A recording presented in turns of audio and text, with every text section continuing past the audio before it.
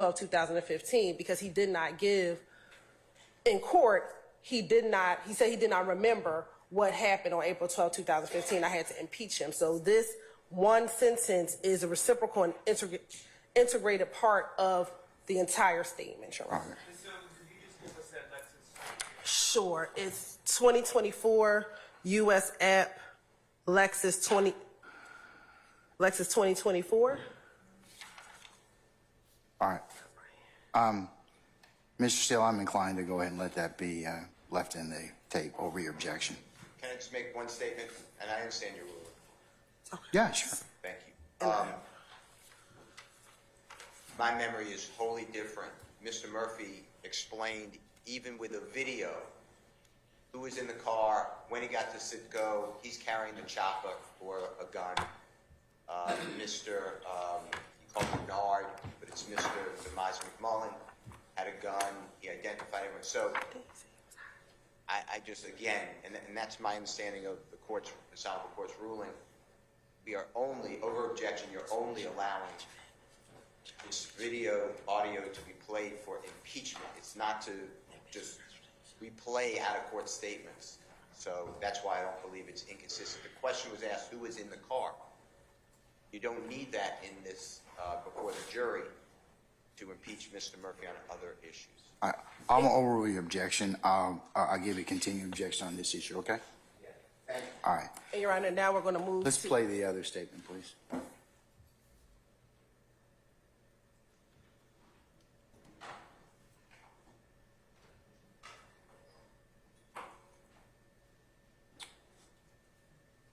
We're going to start it a little earlier, Your Honor.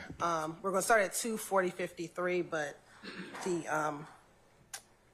the timestamp that we're listening to is around 2:41:25. I got 2 cases. I don't remember his number. Okay. Dad, you spoke with investigator Quinn? Yeah, about that case. Yeah. Okay. No, I ain't talked to him that we were going to talk about this case. So I ain't really want to talk about that case. Okay. Because we're going to turn on that one. Because the coach didn't want to believe that. I got to have some type of defense on that. But I want him to tell about that case, and he has some other stuff if you want to ask something about that. Well, I'm sure you've heard that what me and Dennis and investigator Thorpe been working, and we've been working literally 22 drive-bys, 22 gang-related shootings, and they all been in retaliation of peanut murder, Donovan Thomas. Okay? That's why he's trying to bust your head up in the Fulton County. That's why they got a green light on y'all. Yeah, you might know about that. And that's what I want. So, Your Honor, I want to say the portion where Mr. Hudson is speaking, that part is out. So what we believe has been objected to is when Detective Dennis says, that's why if it's trying to bust y'all head open. And Mr. Murphy responds, yeah. Again, Your Honor, the state questioned Mr. Murphy about the conflict between If Gang. He did not want to admit that there was a conflict between If Gang in the course of his testimony here in court. He denied a number of that, what was happening back in 2015. Also, in this interview, this is when he said he was high. He said that he would do anything to get out of this interview, Your Honor. So not only are we impeaching by prior inconsistent statement, we're impeaching by contradiction, because what he said to this jury in this court is he would have said anything to get out of that room. He also said that he was high, and the jury can look. He does not appear to be high in this video. He's responding to what Detective Dennis said, which will be effect on the listener, which is when Detective Dennis says, that's why if it's trying to bust y'all head open, he doesn't say, I don't know what you're talking about. He says, yeah. And so it's for an effect on their listener. So that's the other portion that we would be asking to remain in. Also here in court, Your Honor, he said he was false flagging, and that's why he was scared to go to jail. So all of this would be impeachment by contradiction, not just prior inconsistent statements. All right, Mr. Steele. Murphy testified in front of the jury that there was a conflict between IF and YSL, and he we got into a lot of fights. I don't think it's a prior and consistent statement. Why I flag, Okay. not the false flag. Understand, sir. Understand. All right. The court's in agreement of the state's rationale as to why it should be played. So I'm going to again deny that, Mr. Steele. I give you a continuing objection. Okay. Understood. Okay. All right. Thank you, Your Honor.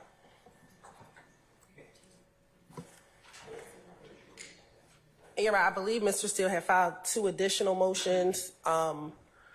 One was regarding to the July 2015 interview that Ms. Love will handle, and then I believe later last night around 10, he filed another motion regarding Detective Gaither's continued testimony, and so those 2 would need to be addressed. All right. What about the July 15 statement? Have we worked out, or what is still in contention as it pertains to the July 15 statement? Can you pull it up?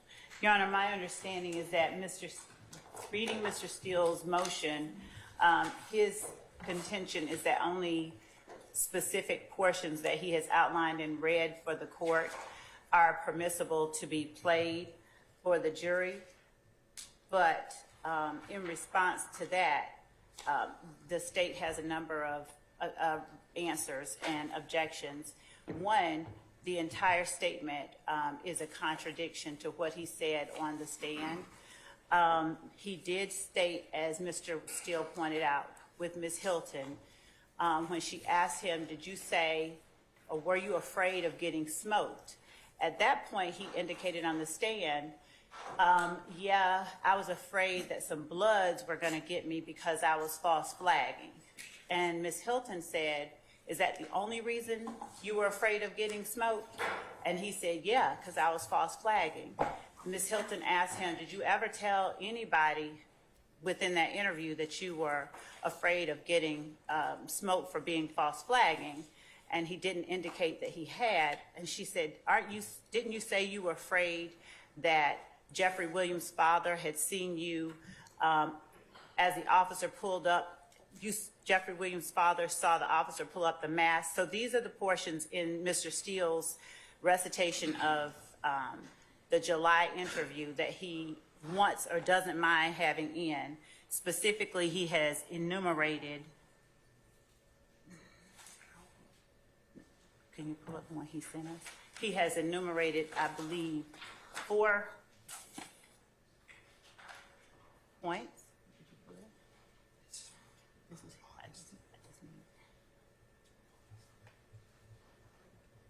He has enumerated specific points that he feels are admissible, and essentially his argument is that the rest of the interview is inadmissible. So based on his Saturday at 5:12 email to the state and to the court, what he has said is the only thing out of the entire interview that is admissible is a portion at 23:35 where Mr. Murphy says he cannot remember what vehicle he was in. He states that he believes it was a black Pontiac Chrysler or other Chrysler 300. At 24:30, he says he was in Hot's car. He doesn't know Rodney Allison. At 25:40, he states that he was with Bentley. But Gaither says it's very good video and it shows he wasn't in the back with Bentley. Earlier on, Mr. Steele feels that the only portion that should come in is the part that says, I have worked with the police previously. That's how I know the officer with the mask on. And the portion where Mr. Murphy says, when we pulled up and he seen me, he instantly pulled his mask on. So that led Young Thug's daddy, who you spoke with on the phone, to be like, why he just pull his mask on? Oh shit, a police officer I worked with in the past, you know what I'm saying? Those along with, I believe, about 6 other places, he has enumerated in pages 1 through 9 of his motion.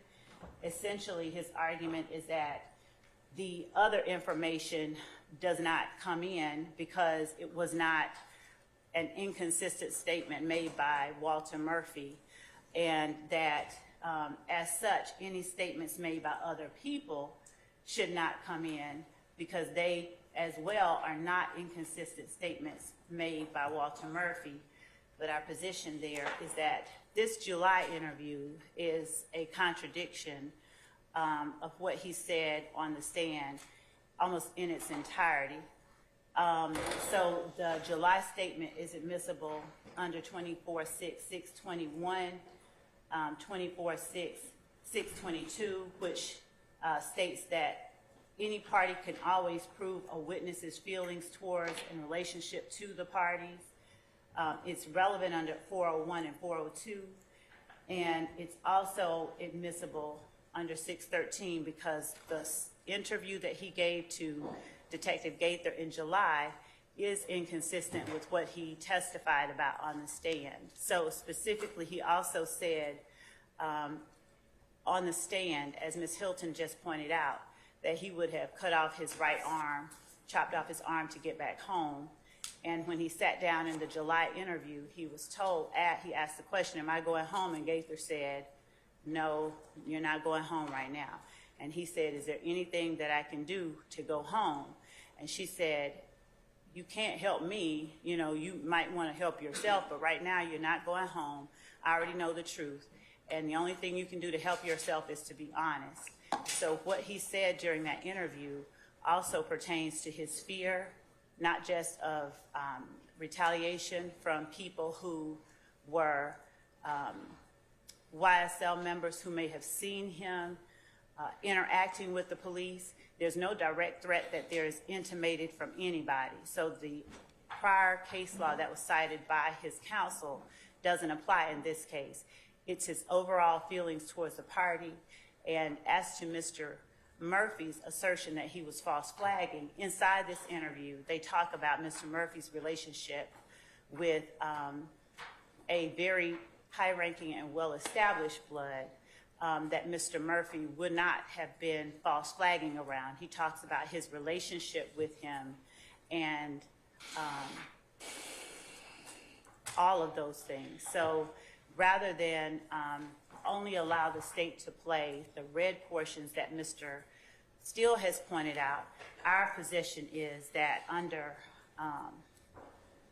United States versus King and several other cases that do talk about the reciprocal and integrated utterances that surround statements that a defendant makes or a witness makes in an interview, that the interview should be played, and that rather than delete or redact portions of it so that the jury can have the entire context, that the court under 105 should instead give a limiting instruction, which I would propose to be that the jury should consider as evidence only those statements made that are a contradiction to or that are inconsistent with what the witness testified to on the stand. And the jury shall consider any statements made by others only for the purpose of the context that they give to the statements that are inconsistent or contradictory made by the witness during the interview. And this is the way that we would ask that the court deal with that particular statement made by Walter Murphy in July 2015, because the rules themselves are rules of inclusion, and 105 is meant to remedy those circumstances where there is not an agreement as to what part is admissible evidence and what part is not, rather than to redact the context around the statements that the witness made. All right. Hold on 1 second, please.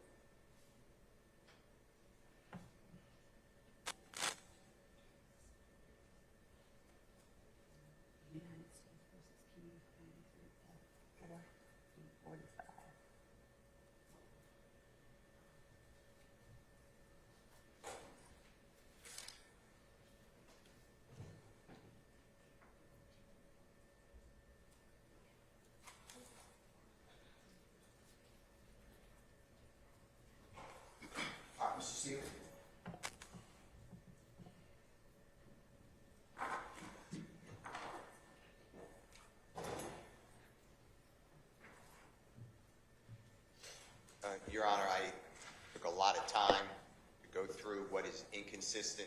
That's what I sent to everybody this past Saturday. I truly oppose it being played. Now I truly oppose it being played and then leave up to the jury to decide what is inconsistent. I will be moving for mistrial, which, you know, I presume will not be granted, but I'll protect the record. And I don't think that the court should be giving a limiting instruction to tell the jurors decide what is or isn't inadmissible. But here's the entirety of this recording. I also particularly and strenuously, I'm not waiving anything else, but I strenuously object. We had a hearing before Your Honorable Court about witness intimidation.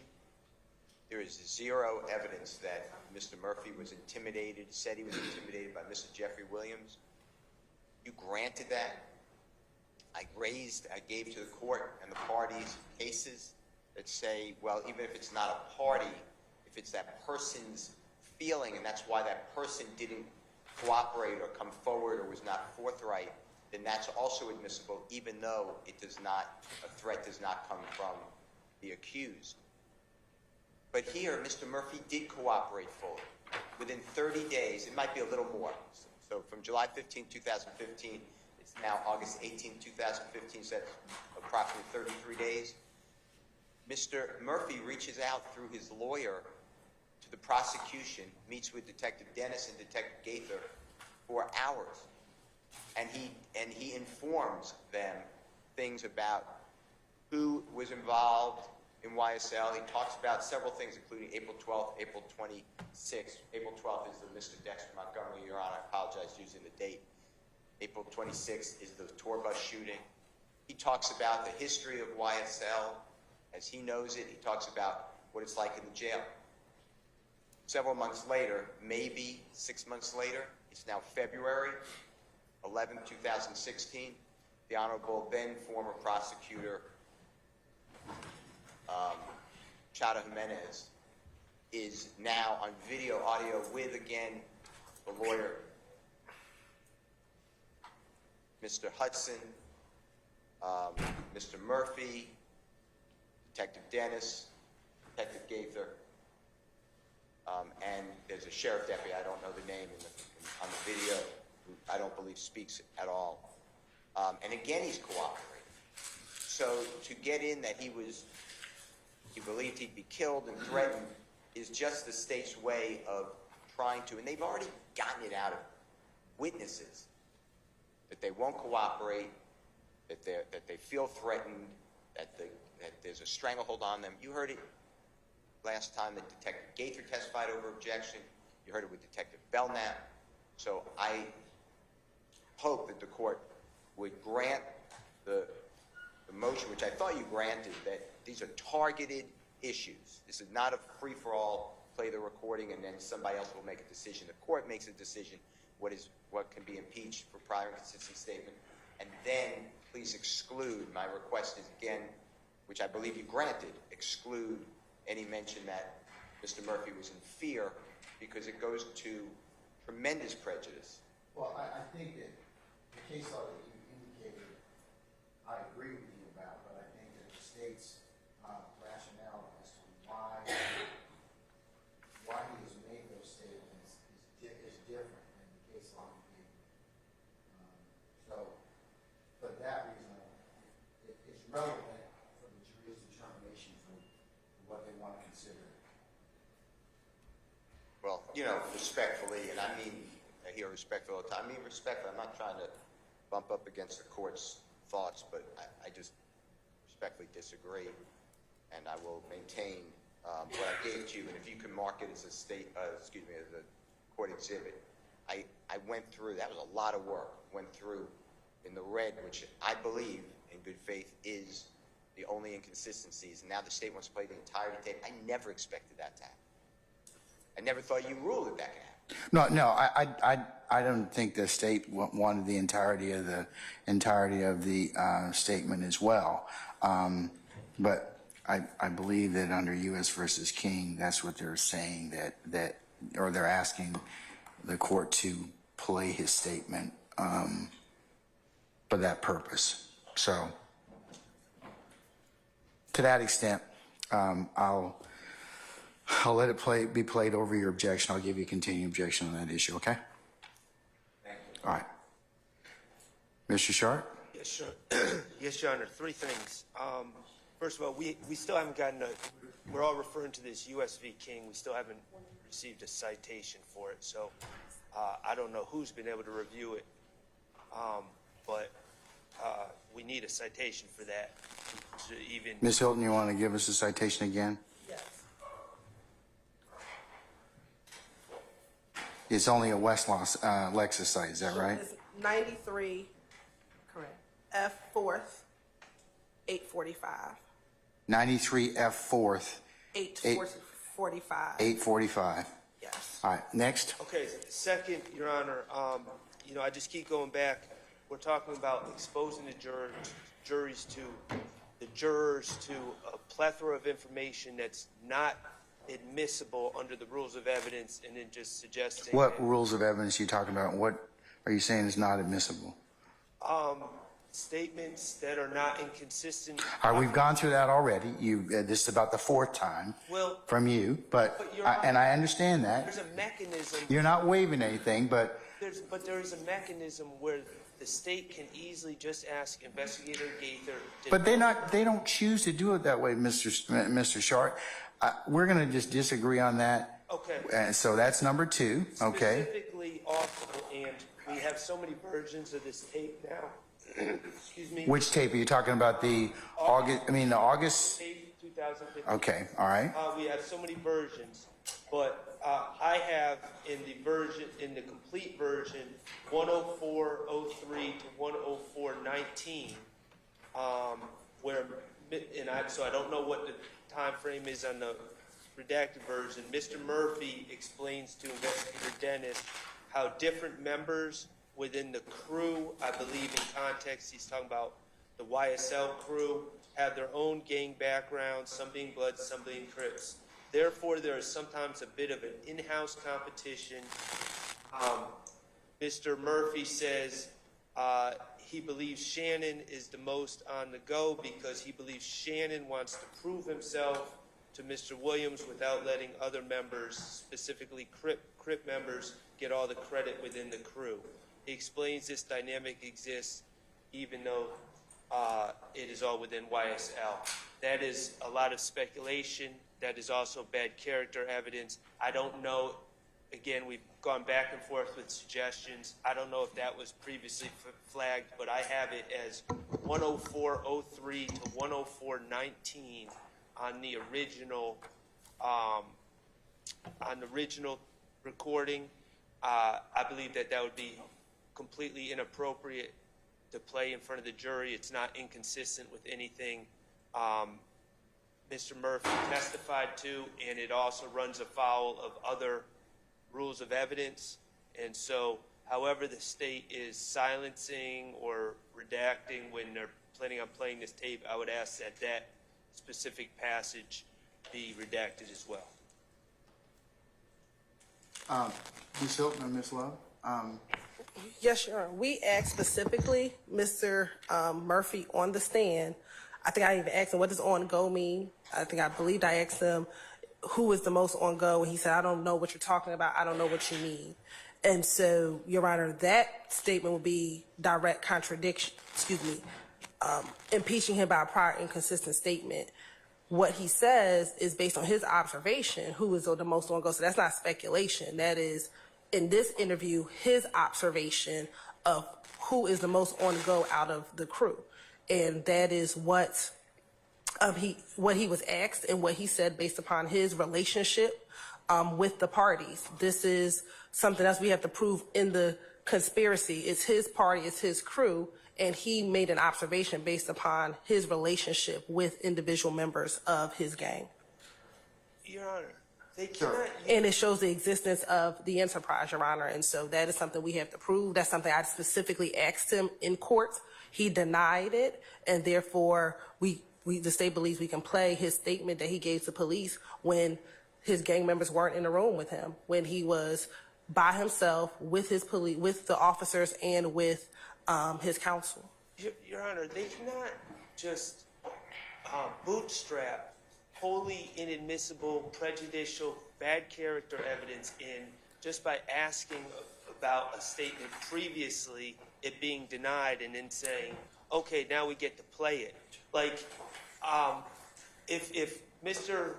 Murphy said, I believe Joe is a murderous maniac who killed 5 people in Iowa, that would be wholly inadmissible in this trial. But they can't just say, didn't you say Joe was a, oh no, I didn't say anything about Joe. Okay, now we just want to play it. It has to have a basis in admissibility. And they're just trying to say everything's a prior inconsistent statement, and if it's inconsistent to what he testified before, automatically it's in. That's not the way the laws. No, it's impeachment. It's impeachment by contradiction. But Your Honor, just because as well. something fits into one rule, if it's inadmissible under other rules, Well, that's why I rule on things. Okay, I mean, well- so yes, I understand that. Okay, well, how is this bad character evidence against Shannon Stillwell being entered into this case just because? It's not. You may think of it as character, but it goes for another purpose, and that's to what the state just told you. And Your Honor, when I'm looking back at the transcript, and I believe this is the transcript I sent over to to everyone. Matter of fact, the state actually redacted that portion. It stops at who's the most on go with the crew, and Walter Murphy says Shannon, and then we stop it there, Your Honor. All right. So Well, I still think that's inappropriate, but. okay. Similar to Mr. Steele, I'll note your objection. Okay. Okay, thank All you. right. Thank you, sir. All right. And then the last thing the court has to go through is, and I will, Mr. Steele, to your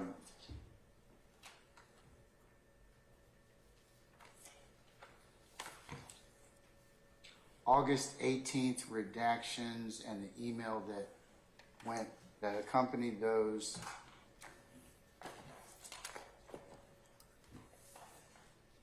As well as the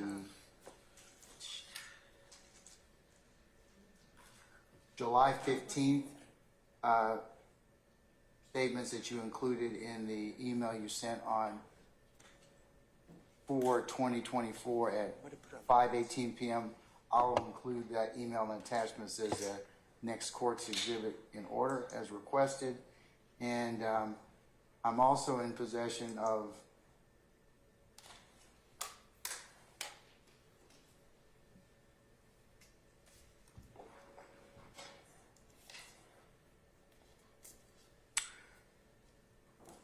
Mr. Williams' motion to strike purported expert Gaither's testimony and to prevent any additional expert testimony from supposed gang experts from the City of Atlanta Police Department. That was sent via email.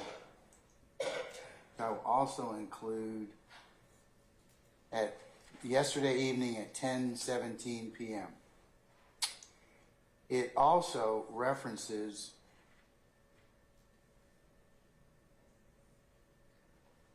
in the motion, and I'm going to quote Mr. Williams, a portion of Mr. Williams' paragraph number 5. Basically, the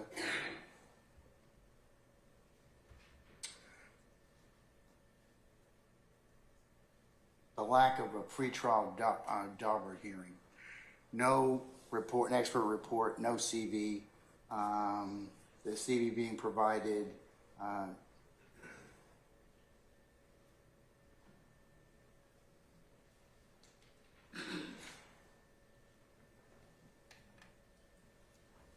and a pertinent part, I'll quote, Mr. Williams chose not to question her because it was already a fait accompli that this honorable court found Detective Gaither qualified to somehow testify as an expert to unknown fields. I will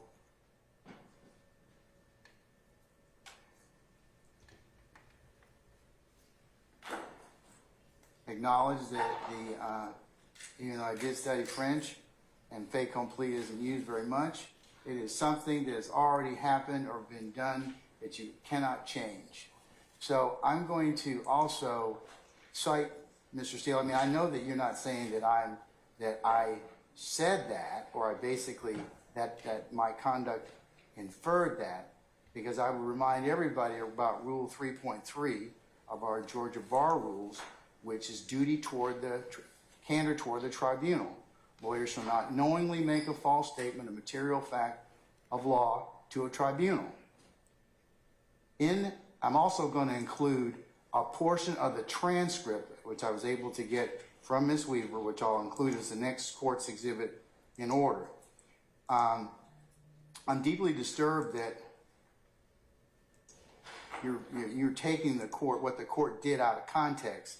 I understand that you all are attorneys, but I want to just remind you about just you all's candor to the tribunal is first and foremost. I'm going to quote from Mr. Weinstein, who before Detective Dennis testified, I understand that investigator Gaither is going to be used as an expert witness. It's also my understanding that yesterday the court found here to be an expert witness already, her to be an expert witness already. The court, no, I have not. Mr. Weinstein, did you not say that yesterday? The court, no. She's going to be qualified as an expert. Mr. Weinstein, you didn't find her qualified yesterday? The court, no. She'll go through the same establishment of the issue. Were you here yesterday? No, you were not. You weren't. Okay, so here's the way it goes. The state is going to qualify her. There's no requirement for there to be a pre-admit hearing for that. Your colleagues attempted to ask me to do that yesterday.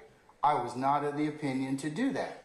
Mr. Weinstein, would the court be willing to qualify this expert prior to the jury coming into the courtroom?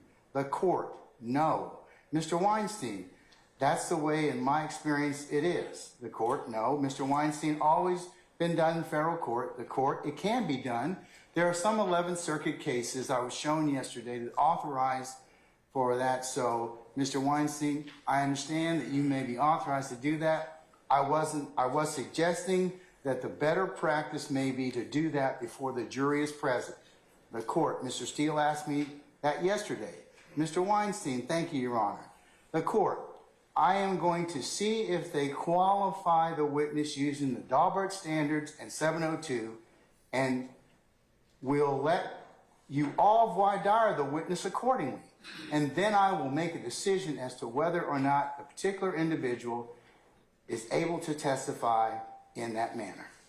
Mr. Steele, Your Honor, can I just get a continuing objection? The court, yes. Mr. Steele, I believe the case, the 11th Circuit case, is where. The court, you're right, it is where. Thank you. Where I don't believe that it says that in front of the jury. And if it wasn't done at all, you have the discretion to find someone.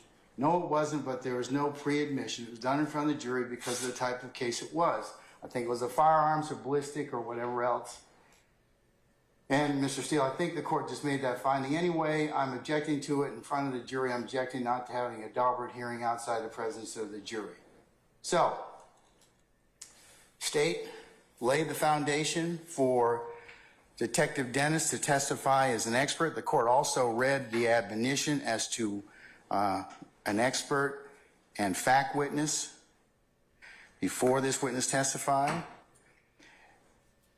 I gave all of you the opportunity to voir dire the witness before the court made a determination of whether or not she would be tendered and qualified as an expert.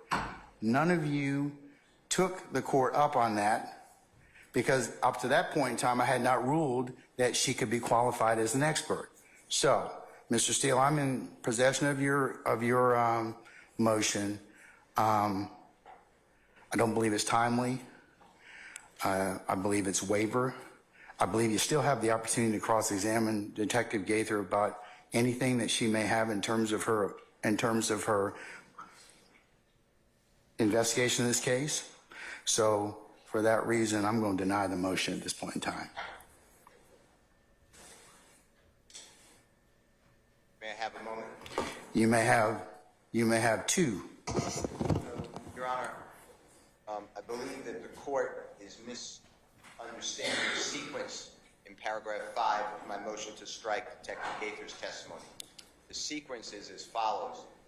court, outside the presence of the jury, I believe the night before, maybe earlier that day, I don't remember, did exactly what you just read, and denied outside the presence of the jury, Daubert here.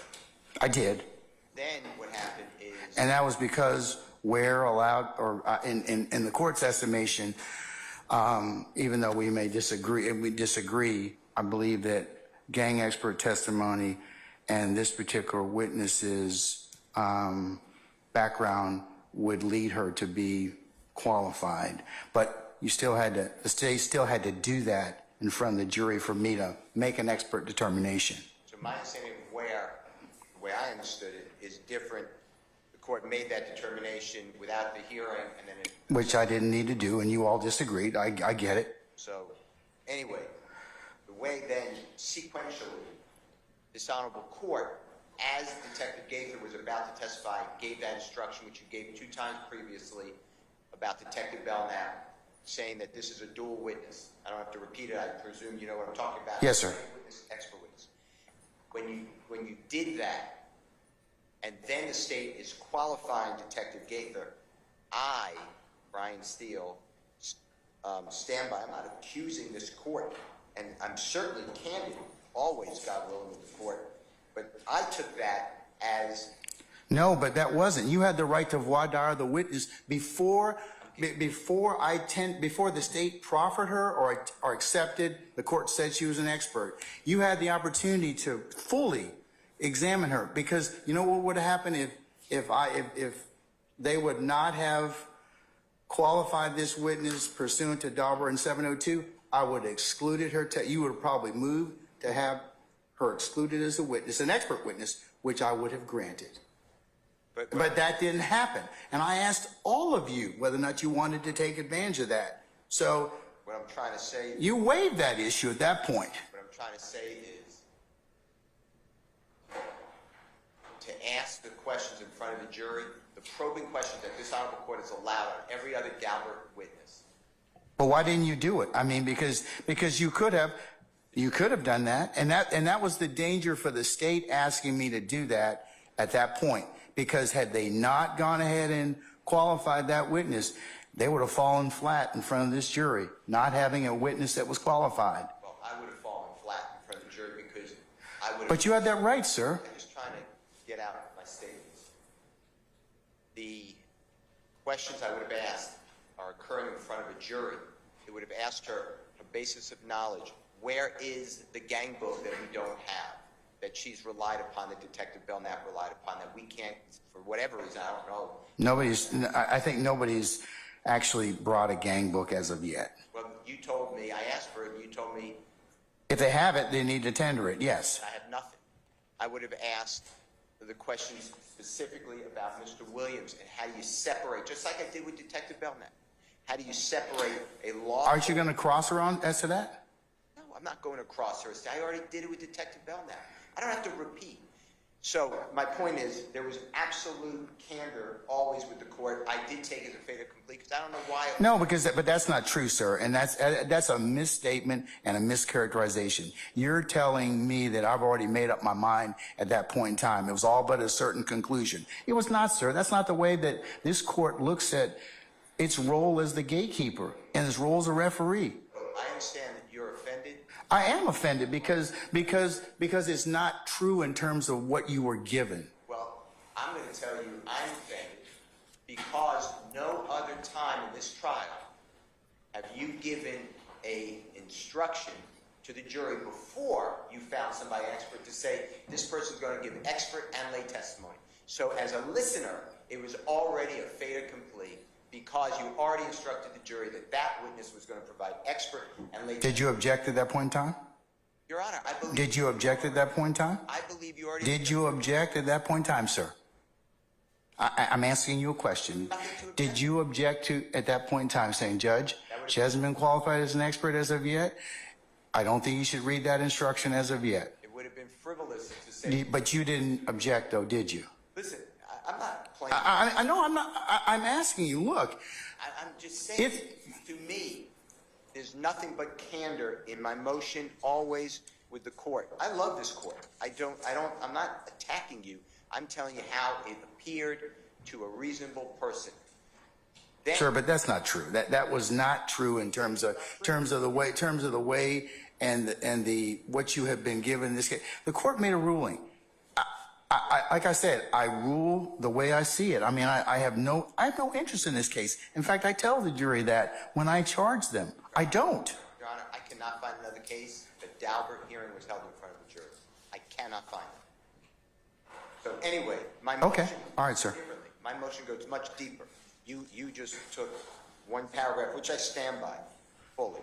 But And then, nothing here. I'm sorry. go ahead. I'm sorry. I apologize. Go ahead. Nothing here. You know, I listened to the testimony of Detective Belknap.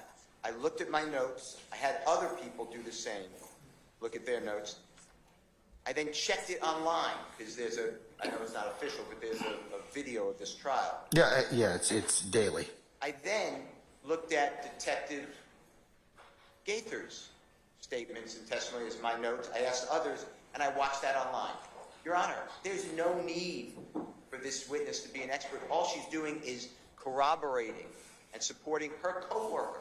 This is like a vouching improperly. This is like another summation, and it's coming from one of the case agents or lead detectives who is saying the exact same things. You've heard nothing. I challenge it. I put it in paragraph. I put in two different paragraphs. I put in paragraph 6. Put in paragraph 6 and 7. Yes, sir. I see that. Gaither is giving the same identical testimony as when you qualified Detective Belknap. So I moved to strike the testimony because it is repetitive, cumulative, and prejudicial because these people, these detectives, being couched in expert and lay testimony, there is a real significant danger that the case law tells us about, that they will have an heir to them to give basically multiple summations or closing arguments for the state. It's called an AURA, A-U-R-A, or Special Reliability and Trustworthiness. Now the state wants to do it 3 more times with Detective Underwood, Investigator Viverito, and Detective Dennis. Because I have no report on any of them why they should be different, and the Honorable Court did order their gang experts. I did, but remember, we've gone down this road several times already. If they prepare a report, you'll get it. You wrote in your order November 17th. Please check it, because if I'm wrong, I'm not trying to be wrong. No. I'm going by my memory. It's November 17, 2023. I see it in my mind's eye. I have this great memory. It's in the very bottom last paragraph. And you wrote that all reports, including gang experts, they must be written. So this way we understand what is the difference between 1, 2, 3, 4, and 5. And instead, what I'm getting, Your Honor, as a viewer and as an advocate in the case, is I'm getting an unfair trial because it's repetitive vouching, bolstering. I don't know, but it's the state's theory of the case. When a person became a fact witness and an expert witness, and then you allowed over objection the state to say how they did their investigation, and when I retired, it was still ongoing, and we noticed that people wouldn't speak with us. This is everything you hear when a prosecutor gives her summation or closing argument. But that's part of the investigation. I mean, that was part, and the jury's free to believe or don't believe this. I mean, in terms of the backstory of this particular case or how it developed, because the state has to prove. The investigation in every case is irrelevant. It's the conclusions, the results, but how they go about it. Today we watched this home, and we saw Jeffrey Williams come out of the home. That's irrelevant. We saw Jeffrey Williams come out of the home along with a co-conspirator. They were carrying choppers. That may be relevant. But that's not what's going on here. We saw this uptick in crime.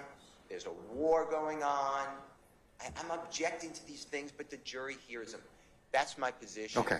And you know, paragraph number 5, the way it came out, the sequencing of it, that person was already qualified. The sequencing, because otherwise, why give that instruction that you're about to hear from this expert and lay witness, and you have to... Well, that would have been a challenge for me at that point in time, but you didn't object to it. But yes, you're absolutely right. It probably would have been something that I would have probably had to think about.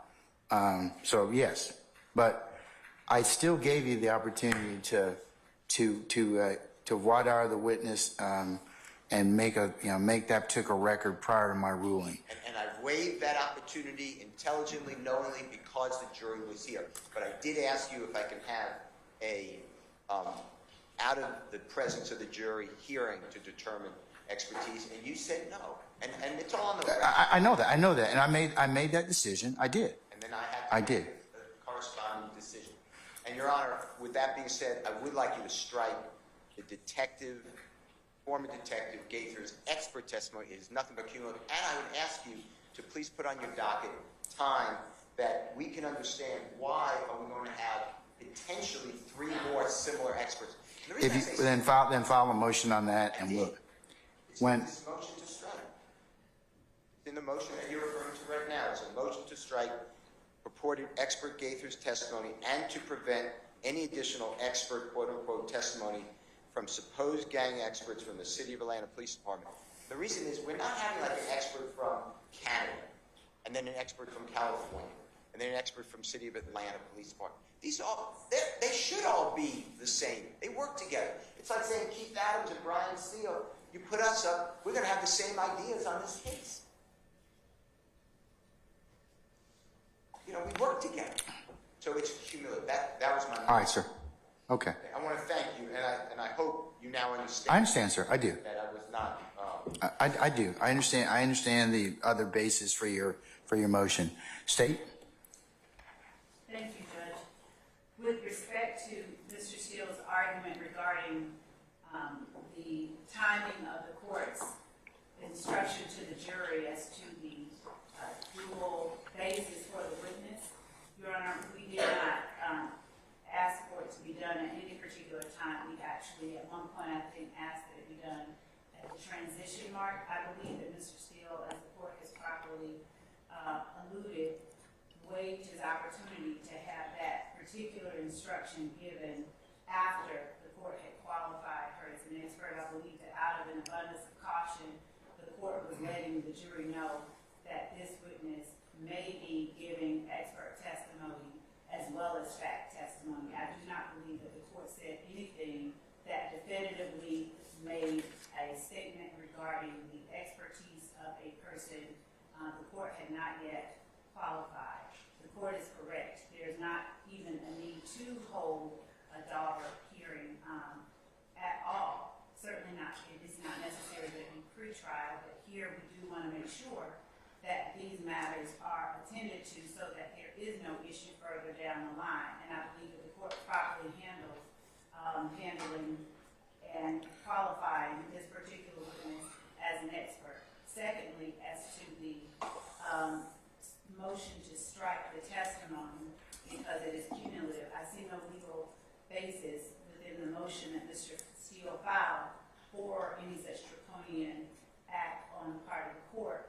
I will say, however, that of the 2 experts that we have already qualified, because notwithstanding his assertion that we've done 5, we've only qualified 2, and we've only presented the testimony of 2.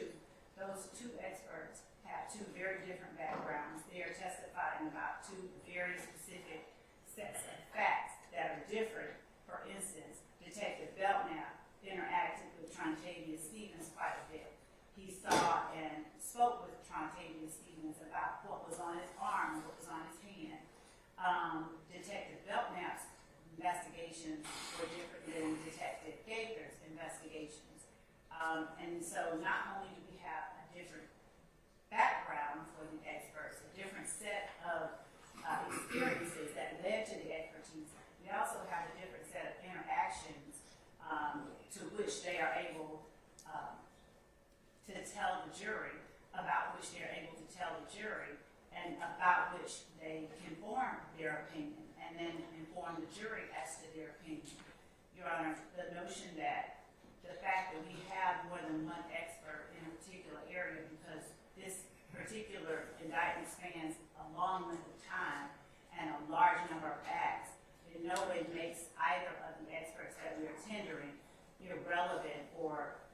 cumulative or inadmissible. So we would ask that the court find that the court has ruled on many of the matters that Mr. Steele has in his motion, and that this motion is really a motion to revisit the court's prior ruling. So we ask that the court dismiss that motion on that basis. What about the report? What about Mr. Steele's assertion that there's no report, it's repetitive, it's cumulative, and it's vouching? Because some of the stuff does have overlap. Two things. I'll start from the bottom and work up. Repetitive, cumulative, and vouching. None of what this detective says comments on the veracity, the expertise, the anything of anything that Detective Belknap said. We won't be overlapping when they are working at the same law enforcement agency. Some of the training that they experience, some of the people that they encounter will overlap, but their experiences are unique to each expert themselves. And if it were the case that we had two experts talking about the same exact set of facts, giving an opinion about the same set of facts, and they had had the same training, experience, and background, perhaps we'd be in a different circumstance. But we don't have that at all. As you can see, Detective Belknap's training was very much classroom oriented. He had training in the field, but his training was heavily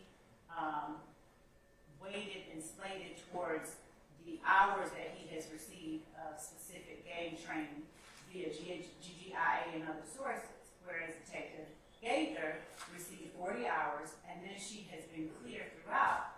The majority of her training has been her interactions with the people in the community, her interviews with, contact with actual gang members who were freer to talk to her because of her proactive policing style that she has employed since she began with the Atlanta Police Department at the Zone 4 Evening Watch Patrol Unit. So where a jury has to make determinations about critical elements of each charge and alleged crime in this indictment, Your Honor, the state does not, we cannot shun our duty to make sure that we give them enough to be comfortable with making the decision, especially when we don't have people testifying about the same set of facts. The fact that these investigators came from the Atlanta Police Department, but they are not the same people without the same experiences, in no way should disqualify them as experts in allowing the jury to hear them. We heard how Detective Belknap was cross-examined. He was asked questions like, did you ever check out country music stars? You know, did you ever check out pop music stars? Things like that. But Detective Gaither, they may have a different set of questions for her, primarily because her whole experience is entirely different. So for that reason, Your Honor, we would ask the court to deny the motion to strike. What about the no report? The no report. So I did ask that you all tender a report to your experts, to include the gang experts. So, Your Honor, throughout the discovery process, we have turned over to counsels for the defense various reports, and most notably throughout the Operation Planners investigation that Detective Gaither spoke about, there was given to the defense, and there was a summary of the events that were chronicled and counted as gang activity. I'll pass this up to the court and call it State's Exhibit. State's Exhibit EX1, just for an example.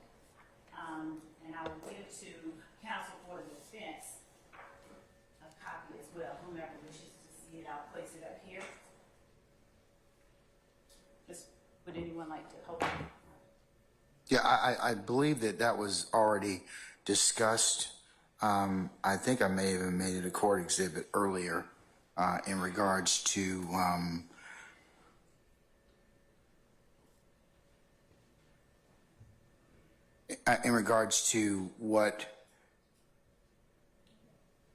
because there was an objection as to it, and I don't believe you said you all were going to tender it. You were going to talk about the information. So, and I'd rule upon it accordingly. Your Honor, I believe you asked Say again? I believe you asked about reports given to the defense authored by Investigator Gaither.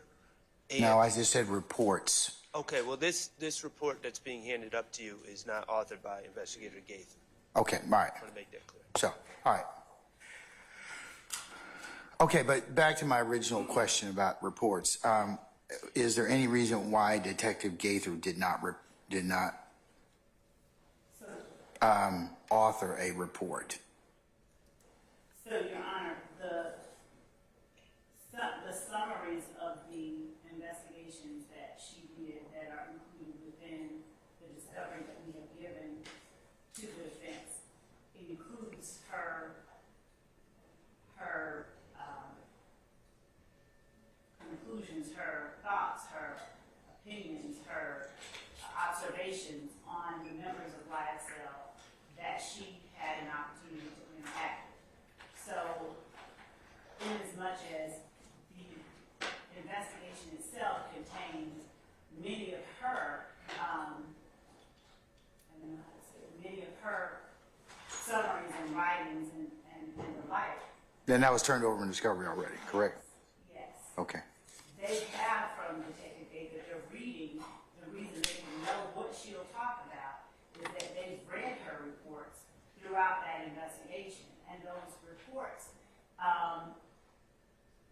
essentially are bite-sized areas and summaries of what she's giving testimony on right now as it pertains to what she was able to observe in the field. So they cannot argue that there's any surprise by anything she said. They're aware of everything she said. And we've given to them the reports. I'm going to ask a question that maybe, I mean, I've been a jurist a while, but I don't believe when we hear from gang experts, they usually have a report. They have not had. I haven't had one in my almost 20 years as a Superior Court judge. And I would also say, Your Honor, that typically reports are generally from people who don't have that firsthand knowledge and who were not at any point fact witnesses. This is a situation where the expert is also a fact witness to the events that he is giving an opinion about and testifying about and has written reports about throughout her investigation. Okay, I have one more question. How many more experts do you plan on calling? I believe that we have three. Which are? That would be retired Detective Tyrone Dennis, retired Detective Underwood, and Investigator Burrito.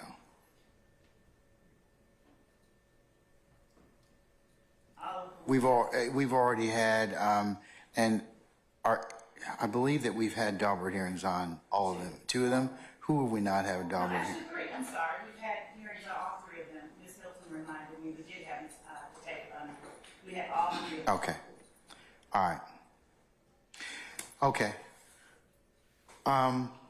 Mr. Steele, I'll invite you to expand your assertions in terms of the other three witness experts that purportedly are going to testify, Detective Dennis, Underwood, and Viverito. I'm going to need to see more in order for me to rule on whether or not they are in fact cumulative or repetitive. But I am going to tell you all as the state that some of this stuff is repetitive, and and the court's not gonna let you just go through it in whole cloth over again. So you need to be since a foundation's kind of been laid already as to some of this, it needs to be more focused. The next three folks, but Mr. Steele, I'll authorize or allow you to, if you choose to do so, to go ahead and by motion present to the court what you believe that the state is already, or the issues with these particular three witnesses, okay? Your Honor, thank you. Mr. Steele, did you? All right? Yes, sir. Okay. All right. As for the motion at this point in time, in terms of to strike the testimony of Detective Dennis, Detective Gaither at this point, I'm gonna deny at this point in time. I'm not saying that I won't, of course, reconsider it, but I need to hear the rest of the examination as well as any cross on this. So, okay? All right. And we won't be entering, we won't be having multiple people talk about the same set of facts, just so that the court is aware. Well, it's getting to be that point. At this point, from the court's perspective, I've heard multiple people say ostensibly the same stuff over again. So it needs to be, I mean, it's not that you can't present it, but it does come to a point where it will draw a cumulative or repetitive objection that could be sustained by the court. Okay? I'm just kind of giving you the heads up on that. Okay? All right. Okay, folks. Unless there's anything else, you all need to take a comfort break before we call our jury. I'll give you 5 minutes. Okay? Or 10 minutes. Let's plan on being back at 12. I mean, I should say at 10:35. Okay? And then we'll call for our jurors at that point.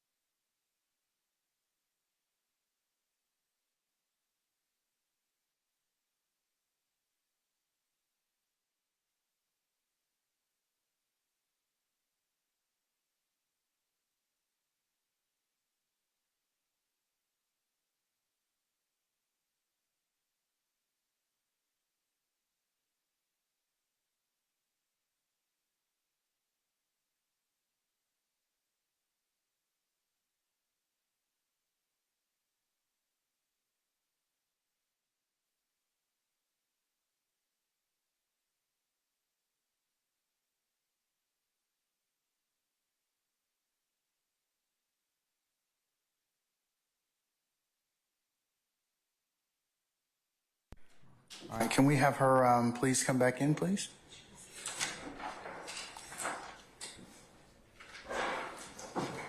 No, no, no, no.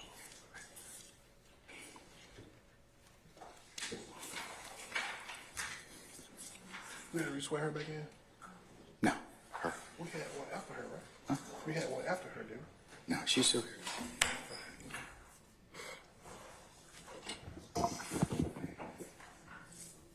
Come on. You good. I got you. You good. Morning. Morning.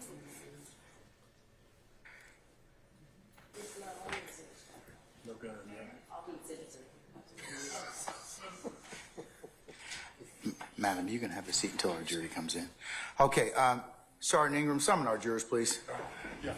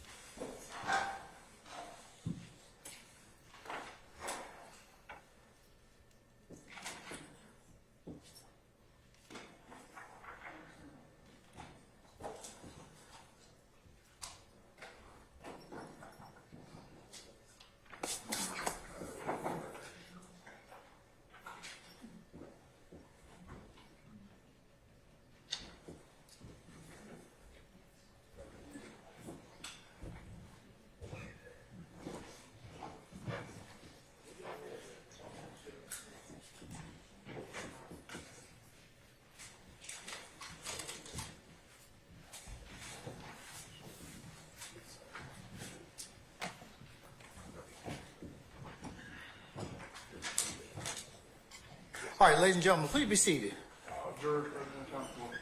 All right, thank you, Sergeant Ingram. Ladies and gentlemen of the jury, good morning. Good morning. All right. We're going to continue with the presentation of the state's case and Detective Gaither. Madam, you're still under oath, okay? Yes, sir. All right. Go ahead, madam. Thank you, Your Honor. Detective Gaither, when we last left on Friday, we were going over the surveillance footage from the Citgo gas station located at 1885 Jonesboro Road, Southeast. You recall that? Is the address the Brownsmill address, I believe? Brownsville. I'm sorry, is the address a Brownsmill address? The Citgo location at Browns Mill and Jonesboro Road. Yes, ma'am. Is that fair? Okay. As we were looking at that surveillance footage, we were looking at the parking lot area, correct? Yes, ma'am. Now, did the footage that you had within your file contain the angle of only that one camera, or were there other camera angles that were contained within that footage as well? There are multiple angles. All right. And as those angles played, did they play in sync or in unison with one another? In other words, if I'm watching timestamp 1 through 2 on camera 1 and I flip over to camera 2, does it continue on 2 through 3 like that? Yes.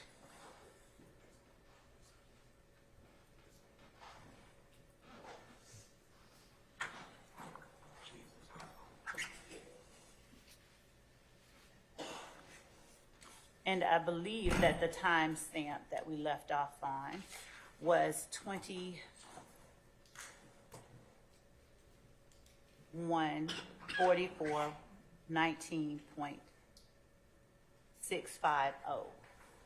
And Mr. Kearns, would you please allow me into your Zoom room?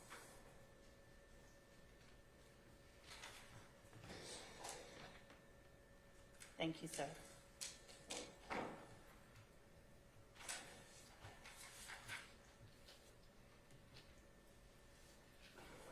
As we look back up on the screen to State's Exhibit 100 Bravo Bravo, I'm going to go to a little bit before where we started, or left off rather, on Friday, and we will start at 21:42 and 55.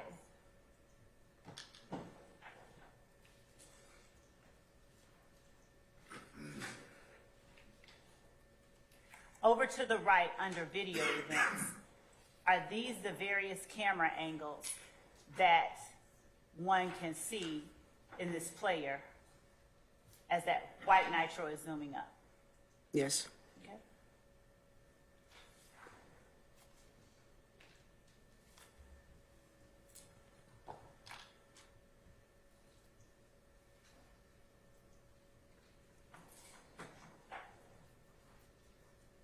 So as we see people progress from the car towards the front of the store, and we click onto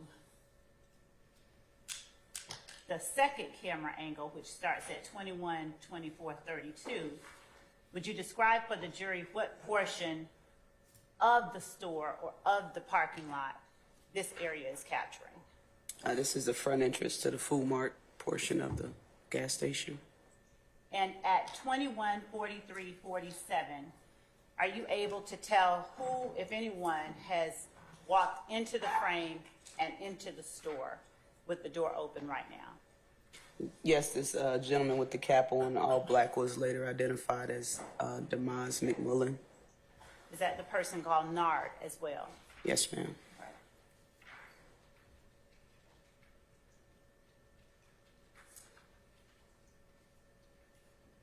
And as we transition, did you see what Nard had in his hand at 21:43:57 as he walked away from the door of the food mart?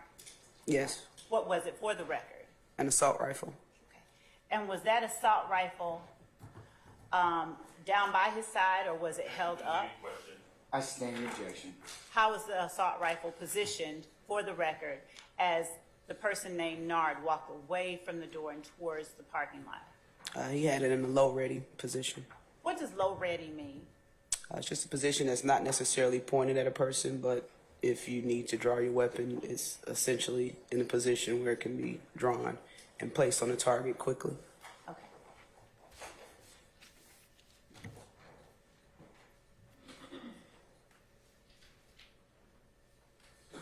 Does anyone you recognize come back into the screen at 21:44:07.557, walking towards the food mart's door? Yes. Who is that person, for the record? Kelvin Treadwell. All right. And at the same time,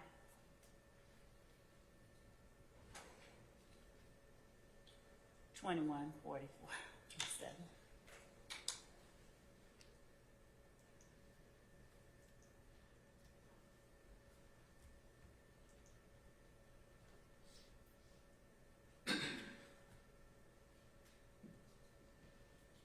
Going back to the parking lot at 21:42:21,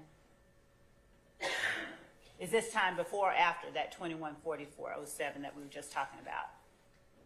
He says this before or after? Yes. I believe this is before. Okay.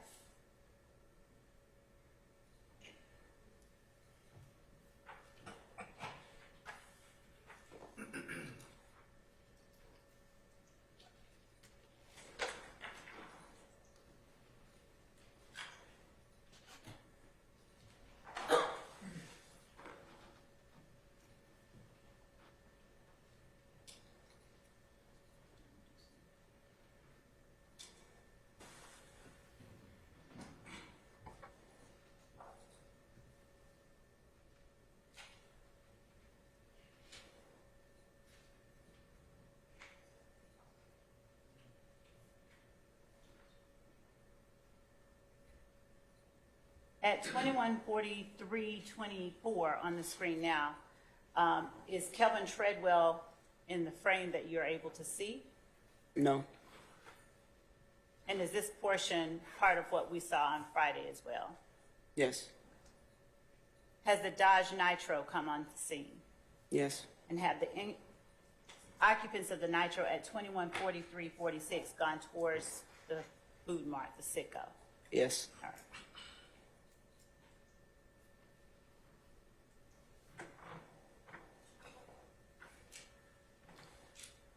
At 21:44:01, for the record, would you describe what happened as it relates to the person you identified earlier as Walter Murphy and the blue vehicle that came into the parking lot behind the silver Pontiac?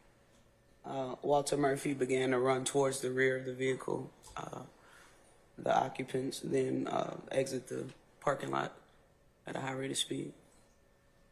And as Walter Murphy ran towards the vehicle, would you describe for the record so that it shows what, if anything, Walter Murphy had in his hand at that time? He had an assault rifle. He began to run towards the vehicle with the assault rifle in his hand. And how was the assault rifle positioned in his hand? He was starting to point it Where was he pointing the assault rifle? towards the blue vehicle. And were you able, from your vantage point, to see anyone pointing any gun or anything else out of the windows of the blue vehicle? No. During your investigation, did you obtain any suggestion that there was ever a gun pointed out of the window of the blue vehicle? Objection, complication, Hold on. Didn't Mr. Steele, isn't he examining this witness? no, sir. Yes, Your Honor, he was. He was. On No, that. but I think he still need to continue that respectfully, Mr. Adams, okay? So Mr. Steele needs to continue with this examination, sir. All right? So I will go ahead and overrule that objection, but Mr. Steele, you need to make objections since you were the examiner on this witness, okay? Before we continue, no retort briefly. Yes.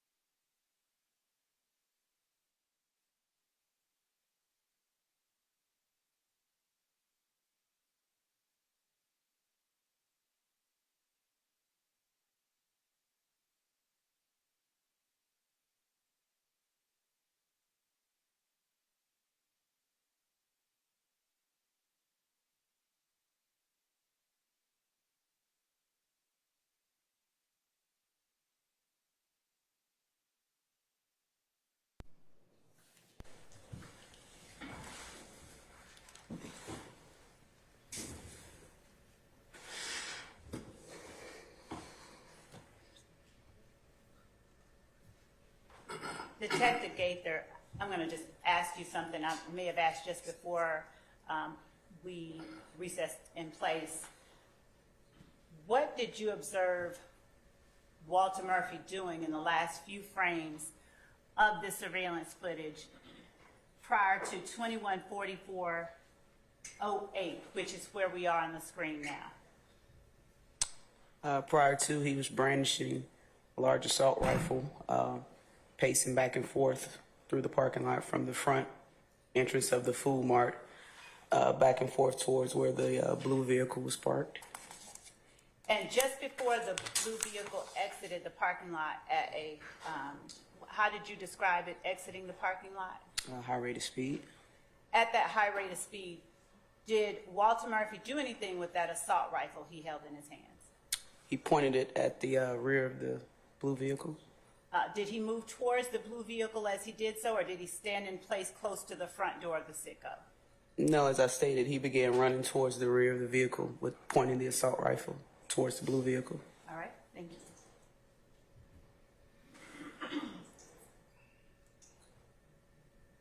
And at this point, 21:44:13, is the blue vehicle now gone completely from the gas station parking lot? Yes. All right. And as we're looking at the front door of the Sitco at 21:44:27, would you tell the jury what it is that we see?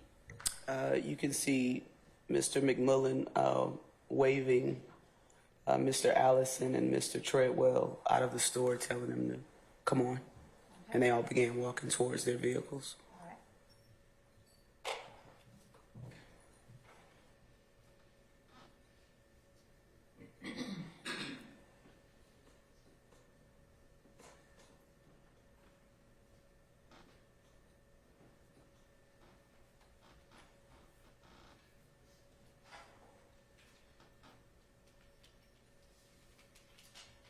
And going back to the parking lot Bless view, you. bless you. Thank you. Are you able to see those same persons at 21:44:36 walk back into the parking lot of the Sitco? Yes. And are you able, for the record, just to describe where each one is headed? The unknown gentleman with the long sleeve white t-shirt, Yes? he's going, I believe, the rear seat behind the driver of the Pontiac. Mr. Allison and Mr. Treadwell are also on the passenger side of the Pontiac. Mr. Murphy and McMullen and the unknown gentleman enter the white Dodge Nitro.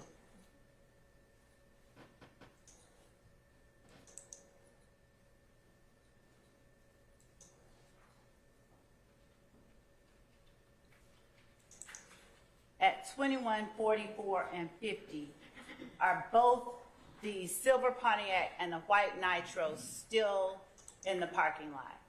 Yes. Has the blue vehicle that left, as you described, at a high rate of speed after Walter Murphy pointed the gun at it, has it at any point during this time re-entered the parking lot? No.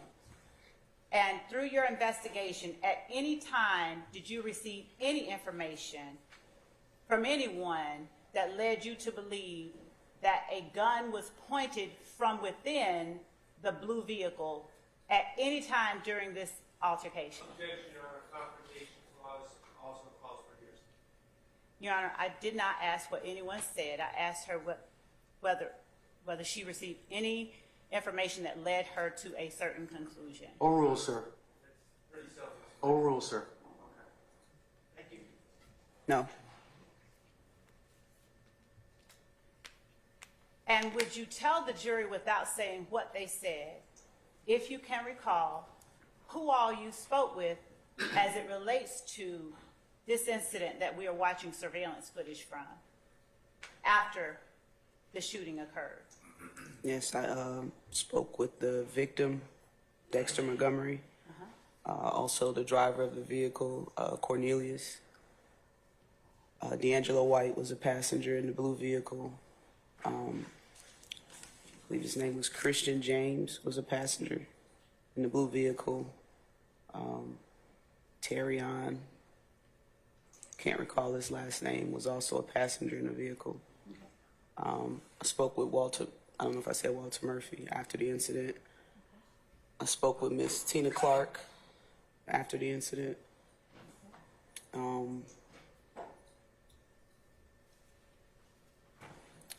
I spoke with, his last name is Kukendall. His nickname is Fatty. I spoke with him regarding the incident. I believe that's it. And was Tina Clark the young lady that you identified as being in the same vehicle with? Objection to repeating the testimony. I'll sustain the objection. As it relates to Kelvin Treadwell, what vehicle did Tina Clark situate herself in both before and after the blue vehicle left the parking lot? She was the driver of the Pontiac that Mr. Treadwell was a passenger in. And are you aware of if there is any familial relationship between Tina Clark and Kelvin Treadwell? That would be based on hearsay. She knows. I'll sustain the objection. You can rephrase if you choose to do so. Regardless of whether they are actually blood relatives, did Tina Clark and Kelvin Treadwell present themselves as being related, regardless of if they actually are?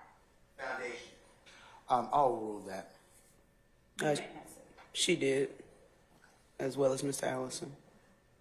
And when you say she did, what are you saying? She stated they were all. Objection, hearsay. She presented. Hold on. That was Mr. Matthews and Mr. Steele, Christina. All right, and I'm going to sustain the objection. Without saying what she said, what relation did they present themselves as having, regardless of whether that relation actually existed? As good acquaintance. Overrule, sir. As You don't need to say thank you every time, Mr. Short. as good acquaintances. Okay.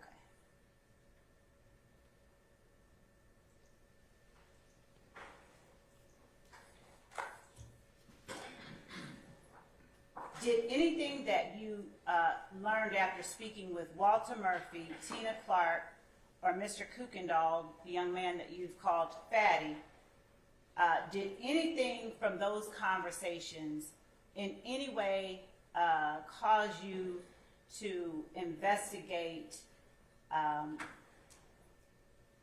either of the persons in the blue car for committing any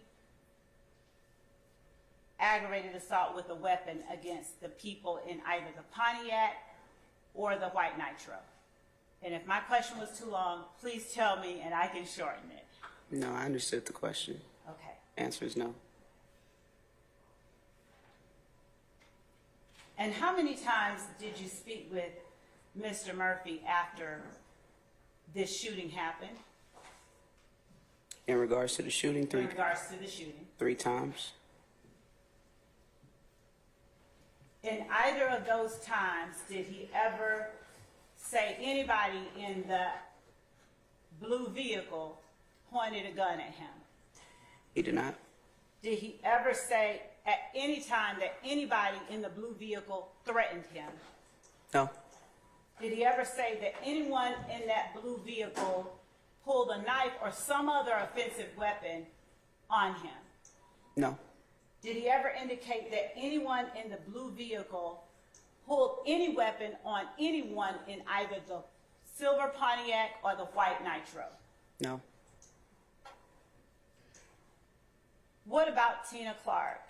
Did she speak with you willingly? She did. And without saying what she told you, did she describe the interaction that she had with the persons in the blue vehicle? That would be hearsay. I sustain the objection.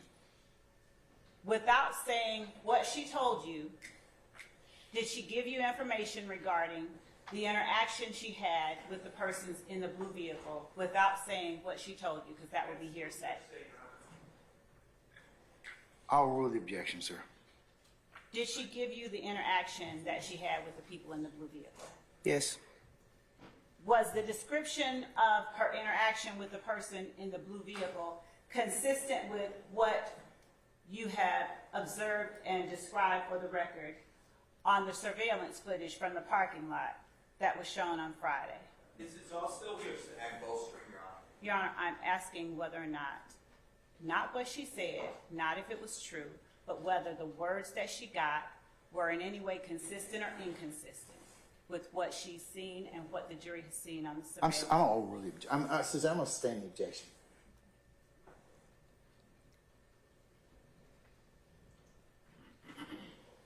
Did the information that you received from any of the occupants of the vehicles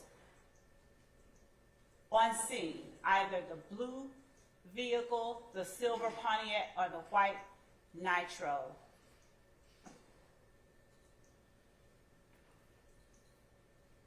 lead you to investigate any acrimonious relationship or interaction between Tina Clark and the driver of the blue vehicle?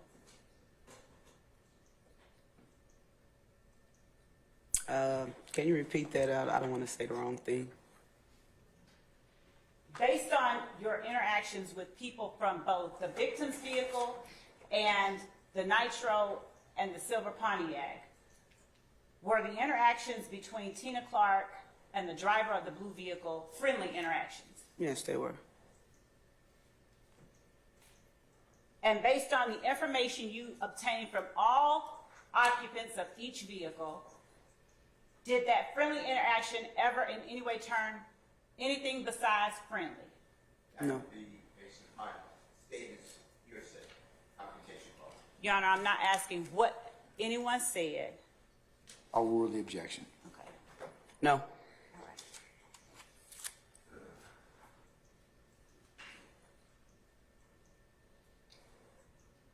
As we continue to play, at 21:44:57, can you tell for the record which vehicle pulls out as between the silver Pontiac and the white Nitro?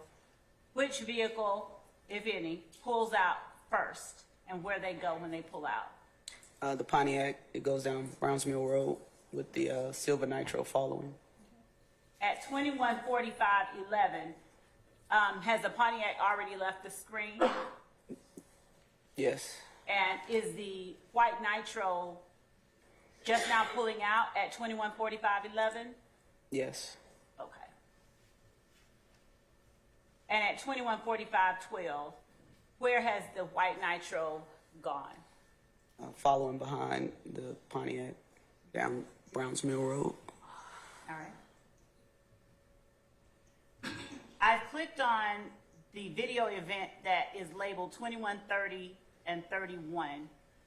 What area of the store does this area depict? The front cashier counter. And just so that we can get this on out of the way, 21:39:38 up under that, does that just depict another angle or the same angle of the front door that is in the first video clip? Yes. All right. So going back to 21:30 and 31, advancing to the spot 21:40, 39:072.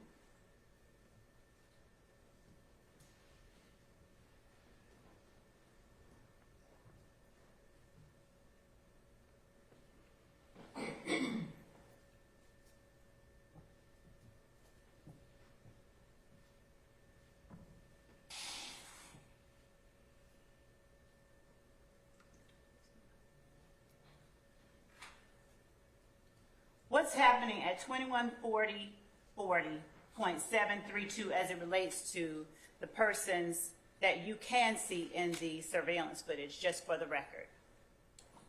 Mr. Allison is speaking with the cashier at the counter. Mr. Treadwell and the other gentleman in the long sleeve white T-shirt, they're looking out of the window, out of the door into the parking lot. And at that same time, 21:40:41,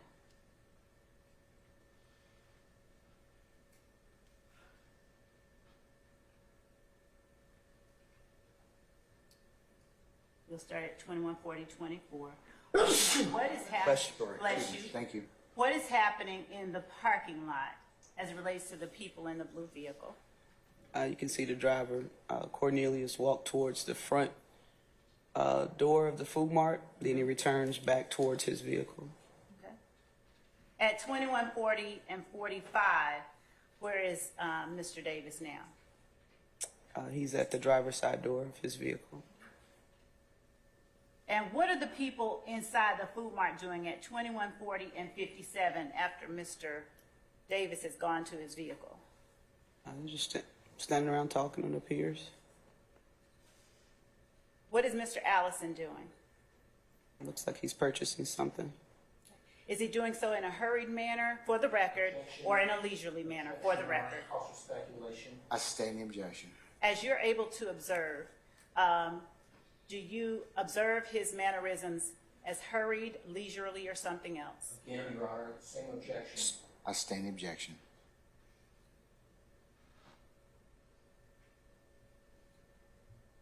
Mr. Treadwell, what is he doing at this time, 21, 41, and 40?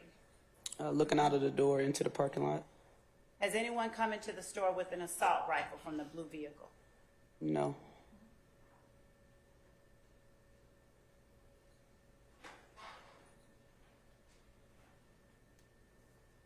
At 214202, where is Mr. Treadwell, Mr. Allison, and the person in the white shirt? I can't see the person that was in the white T-shirt that came out of the vehicle with them, but Mr. Treadwell and Mr. Allison. They're just standing near the front counter. Okay.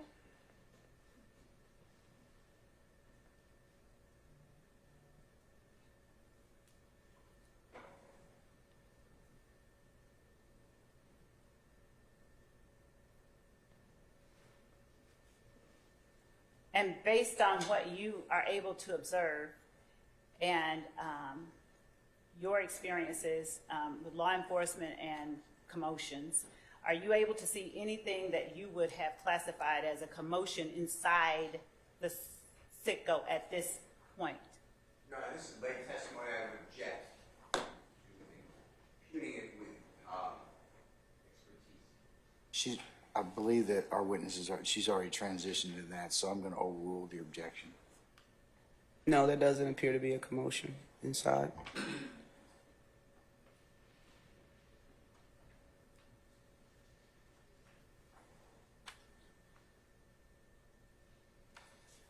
At 214322, describe please what you see, if anything at all, for the record, Mr. Treadwell doing. Mr. Treadwell is on the cell phone, and he, at this point, walks out of the food mart into the parking lot. Bless you.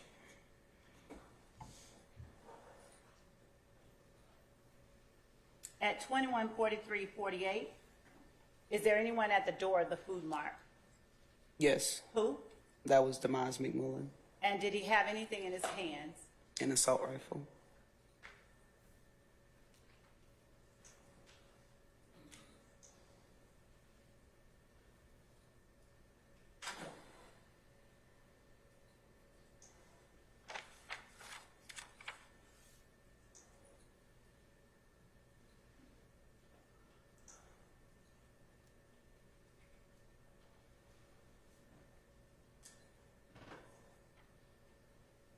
At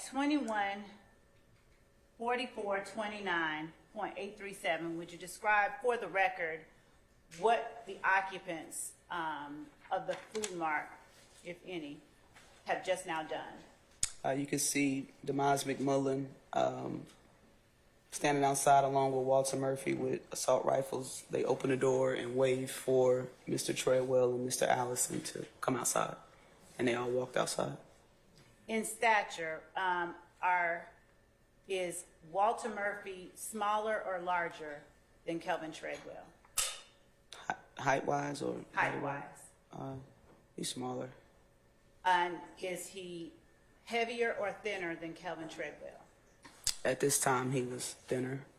And what about Mr. Allison, is Walter Murphy smaller or larger than Mr. Allison? Smaller. Demise McMullen, is he heavier or thinner than Mr. Treadwell? Thinner. And do you know whether he's taller or shorter than Mr. Treadwell? I'm not certain. And what about Demise McMullen as it relates to Mr. Allison? Is he heavier or thinner than Mr. Allison? He's thinner. As between Mr. Allison, Mr. Treadwell, Mr. Murphy, and Mr. McMullen, how many do you see during this surveillance footage armed with any weapons? 2. And which 2 are they? Walter Murphy and Demise McMullen.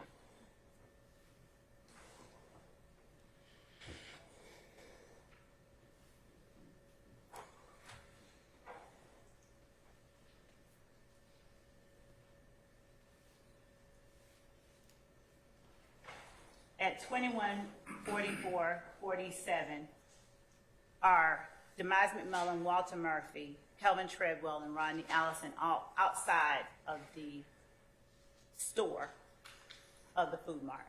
Yes.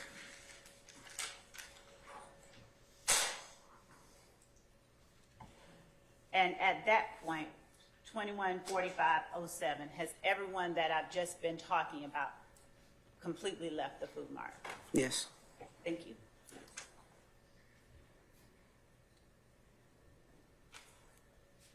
You mentioned that you spoke with D'Angelo White after this happened.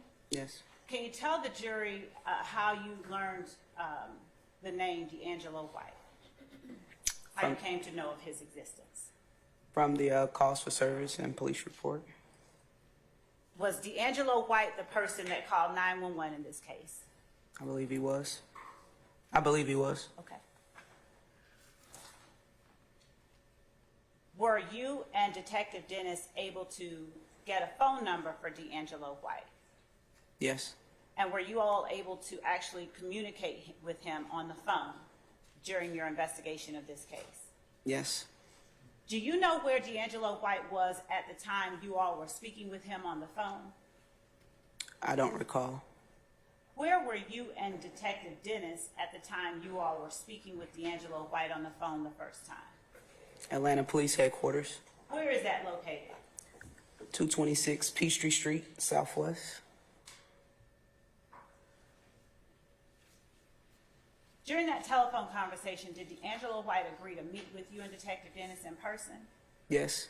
Were you able to hear the conversation and communication between D'Angelo White and Detective Dennis as that conversation took place? Yes. How were you able to hear it?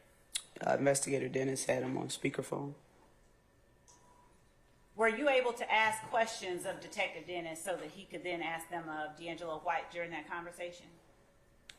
Yeah, I didn't want to appear to be loud, so I was kind of whispering questions for Investigator Dennis to ask Mr. White. Did you all ask if D'Angelo White would meet you all somewhere? Yes. And did he agree to do so? Yes.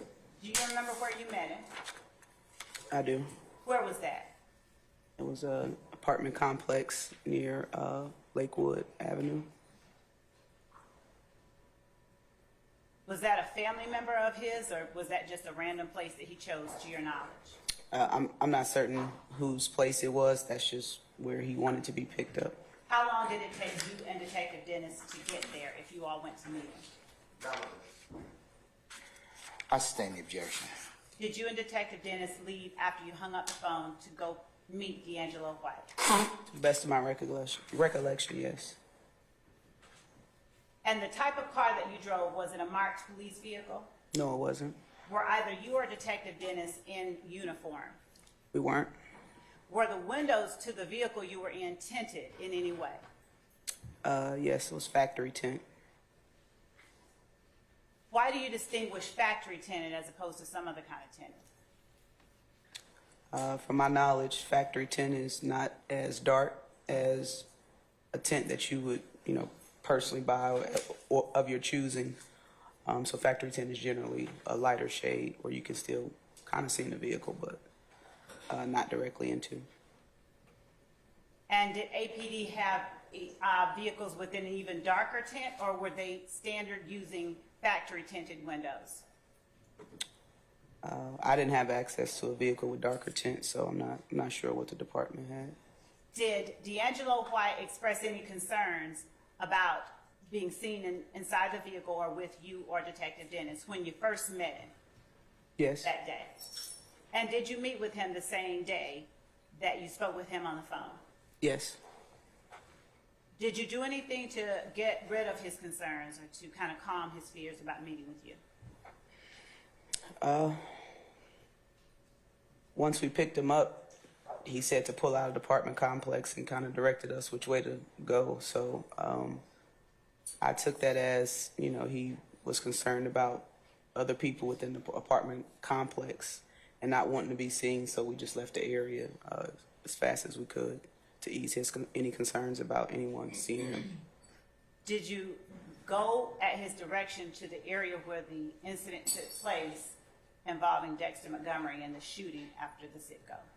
Yes, it wasn't far from where we initially picked him up, so yes, we went by the actual shooting location. When you say not far from, do you mean what type of distance would you estimate it to be? Less than a mile. Okay. Was this daytime, nighttime, noon, dusk, morning? It was early afternoon. So was the sun still out? Yes. What was the first place that you all went to after you picked up D'Angelo White in terms of the incident that took place earlier in April? To the best of my recollection, I believe it was the Citgo station first.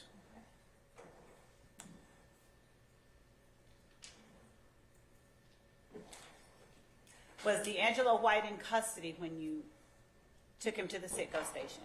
No. Was there any need to read him any kind of Miranda rights? No. All right. And as you all are going to the Citgo station, does he describe for you what happened on the night that Dexter Montgomery got shot? Yes, he did, and we were asking questions as well. Okay.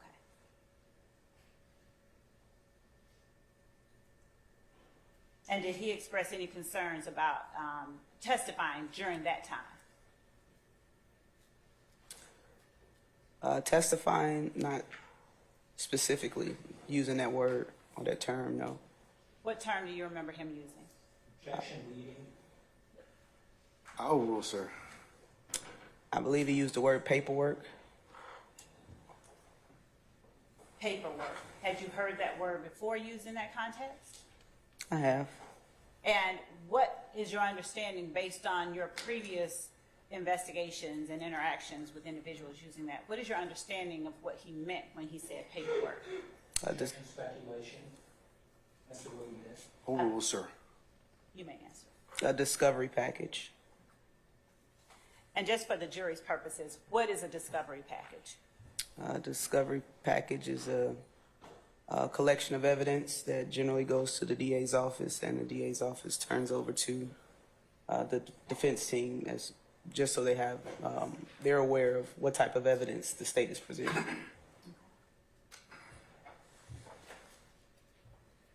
I'm going to show you what has been provided on a thumb drive to the defense as State's Exhibit 101 Bravo Bravo, and I believe it is labeled, Your Honor, on the defense's thumb drive as 100 Bravo Bravo.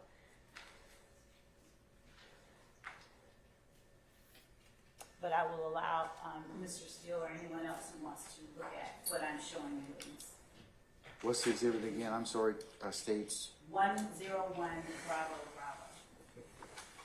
It is a digital file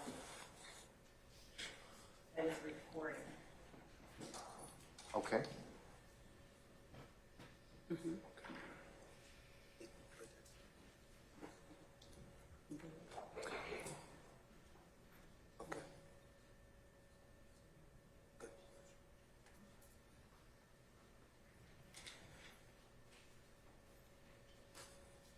I'm showing you a thumb drive. Do you recognize this particular thumb drive? I do. How do you recognize this thumb drive? I believe it was Friday. I saw it and I initialed my initials on it. And did you recognize the files, and have you had an opportunity to listen to your interview with D'Angelo White conducted over the telephone with Detective Dennis? Yes, Was that a fair and accurate representation of the conversation you all had over the phone? it is. Okay. Your Honor, the state tender states Exhibit 101 Bravo Bravo as evidence. Before you do that, what date we talking about? July 13th, 2015. Any further objections that otherwise have not been noted already? Okay.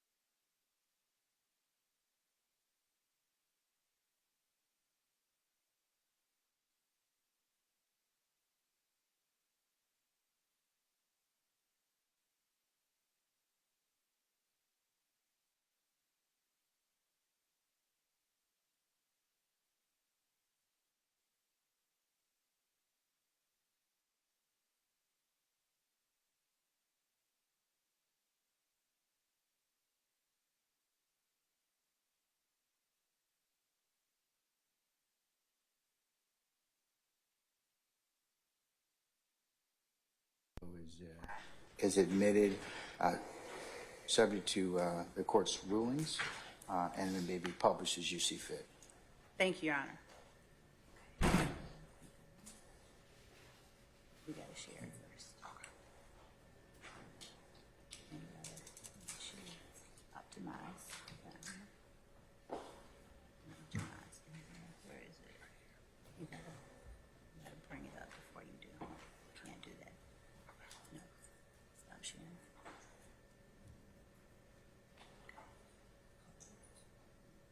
Share it.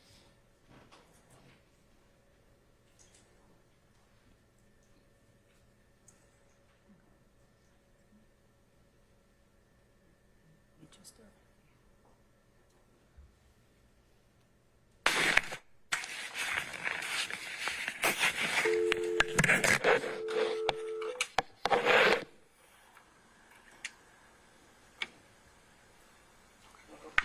Hello?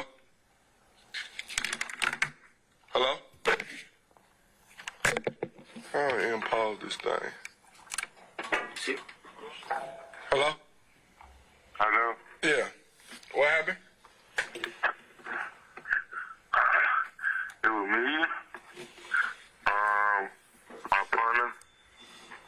My partner cousin, the one who got shot. And I mean, it was 5 of us in the car, but we was coming up to the gas station at Citgo on Jonesboro Road. And the car behind us, the car was in front of us, who was driving, like, my partner was driving, he drive how he drive, how he normally drive, because we in our hood, you know what I'm saying? So was he driving fast, or they felt like he was driving fast or something? That's how he felt, but we wasn't going up like falling, you know what I'm saying? Mm-hmm. And so, the rapper Young Thug? Yeah. Alright, the rapper Young Thug, he's a cancer to the man who was in front of us, so I guess he thought we was pushing up on him, like trying to either rob him or do something to him or set him up. But not knowing, we don't even know who it is in front of us. We just drive him. Right. So we go to the Citgo, the gas station on Jonesboro Road, by the cemetery, and that's where they go at too. Mm-hmm. So the rapper could, Young Thug partner will be with him. What's his name? I don't know his name. Hey, what's his nickname? Bentley. Okay. So I guess he felt like that.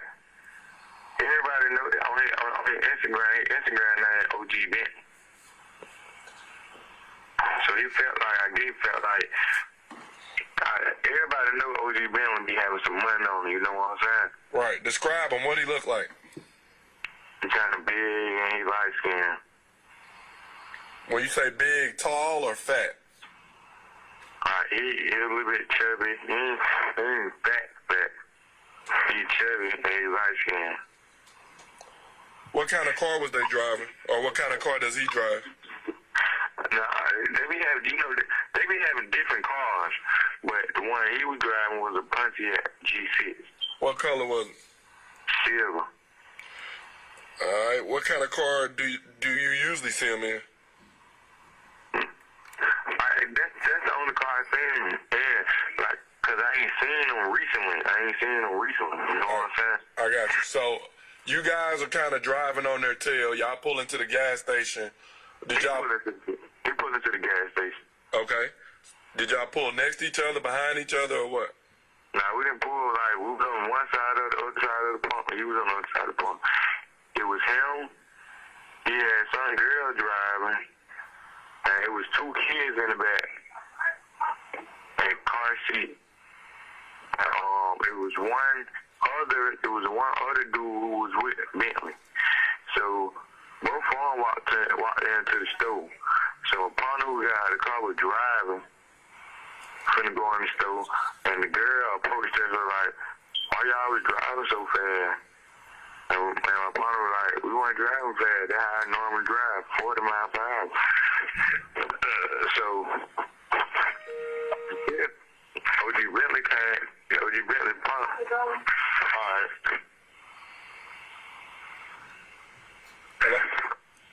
Hello? Hold on.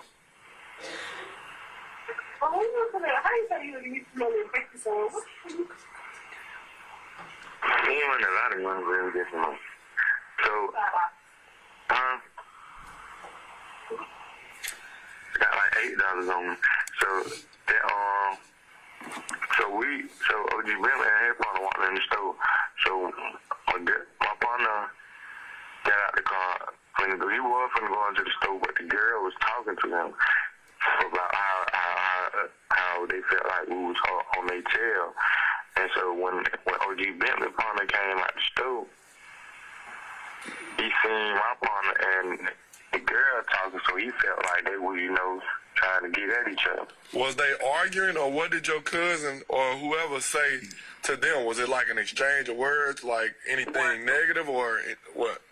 The girl and my partner was not arguing. It was just a normal talk. Like, she was like, dang, y'all pushing up. I was like, it was seeming like I was on our tail. And so he was like, he felt like we was on his tail. So when OG Bentley partner came out the store, he went back in the store and told OG Bentley, was like, such out here. What you mean, such and such? Like, give me word, like, what was said? I don't understand, man. I wasn't in their face, so I went in OG Bentley's face or his partner's face. He was like, he went back, he came out, OG Bentley's partner came out the store, look, boom. He seen my partner and the girl who was driving talking. So I guess he thought they was doing exchanging numbers or trying to get at his girl. So he went back in the store, told OG Bentley that what was going on. OG Bentley stayed in the store for like a good 10, 15 minutes. He didn't come out. And then after that, about 5, 10 minutes later, a white Dodge, the white Dodge Nitro Jeep, the 4x4. They pulled up on the side of OG Bentley's car. And they got out of the car with AKs and sticks and powders and shit. They came to our car. Like, they were like, what's poppin'? All that. So, and my partner.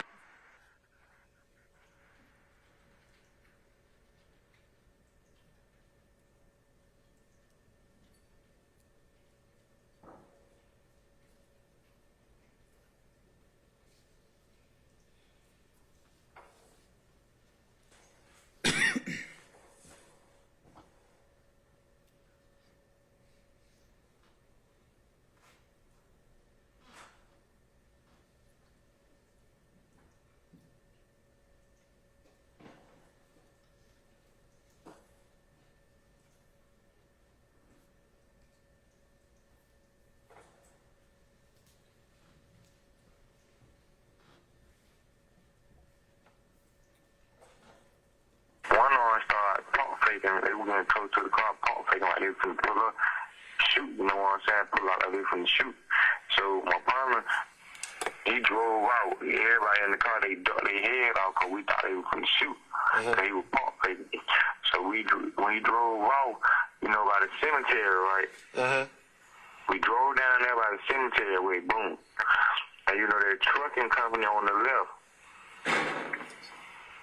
Yeah, I know. And we turned down Harper by Dodge Elementary, right? We came down all the way down Dodge Harper Elementary. We came down Harper Street. We came to that stop sign. We had to stop at the stop sign because it's a stop sign. The way they was coming back down the street the other way, like going towards Gulfport way. And so I guess they seen us, that they were us, and they fired shots. Boom, boom. They didn't hit nobody with one person. It was a person in the passenger side. I don't know what kind of bullet he got shot with, but everyone after the shooting got going on, everybody was in the car like, everybody all right. So everybody started checking themselves. Nobody wasn't bleeding. Nobody was shot. The driver wasn't shot, but the passenger wasn't saying that. So And we driving, his head started leaning to the side, like dozing out. And so we were like, pooh, pooh. He wasn't saying that, so we thought he was dead. What's his name? I don't know his real name, but I know his nickname, Pooh. Like P-O-O-H? Yeah. Who was driving? Neil. Neil? Neil, N-I-E-L. It's Cornelius, all right.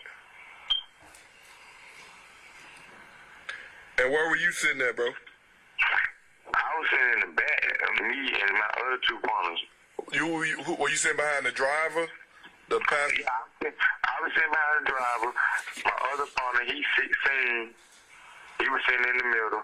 And my other partner was sitting behind the passenger who got shot. He's 17. What's his name? What's their name?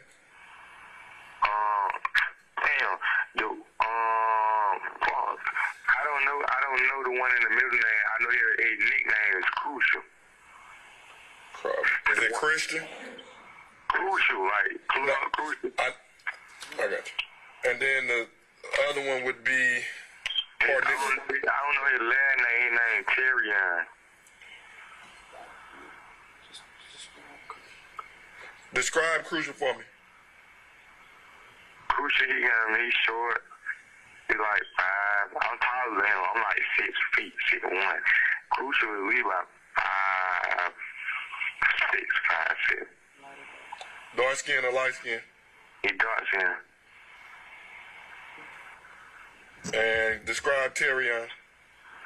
Terrion, he got dreads. At first, at the time, he didn't have dreads. He had like a temp afro. And then he had dreads like I had dreads. Well, my dreads was longer than his.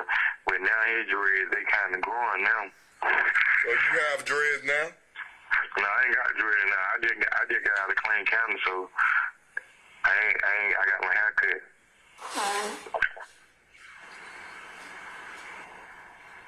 So did you know the guys that pulled out the sticks? I don't know them. Never seen them before? I haven't seen them before. You know their nickname or anything they go by? I know one of the shooter name was DK because in the middle of his head, by his eyebrow, it say DK in the middle of his eyebrow. Gotcha. What about the other one? You know a nickname for him? The nickname for who? The other guy that got out with him. No, they had masks on. He had have you heard of a nickname or anything for him? I don't know. I don't know them. The only person I know for sure is DK because I stay on Cleveland Avenue. That's where they stay at. But where I hang out at in my hood is Lakewood and Jonesboro Road. Uh-huh. And I know how DK voice talk, and I know how his voice, and I know I seen the tattoo in the middle between his eyes, DK. Answer this. How long after y'all left the gas station did the shooting happen? How long we left the gas station? When y'all skirted out of the gas station and y'all stopped at the stop sign and they pulled up the opposite way, how long before the shooting started? When we came down Jonesboro Road and that cemetery not that far, so it was like a good 3 to 5 minutes till we came and we turned right on Harp and we made it at that stop sign. And then stop sign, boom. We went down there, stopped at the stop sign, and the way they was coming, it's no stop sign where they coming at. Mm-hmm. So they been recognized the car because we were the only 2 people at the gas station. So when they seen us, they shot like 2 times, but it wasn't no regular bullet, it wasn't no regular 40, no 45, no 9. It was some chopper bullet. They shot 2 times. One of them missed, and one went through the windshield and hit my partner Pooh in the head. All right. Did y'all stop anywhere after leaving that gas station? Did we stop anywhere? Like once y'all skirted out of the gas station,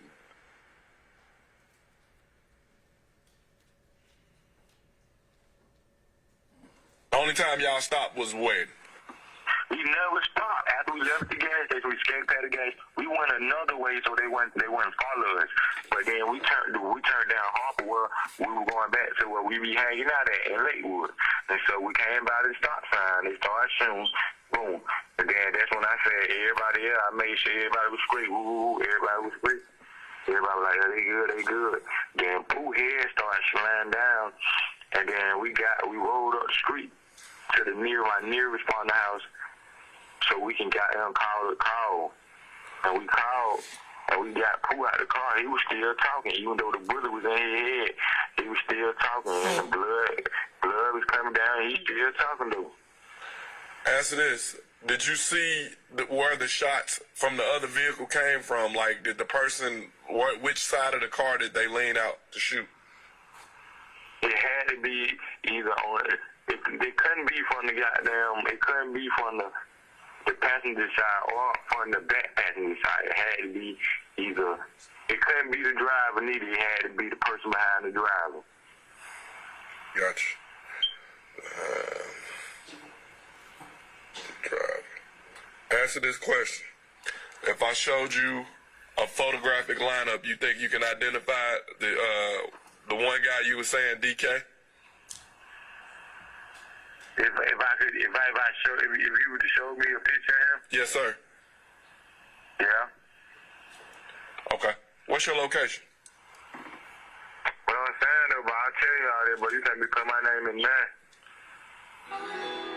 Bro, do you understand have you seen your partner Pooh, man, since this happened? I ain't seen him ever since then, because I stayed over there. I started coming over there for about 2 months after all the machines going on. I started staying over there. But what I'm saying is, we need, man, otherwise this guy's walking the streets. Your partner missing half his head because of this person, man. All right? And the only way we gonna be able to put him in jail is somebody step up to the plate. We know you're not the only one. I'm hoping that all of y'all will step up for your boy, man. I mean, when are you talking about putting numbers on? I can pull up within the next half hour. Well, shit, I'm gonna have to, where everybody be at, who was in the car with me, be in Lakewood, so I'm gonna have to walk to Lakewood and you can meet me in Lakewood. Give me an address. I don't know the address of Lakewood. You know where the cemetery and the Citgo is? Yeah. You wanna meet me at the Citgo? We in the unmarked, man. I'll scoop you up. I'll hit you. You got a cell? Is this your cell? This my number right here. All right. I'm gonna hit you on the cell. We'll pull up and just walk up to the Citgo. I'll meet you there. All right. Hey, what's up? How long you think gonna take you? Less than 10 minutes. All right. Yeah. Run it.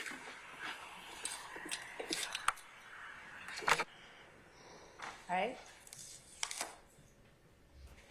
And Detective Gaither, was that the extent of the conversation you all had at that time with D'Angelo White over the telephone while you are at APD? I believe we called him once we arrived close to the Citgo, and he directed us to where he was. But as far as the one that happened at APD, was that all of it? Yes. Okay. I'm going to show you what has already been admitted as evidence and provided to the defense as State's Exhibit 7 Bravo Bravo. 7 Bravo Bravo.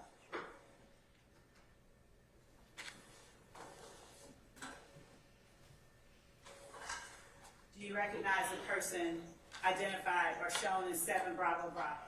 Yes. Who is that person? D'Angelo White.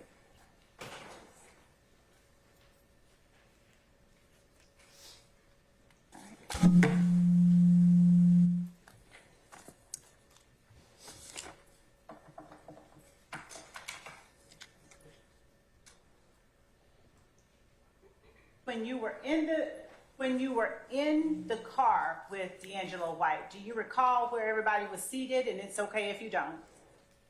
I believe I was driving.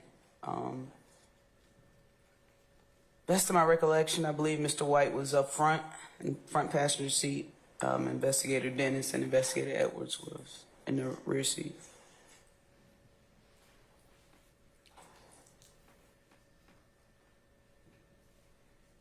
And at some point, did you all stop and show to D'Angelo's wife a lineup of individuals that you asked him about, photos that you asked him about?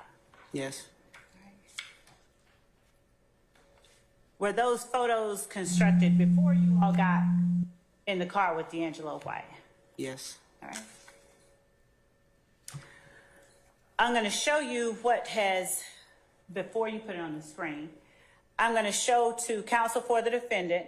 We have already admitted, Your Honor, 73 Bravo Bravo, which is a black and white version of 73 Bravo Bravo Alpha. We've provided this, but if anyone would like to see what I'm showing, I'm holding it up. And if not, I ask for permission to approach. Yes.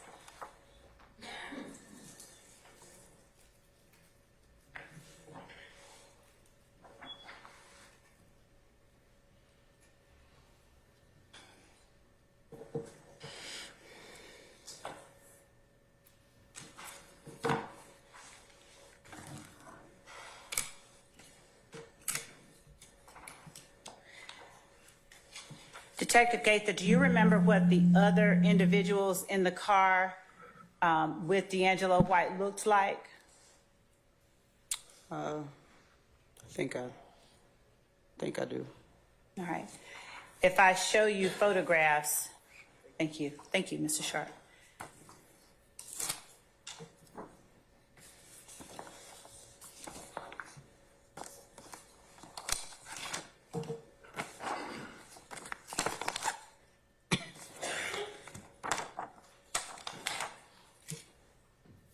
And Your Honor, we have these photographs marked 3 Bravo Bravo, 4 Bravo Bravo, 5 Bravo Bravo, and 6 Bravo Bravo.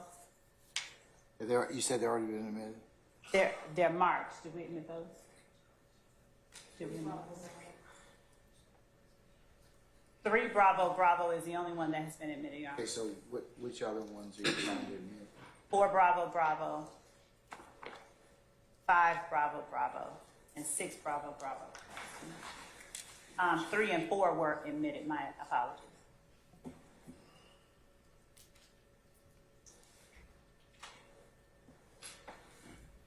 Any objection to states 5 or 6 Bravo Bravo? All right, hearing none, they are admitted and may be published as you see fit. Okay. So now I'm showing you what's been admitted as State's Exhibit 3 Bravo Bravo, 4 Bravo Bravo, 5 Bravo Bravo, and 6 Bravo Bravo. Do you recognize those persons depicted in those photographs? Definitely one of them. The other 3, they look like grown men compared to the last time I saw All right. the victims in the car. All right. Tell the jury which one you recognize. The victim, Mr. Dexter Montgomery. And what number is he identified by? 4 Bravo Bravo. Would you please put up 4 Bravo Bravo on the screen? Is that the way that Dexter Montgomery looked at the time that you saw him? Yes. And who took that photograph? Investigator Dennis. Were you with him when he took the photograph? I was. Where were you all? In his living room. Whose living room? Mr. Montgomery's living room, his residence. Do you know how long he had been out of the hospital at the time that you all took this photograph? It hadn't been long. I believe a couple of weeks, if that. And were you able to communicate with Mr. Montgomery? Yes. Take down the picture.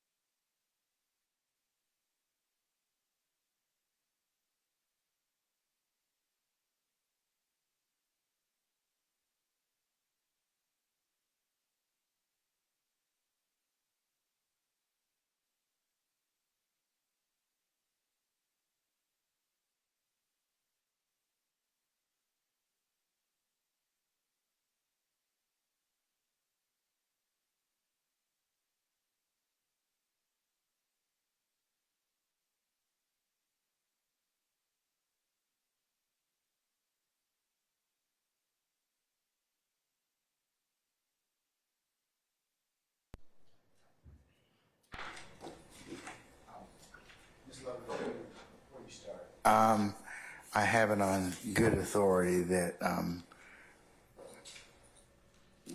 a comfort break is required. So, given the fact that it is a lunchtime hour, I think it might be appropriate for us to go ahead and recess for lunch. So, how about we take lunch until 1:15 and you all could be back for that time? Ladies and gentlemen, does that work for you all? Okay, all right, so, Detective Gaither, if she's right behind you, if you come back for 1:15, please, madam. All right, ladies and gentlemen, the jury, we'll see you back at 1:15, okay? All right, all rise. Thank you.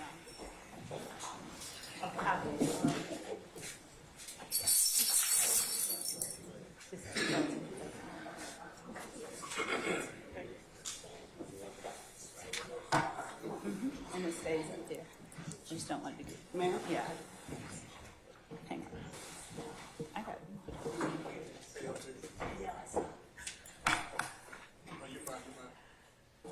You got it? All right, our jury has left us. Madam, just don't discuss your testimony except the attorneys, okay? Yes, sir. All right, thank you. All right, we're in recess.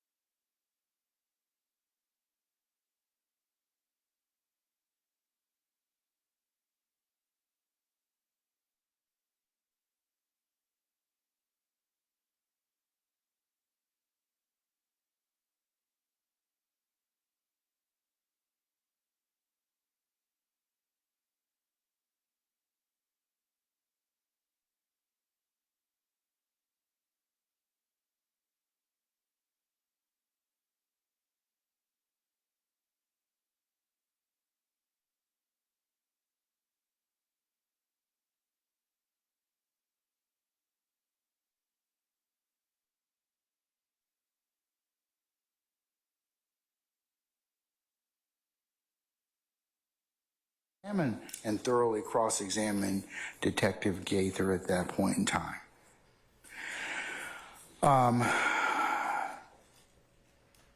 What I said, I would revisit what Mr. Adams was if, in fact, your case, you decide to bring a case on or present evidence, which you're not required to do. You can make that decision at the point in time where the state has finally arrested its case, because the law doesn't provide any obligation for you to prove anything. That at that point in time, I would reconsider or consider any argument on the change in examiners, and that would be you and Mr. Steele at that point in time. That's what I said I would do at that point. And if you want to bring any law as it relates to that particular issue. But for the purposes of the way and flow and of this particular, the state's case in chief, that Mr. Steele is going to have to be the examiner through the period of any examinations of direct and cross. If you should decide at the point in time, and it becomes relevant, because we don't know if that's going to occur in this case, then I will take up whether or not you may become the examiner in your case in chief. So I will reserve that till that point in time and talk about it. I'm of the opinion at this point in time, if you should decide to do that, you may be the examiner at that point in time, but you would be calling that person your detective for the purposes of direct and not cross-examination. So that's what I wanted to clarify for purposes of the record. Okay? All right, sir. Okay, can we call our detective now, please? Plant one seed on that note. Wait a sec. Okay. Wait. Not yet. Thank you. I'd just like to, if we do call Detective Gaither when we're doing a case in chief, If you should decide to do so. of course, that would be for purposes of cross-examination based upon her designation as a case agent or lead investigator. That's not, that wouldn't be proper. It wouldn't be proper. You're not calling her for, the only time you can call her on cross is she's hostile. If she's designated as hostile, but you would have to then lay a foundation as to that. But you cannot just call, if you decide to call anybody in your case in chief, they're your witness at that point in time. They're going to be called for direct examination. If that time comes, and I want to reiterate that very strongly, because this court understands you have no obligation to present anything. Thank you. Okay? All right. Now let's go ahead and summon our detective. Okay, all right. Thank you, counsels.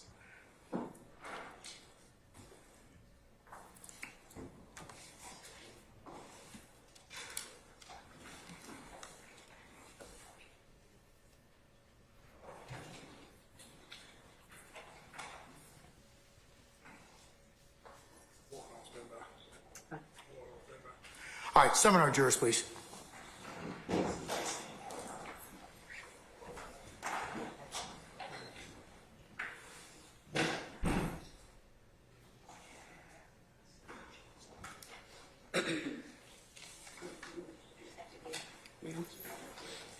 Ma'am?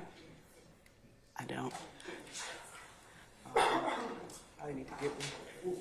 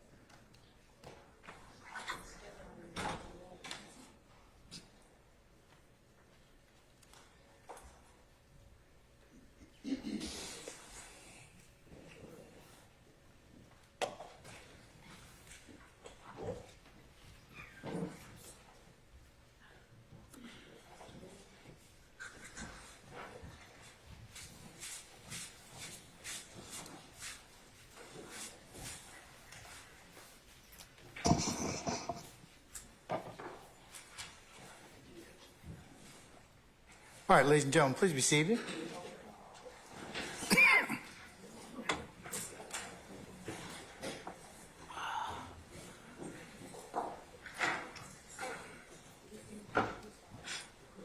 All jurors present, count four. All right, thank you, Sergeant Ingram.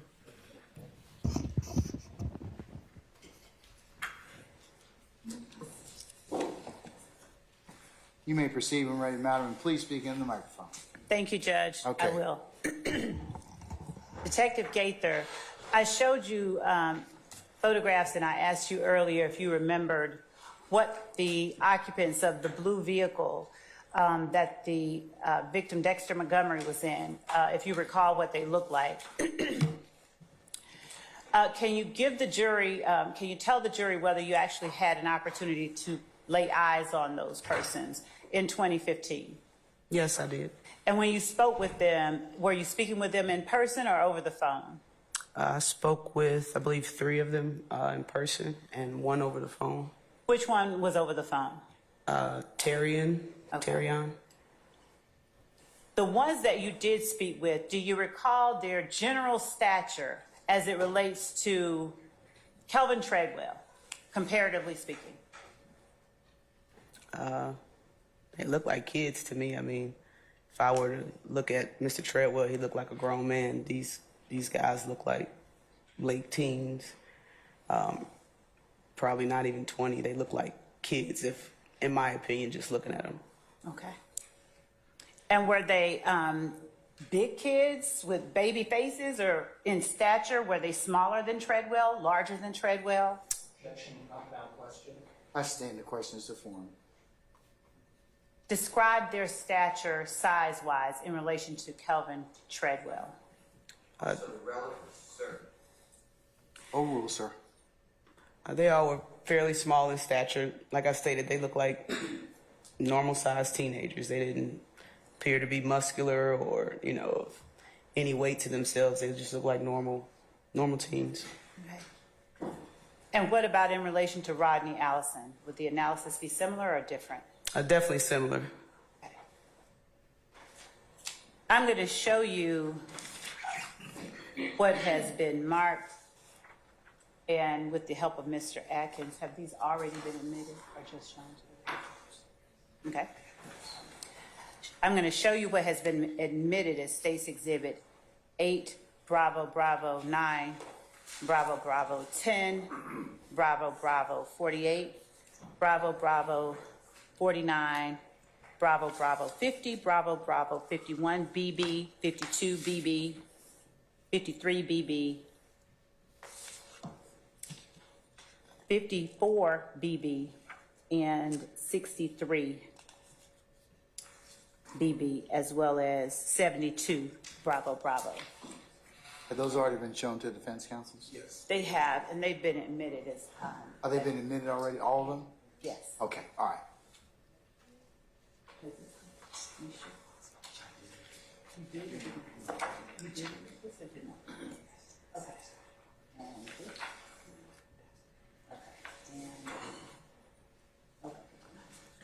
And confirming, Your Honor, they have all been admitted as evidence. Showing you, with the assistance of Ms. Knight, on the screen, 8 Bravo Bravo. Is 8 Bravo Bravo and 9 Bravo Bravo, 10 Bravo Bravo, are those the vehicle that? Your Honor, I apologize. I'd ask for the photograph that's in evidence to be removed if we're not discussing it on your screen. They're literally here, right in front of the witness.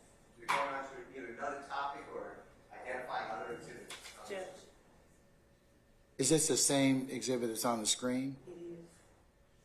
I'll overrule the objection, Mr. Steele. Is the vehicle depicted in 8, 9, and 10 Bravo Bravo, the vehicle that your investigation revealed the victim Dexter Montgomery and the other 4 gentlemen that you interviewed were in the night that Dexter Montgomery was shot? Yes, this appears to be the blue Ford Escape vehicle.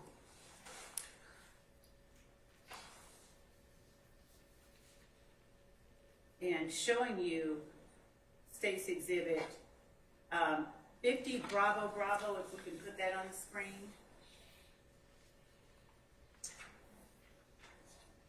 Are you familiar with those type of placards at the Atlanta Police Department? I am. And do you use them in your own investigation? I don't process crime scenes, so I guess that would be a no. Okay. But I have seen them on it during APD crime scenes. And so that's fair to say you didn't put these down here, correct? No. And you were not at the scene of the shooting the night it occurred, correct? No. All right. Have you had occasion to see shell casings or ammunition from the type of guns that you saw both Demise McMullen and Walter Murphy carrying at the gas station the night Dexter Montgomery shot in the head? I have. All right. Tell the jury what occasions you've had to see ammunition and shell casings from those type of firearms. Relevance? Your Honor, I'm going to ask questions about these. And you're holding what, madam? Yes, I'm holding up 51 Bravo Bravo, 52 Bravo Bravo. I have to establish a foundation for knowledge. Overrule, sir. Your Honor, I Would have you- an objection. Hold on. Basis. The witness wasn't at the scene, and she's testifying as a lay witness. Overrule, sir. Remember, we've switched to lay witness testimony already, so, okay? Right, she's And it's your testifying as a lay witness. your witness your objection. Wasn't at the scene. Your objection is overruled, sir. Thank you. Okay. Would you tell the jury about the occasions you've had to observe personally and up close ammunition, shell casings, or live rounds from the types of firearms that you saw Demise McMullen and Walter Murphy walking around with on the Citgo and the surveillance footage that they've already seen? Yes. I've over my almost 19 years of police work, I've worked plenty incidents that involve assault rifles, AK-47s, Dracos, those type of large assault rifles that use those rounds, the 223 rounds, or I believe it's 5.62 rounds. I've shot those type of weapons at the shooting range as a police officer, and those rounds are normally long and slender, very similar to the ones that I reviewed from these crime scene pictures when I worked this case. So that takes me to the next series of questions. Would you display on the screen for me, Ms. Knight? State's Exhibit 51, Bravo, Bravo. Is State's Exhibit 51, Bravo, Bravo consistent with the type of ammunition? Calling for expert testimony to the subject matter that the witness is not being qualified as an expert. Overruled, sir.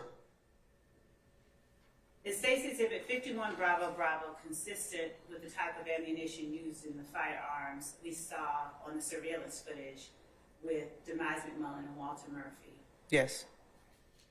And looking at State's Exhibit 52, Bravo, Bravo, are you able to see what type of shell casing that is? It looks like one from an assault rifle. Showing Large a caliber closer assault shot. rifle. State's 53, Bravo, Bravo. The same. All right.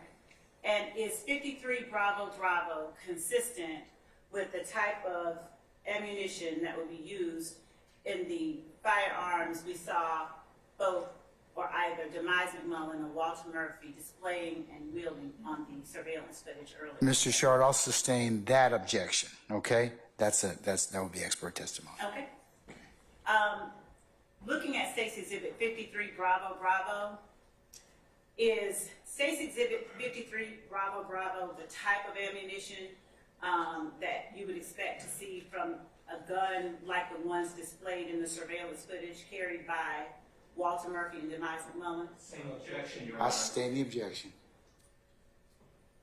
Does State's Exhibit 53 Bravo Bravo, based on your knowledge of firearms and your experience with assault rifles, is the shell casing shown in 53 Bravo Bravo consistent with shell casings from an assault Same rifle? objection, Your From an Honor. assault rifle.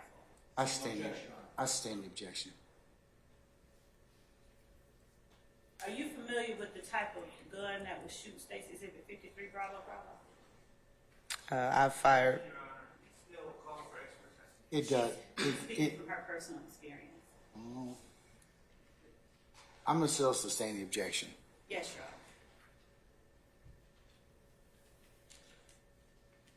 Based on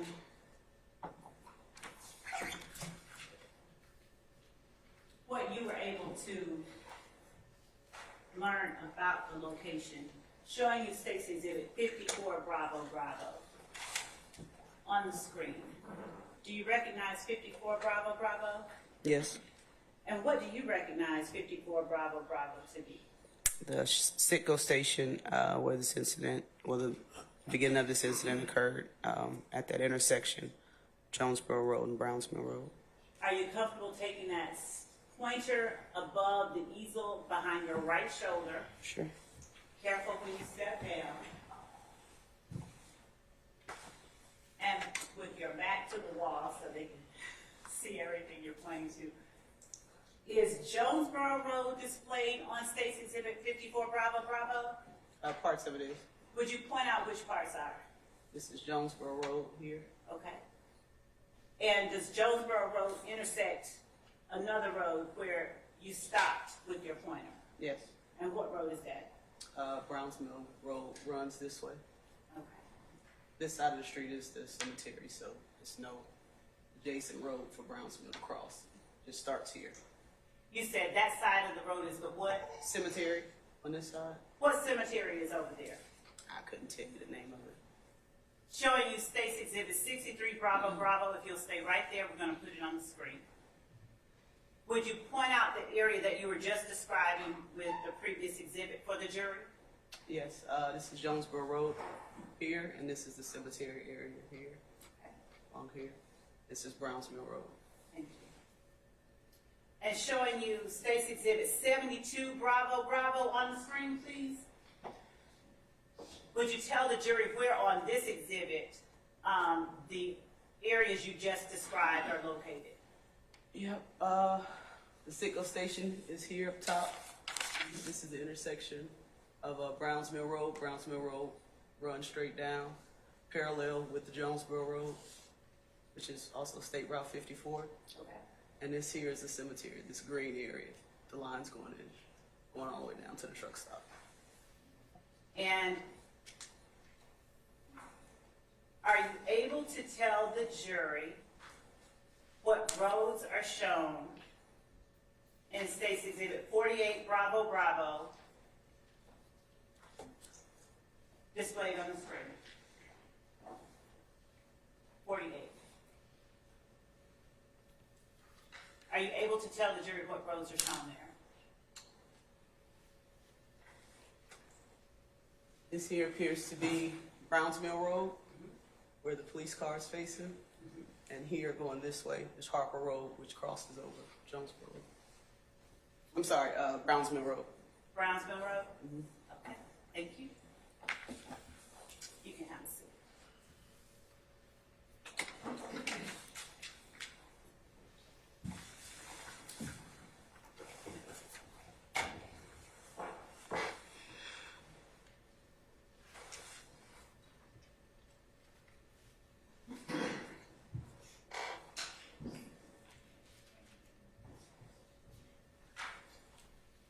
When you spoke with D'Angelo White after you all picked him up to take him back to the Citgo, did either you or Detective Dennis record the conversation, any conversation that you all had? Yes, we did. Generally speaking, without talking about what he said, what was the nature of the conversation that you all had in the vehicle together? I'll object to that. Best evidence rules the recording. Your Honor, I'll scratch that last question, All right, it's withdrawn. and I'm going to show you.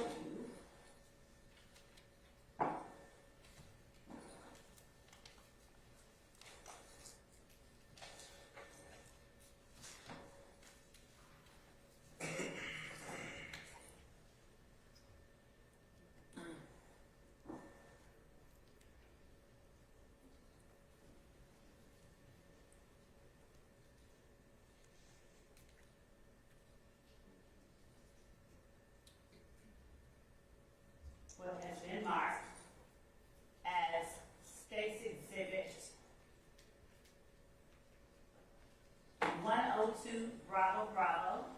I'm approaching the witness, if I may, Your Honor. You may, madam. I have provided to counsel for the defendants the thumb drive with the exhibits, but I welcome either to come up and view what I'm showing the witness if they choose to do so at this time. Not, may I approach the witness? Yes, you may. Ma'am, do you recognize the digital file labeled State's Exhibit 102 Bravo Bravo on the thumb drive that you referenced earlier? Yes. And is that a fair and accurate copy of the interview or the conversation that took place in the vehicle after you and Detective Dennis picked up D'Angelo White Yes. following your phone interview? Yes. Your Honor, the state... What date, ma'am? This was this on July 13, 2015? Yes. State tenders State's Exhibit 102 Bravo Bravo as evidence, Your Honor. Any further objection, gentlemen, or ladies? All right, no further objection. Your Honor, just subject to the previous litigation. Yes, subject to the court's earlier rulings, states 102 Bravo Bravo is admitted and may be published as you see fit. Thank you, Your Honor, for publishing that.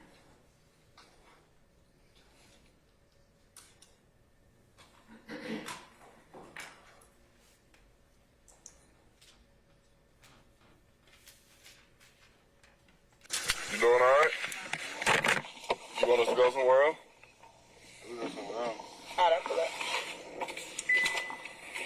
I appreciate it, man. Yeah, we trying to get your boys some justice. This ain't go that way. Which way? This way? You said that your mom know? She in 2607? Or is it 7 or 8? Your license say 8. My license say 8. Yeah. My mom said right here. Okay. Which this Breezewell that one? I really don't want to be in the parking. You just want to pull out? Okay. Would you describe for the jury who it is that we have just now heard over the last 39 seconds? Myself, Investigator Dennis, and D'Angelo White. You want to call her?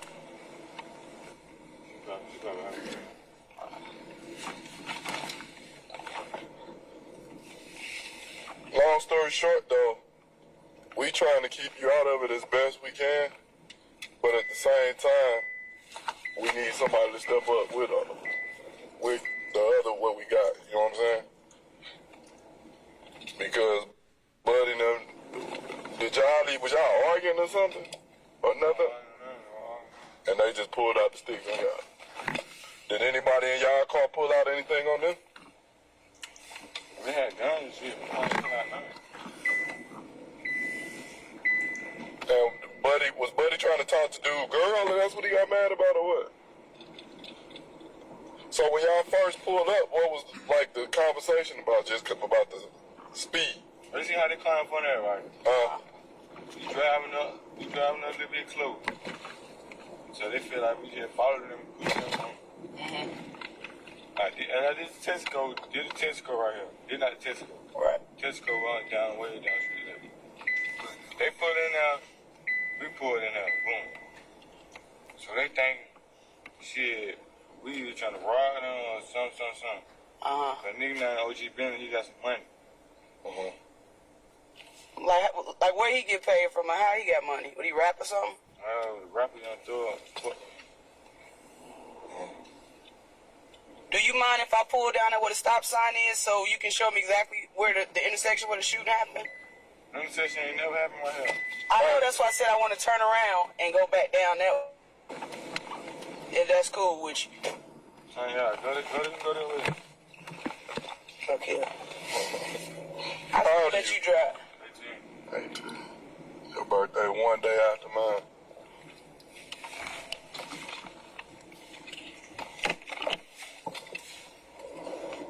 So y'all hang out down by Lakewood, y'all don't be up this way? No. What high school you went to?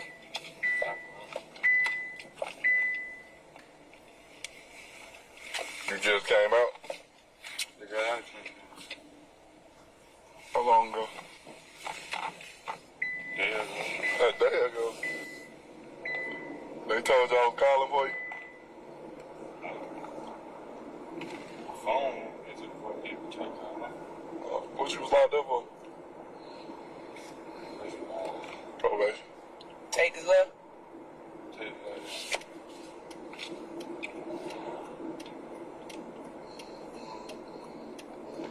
I gotta throw me some, man. Oh, you saw me? Oh, you what? Yeah. Tell me all this shit. Something like what? Money.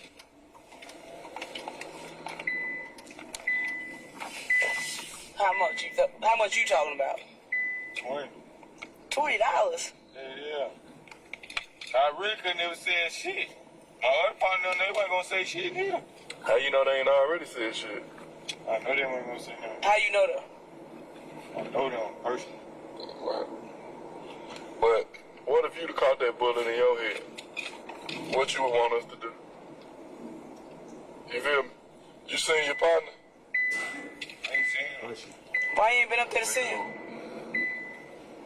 First of all, man, this shit too hot now. I ain't know what hospital he was in anyway.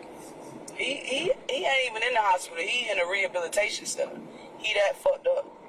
Like half his brain, like It's literally like it's gone. his head is gone. Like a chunk of his head is gone. You feel me?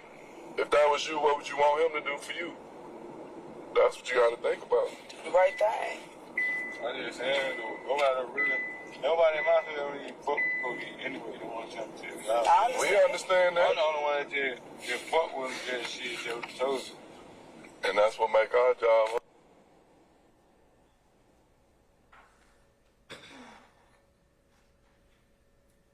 For the record, Your Honor, 4:55 to 6:15, we are advancing from 4:55 to 6:15. Yes.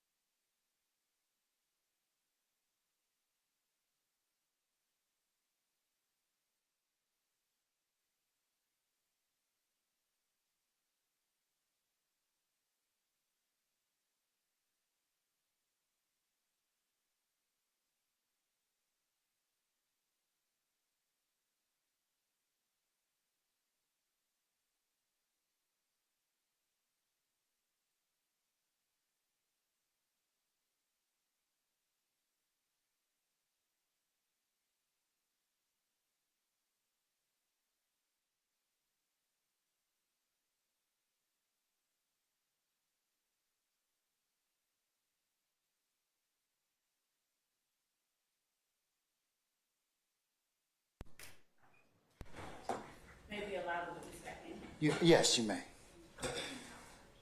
And Your Honor, may I sit at this table while this portion is being played? As long as you speak in the microphone. I will speak at all. Okay, all right. And it's on, okay? All right. Thank you, Your Honor.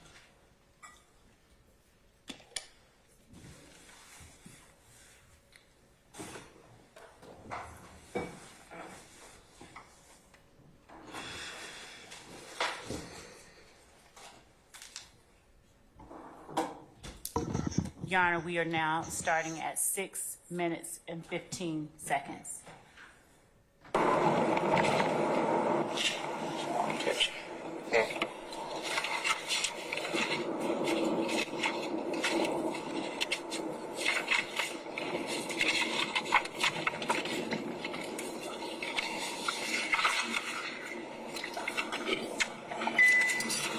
You working anything?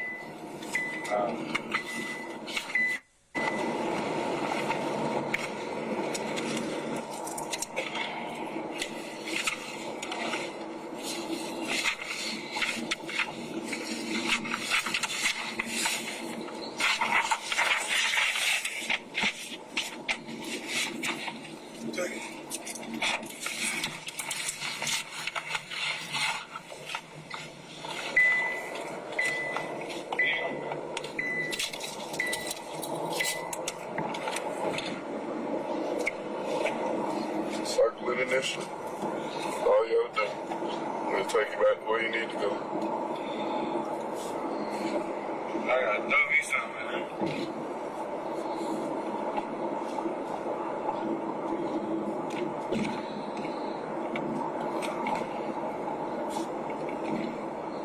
So $20 is worth you doing the right thing.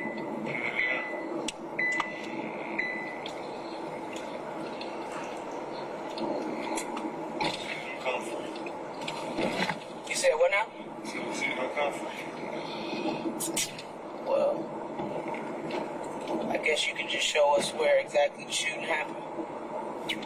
I'm gonna tell you like this. You're dealing with 3 of the realest police officers you ever come across. Off top. You're dealing with 3 of the realest. And trust me, I understand your situation. And you just getting out, all that good shit.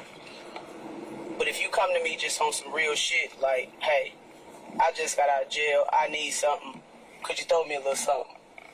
I get that. But do you really, huh? But if you really think that I'm a... Detective Gaither, for the record, the exchange that just took place between D'Angelo White, you, and Detective Dennis, would you explain what that was regarding? We showed him the lineup. We wanted him to, if he could, pick out a person that he knew was responsible for shooting his friend. He began to, what I felt like, tried to extort for some money to do the right thing, asking for $20 to pick a person out. And I've just kind of excused my language on the tape as well, but I'm not going to pay you to do the right thing. Either you're going to do it, and I told him then, just show me where the shooting happened, and you can basically get the F out of my car. I mean, I'm not going to go back and forth about paying you to just do the right thing for your friends, so that was the gist of it. And that amount that he wanted was how much? $20. Yes, continue. So we're starting back at Pay you for doing the 8 minutes and 38 seconds. right thing. That ain't my boy. You got another thing coming. You come to me just straight up like, hey, look, I'm down and out on my shit. Can you give me $20 for whatever? But you talking to me as if you doing me a favor by doing the right thing for your boy. We gonna solve it. I can respect the other way. 100%. Because I ain't better than nobody. I come from the same shit you come from. But don't try to try me on no fuck shit. Like, pay me to pick this nigga out. It don't work like that. Either you gonna do it, brother man, or you not. I would appreciate if you did. If I can help you in any other way I can, I will. But don't play it. Don't play it the way you planned it. That ain't the move. Which way, big dog? That ain't the move, man.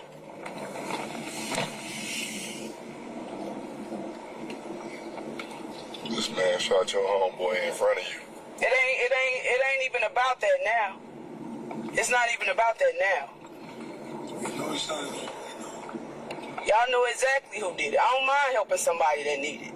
I don't. Because I would want somebody to do the same thing for me, but don't play it the way you playing it, bro. You hit me out? You need to come at me a whole nother way. This shit you talking ain't how we do police work. It's not. This the intersection, right? You see where them two people started? Yeah.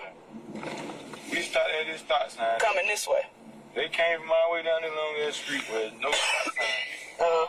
He shot right here, boom, boom, boom. Which y'all was coming back this way though, right? Yeah, we were coming this way. Y'all coming that way and they were coming from that way? Yeah. Okay. Did they turn on this street after they shot or did they keep straight? No, we were coming this way. Right. We started at stop sign. They were coming down that long. Down Brownsville. Yeah. So they cut y'all off. Yeah. They knew where y'all was from? Yeah.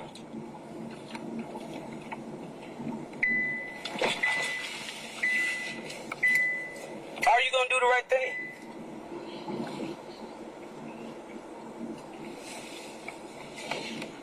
Yeah.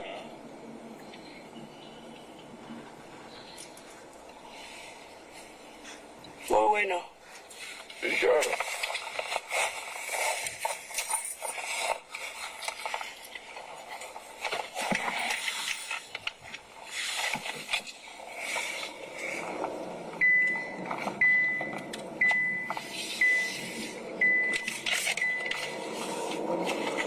You wanna get dropped off back at home?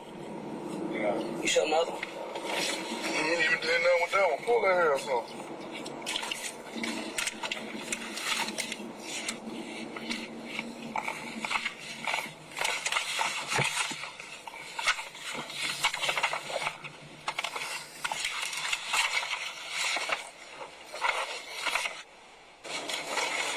Black on. Yeah.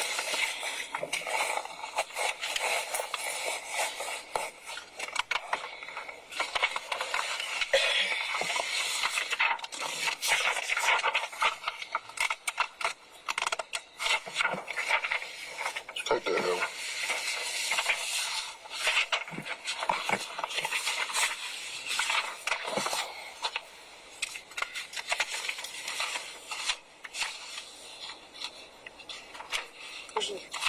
You get one, man.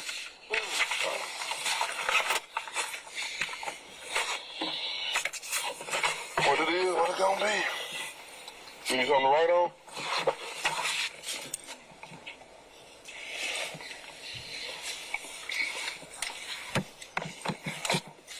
You gonna throw me some man? I can't do it like that. I ain't to my eye yet, man. I don't to my eye. I'll see what I can do.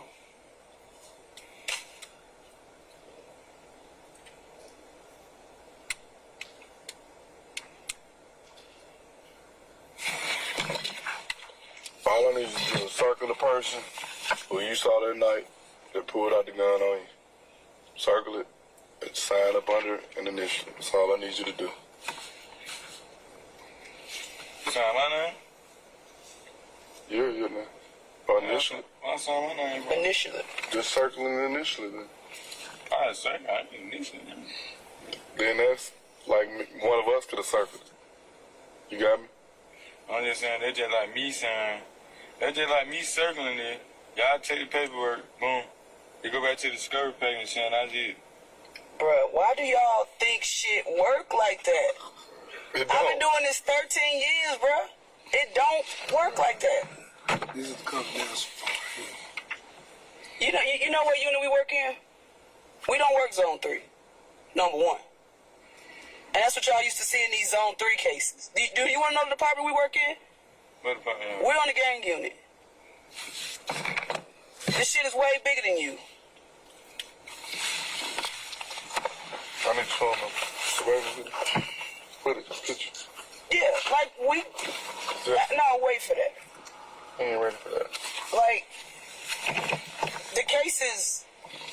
Going. It's going, but we need y'all help.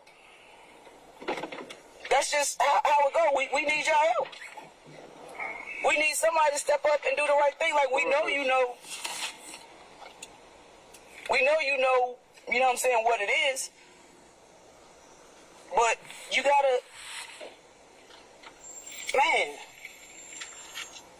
I don't want to sound like I'm begging you, dog, but I'm asking you to step up and do the right thing. I should have took a picture of your homeboy. That's what I should have did. Two pictures of homeboy. Who? Yeah, I said two pictures. I'm telling you though, he fucked up. Who you shot with? He got shot with an AK. AK? This side of his head. You see that? That's where he at. Just like that. That's where he at. He in a rehab. He fucked up. They wait for his skull to heal because they gonna have to take him back into surgery to put a hard piece in his head so he don't have a big ass dip on the side of his head. This shit is literally gone. The bullet hit him right here. And took off all that skull. So they had to remove all that. One of them motherfuckers did that. And you still tongue though? Huh? It was still because it didn't hit any of his brain. It just tore his damn skull off. How cool you and old boy was? Oh, partner. The partner, Real right? partner. The real partner, huh?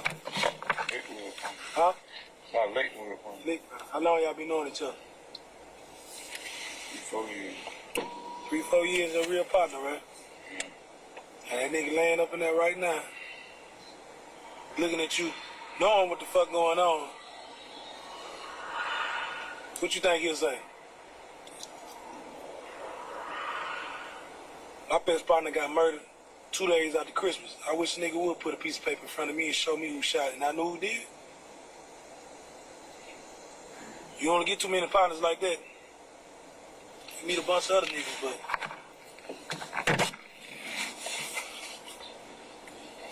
Hey man, what I finna say? Shit, when y'all drop me back at the house, y'all gonna drop me back off over here? We'll drop it out wherever you want you to go. we listen, all that, we don't make sure you gonna get straight wherever you need to get straight. We're not gonna drop you right off from the spot, nothing like that. Wherever you need No, to I'm saying I need to go to the house, get my phone, and come back over here. What the fuck? What the fuck is you doing for me though? Trying to get some extra shit out here. You need to go. What is you doing for me though? Exactly. You ain't did nothing for me, bro. You ain't did nothing. I ain't finna do something for y'all. Well, do it. Let's run it. Do it and we can run it because we just wasting time at this point. This your partner. This your nigga you been on. Nigga that you nigga that's about to die up in the hospital for some bullshit. He could probably die. Then what? They gonna get a t-shirt for him. And keep it moving. Wear a t-shirt for him? BIP who? GIP. GIP? All right.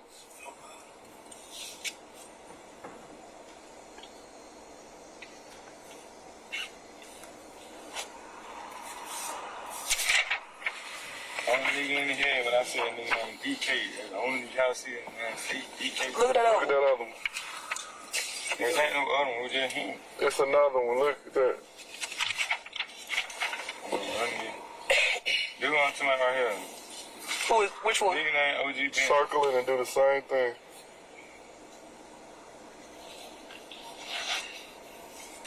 He the one with the money who throw a fuck with. We thought we behind him trying to chase. Boom. Say what? He the one who throw a fuck with. They thought we finna get thought we finna rob him. So how we was driving. You think he was called? He's the one that called. I know that nigga finna. That nigga Instagram.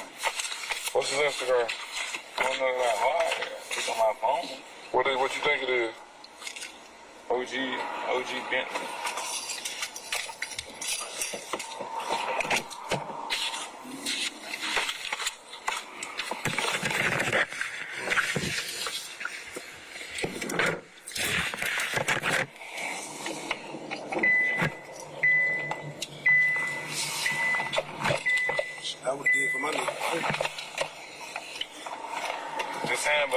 know, bro. Let's just Never know. kill all that. Leave it alone. Kill all that.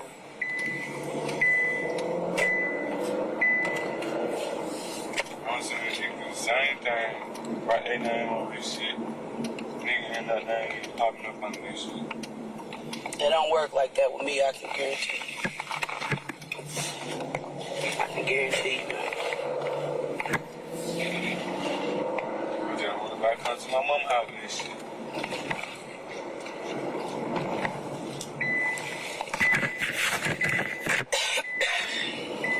Where we coming? Stop sign. Right here. Boom. What was the conversation like? The conversation went on. Well, like, damn, he pulled out on us, or what was y'all talking about? But you see how they truck right here coming up, right? Yeah. We right behind him. Behind my opponent he drive fast. He young, Right. 20. So they was coming this way, like coming from that way. You talking about going? Yeah, we going this way. No, I'm We saying talking when the about shooting when the happened, shooting happened. and y'all right here, they were coming from this way, right? Yeah, boom, boom. Did they turn past y'all? Or they kept going straight.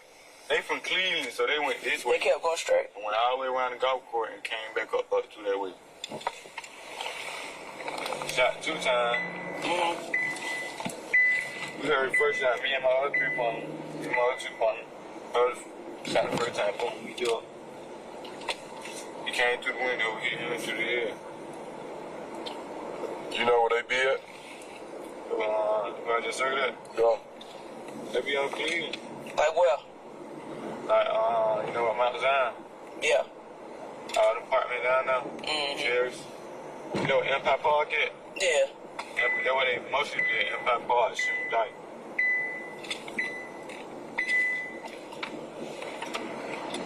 When you say GIP, what you mean? See, we ain't no game. I say you were. I just asked what you mean. GIP stands for get all profit. Like, we don't want nothing less. You want to keep straight? You want to keep? Sir.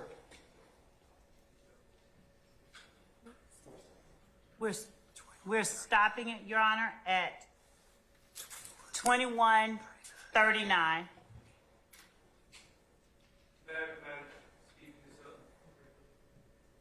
You may, sir. Sir, you need me to step out? No.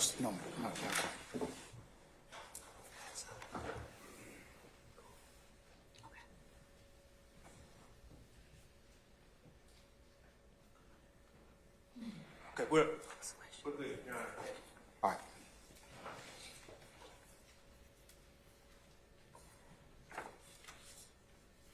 Detective, I'm going to now show you what has been labeled as State's Exhibit 73 Bravo Bravo Alpha, which, Your Honor, for the record, is a color version of what has already been tendered as State's Exhibit 73 Bravo Bravo. Has it been agreed?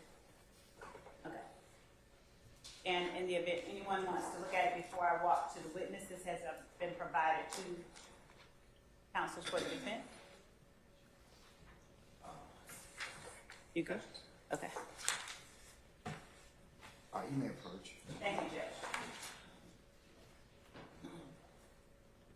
Madam, I'd like for you to look at State's Exhibit 73 Bravo Bravo Alpha and tell me if you recognize this multi-page document with numbering at the bottom.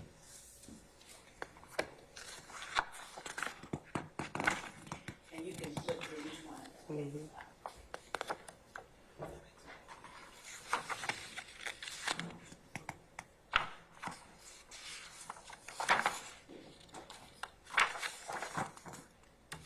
Yes, ma'am.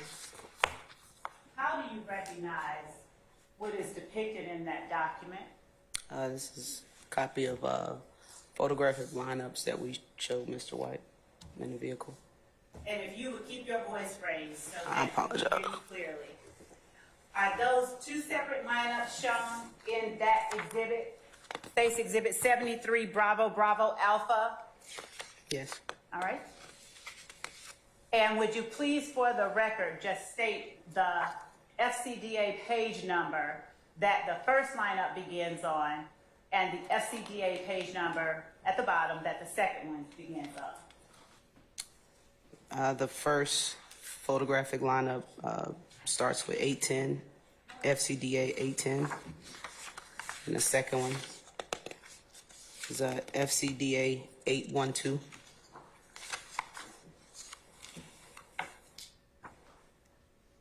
And let's start with the first lineup. What person is depicted in that lineup that is of interest to you in this case? Walter Murphy. And the second lineup, what person is depicted in that lineup that is of interest to you in this case? Kelvin Treadwell. Are there markings on the front page of each lineup? In other words, did you write something on the page preceding the photographs themselves? Yes, And is that in your handwriting? it is. Are those two lineups accurate representations? And by accurate representations, I mean an accurate copy of the lineups that you showed to D'Angelo White in the interview that we just heard played for the jury from July 13, 2015. It is. Your Honor, the state tenders State's Exhibit 73 Bravo Bravo Alpha as evidence. Any objection to state 73 Bravo Bravo Alpha? Are hearing none. State 73 Bravo Bravo Alpha is admitted and may be published as you see fit.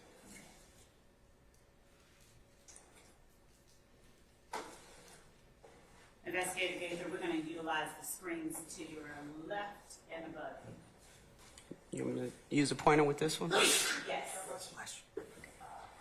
If we could just zoom in. What is the purpose of the name and date that is depicted on the first page of State's Exhibit 73 Bravo Bravo Alpha? I would use just a blank sheet just to cover up any evidential purposes. So if I had my file folder open and I didn't necessarily want the photo lineup to be shown to whoever I was speaking to, I would always essentially just make like a cover page with just the person's name and his date of birth or her date of birth. And scrolling up along that, who wrote the word copy above the date and those initials that we see there? This is my handwriting. I wrote copy, the date, and my initials. What was the purpose of that? A copy was given to the Fulton County District Attorney's Office. Okay. So I just wrote copy and not my original copy. Speak up, please, if you could. Sir? If you could speak up, please. Oh, I'm sorry. I just wrote copy. I wrote copy. This here was given to the Fulton County District Attorney's Office. So I just dated the date that I made the copy. I didn't want to give them my original at the time, so. Okay. Wrote copy, the date, and my initials. And Your Honor, does the court wish that I give to the witness the microphone I'm no longer using, or would you just prefer we keep going as we are? If it's portable, yes. Would you go ahead and give it to her?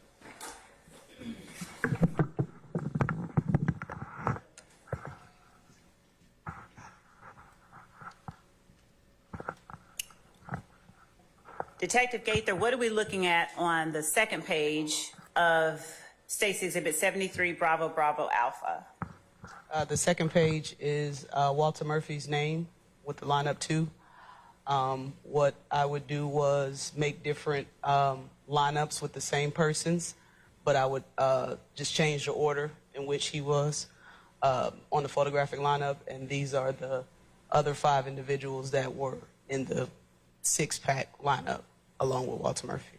Did you show to D'Angelo White these names at the time that you showed him the 6-pack photo lineup? No. Okay. And if you would advance forward to the bottom of that page, to the right of this page on the screen in front of you, is there writing that you recognize? Yes. Beginning with a date. Would you please tell the jury what that writing is, who wrote it? I wrote it. Talking about here? Yes. I wrote it. What was the purpose of that writing? To memorialize what the lineup was for and the date that it occurred. And what is the name depicted under the date 7/13/15? D'Angelo White. And what are the numbers depicted under the name D'Angelo White? 2/24/97, which is his date of birth. Now, what is written underneath that date of birth? Identified Walter Murphy, aka DK, as person with assault rifle and shooter with the number 3. All right. And then what's that at the bottom in the circle? My initials and my police ID number. And the copy on the far left, is that for the same reason that you described earlier? Yes. All right. Advancing to page 3, if we could flip that around.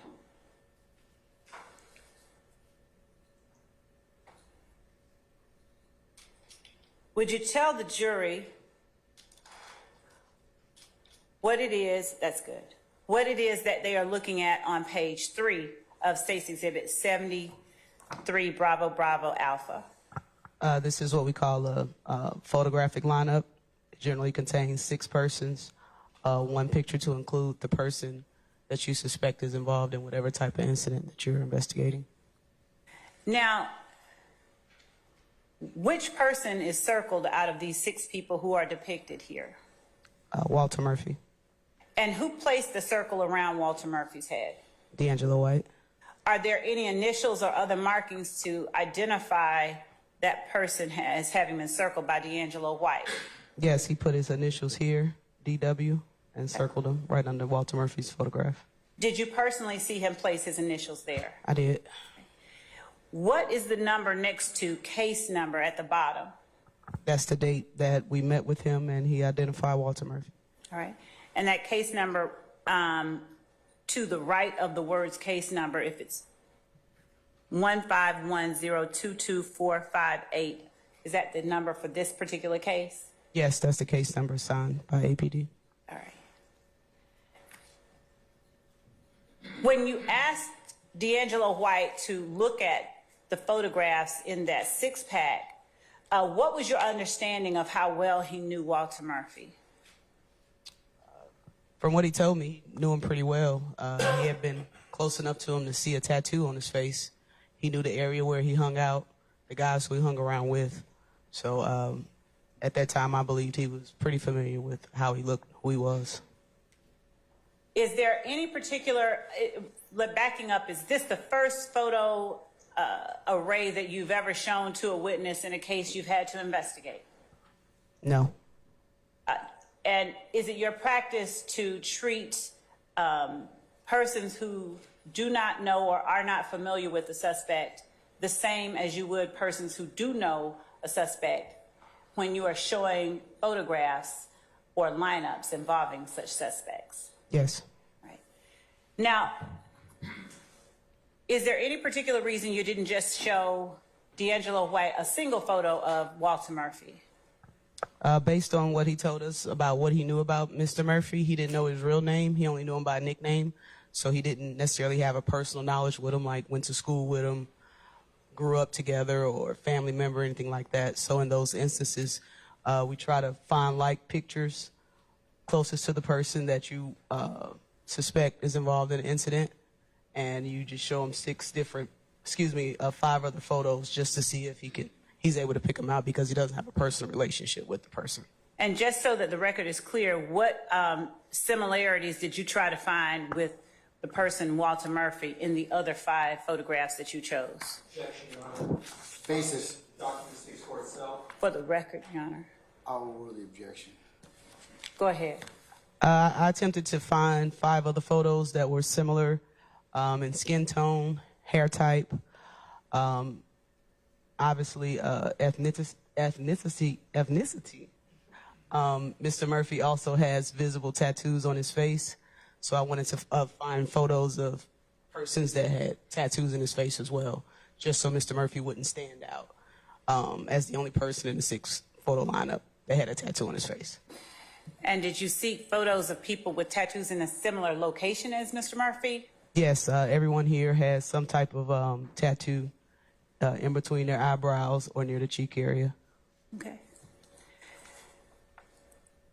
Did you have to give to Mr. White the $20 he asked for before he would put his initials or sign or circle that page? Absolutely not. All right. If you would go on to the next page in 73 Bravo Bravo Alpha.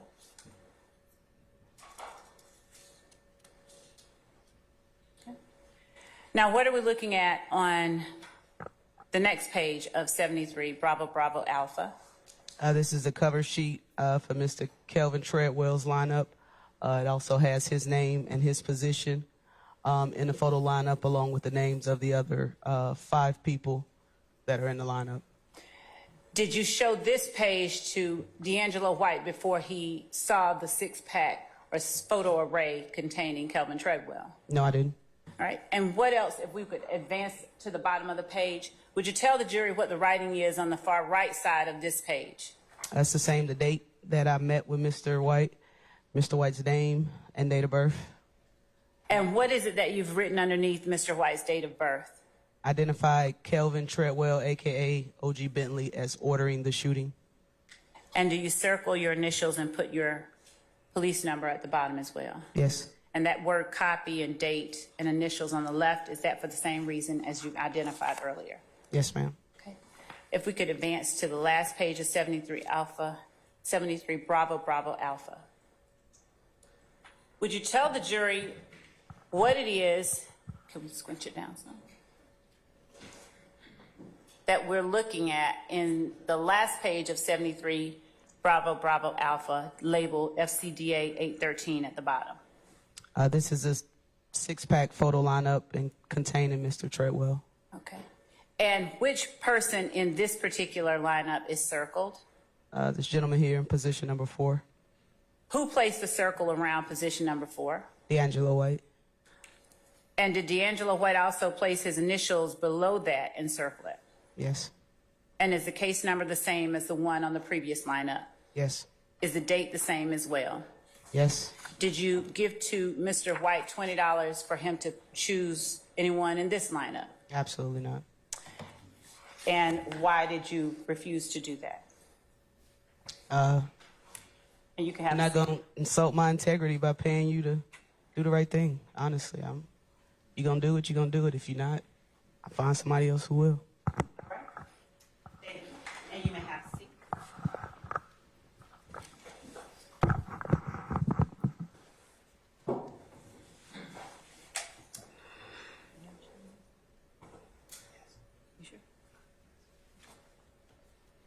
I'm going to show you what has been marked as State's Exhibit 70, Bravo Bravo, and 71, Bravo Bravo, and which have previously been shown to counsel for the defense.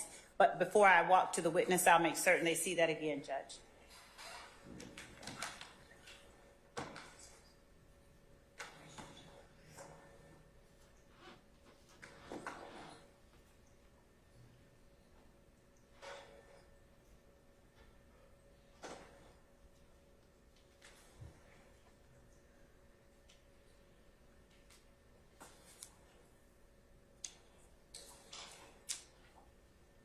Showing you the demonstratives labeled 70 Bravo Bravo and 71 Bravo Bravo. State's Exhibit 70 Bravo Bravo and 71 Bravo Bravo. Have you seen these demonstratives before?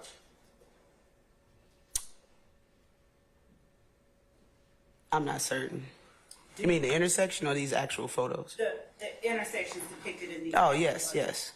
Do you recognize the intersection depicted in State's Exhibit 70 Bravo Bravo?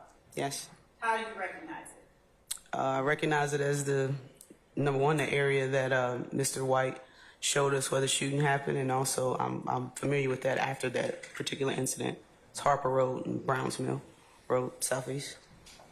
And State's Exhibit 71 Bravo Bravo, do you recognize the intersection shown in that photograph? Yes, it's the same intersection, just from a different angle. Browns Mill Road at Harper Road, Southeast. Are you able to use State's Exhibit 70 Bravo Bravo and 71 Bravo Bravo and denote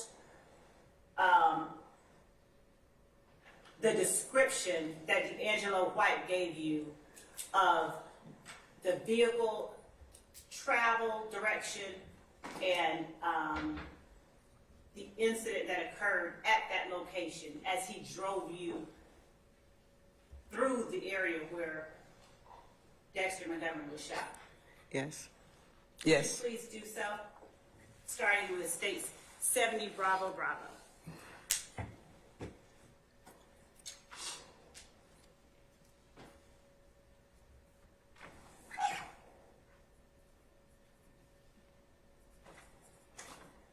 and with more graphics than words, if you would.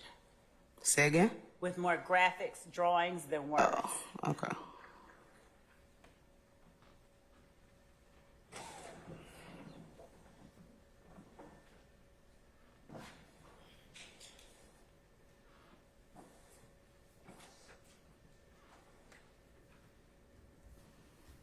You want me to do it on both, or just Yes, one? please.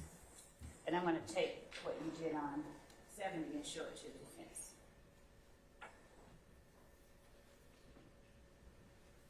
Mr. Sharp, you were going to come up.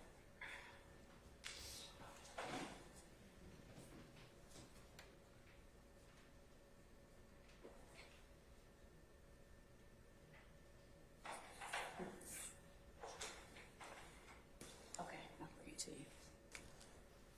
And have you done as much on 71 Bravo Bravo as well? Is that okay to your liking? Or can you understand it? Accurately describes it? Yeah. All right, I'll show it to the defense.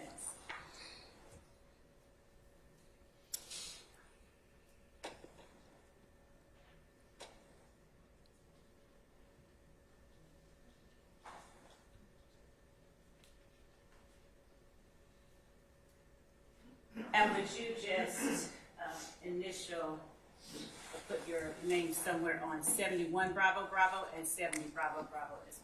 In the picture on the white. Either one. My full name or your initial? Initials. Thank you. Your Honor, the state tender states exhibit 70, thank you, 70 Bravo Bravo and 71 Bravo Bravo for demonstrative purposes. Any objection to state 70 Bravo Bravo or 71 Bravo Bravo for demonstrative purposes? All right, they're admitted. Thank you.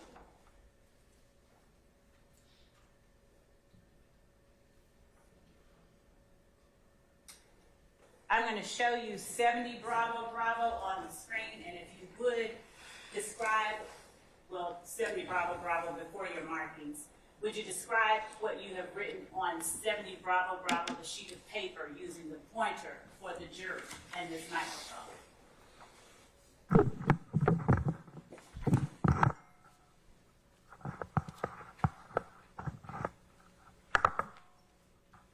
So on a sheet of paper, I wrote blue vehicle and put some dash marks as basically a representative for direction of travel with the arrowhead at the top. This will be where the blue vehicle, the victim's vehicle, was traveling and stopped here at the stop sign. Okay. This is Browns Mill Road here. I wrote on the paper nitro with the hash marks and an arrow at the top to demonstrate the location that the Dodge Nitro was traveling, which is straight down this way, down Browns Mill. Thank you. And showing you 71 Bravo Bravo without your markings, would you please describe to the jury what it is that you have marked on 71 Bravo Bravo?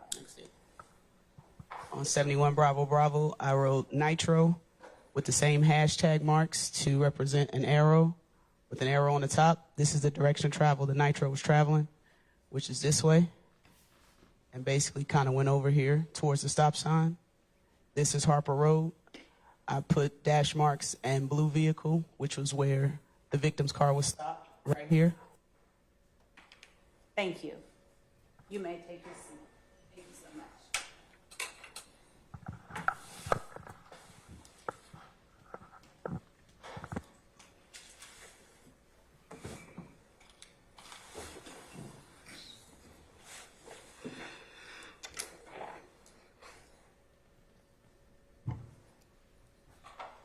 At the time that you met with D'Angelo White, had you had a chance as an investigator or an officer with the Atlanta Police Department to observe individuals under the influence of alcohol, drugs, or medication that impaired one's ability to communicate?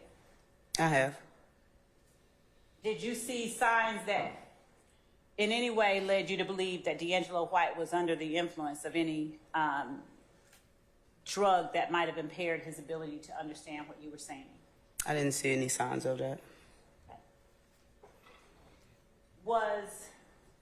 I either of the persons, either of the defendants in the courtroom today, inside that vehicle with you at the time that you met with D'Angelo White on July 13, 2015? I sustain the objection. At any time that you met with D'Angelo White, was either of the defendants in the room with you all? No. Okay.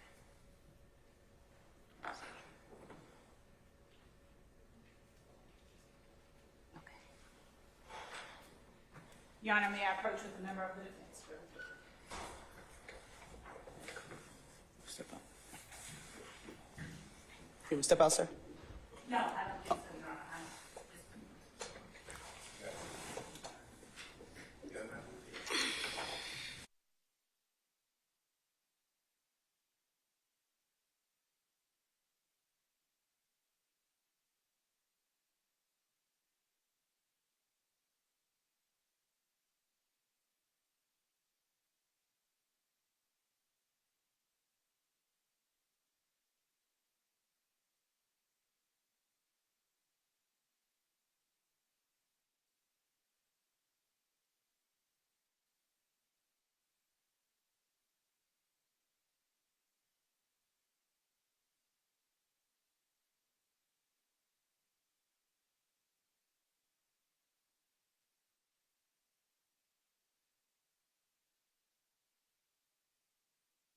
Go ahead and continue with our witnesses for the remainder of the afternoon.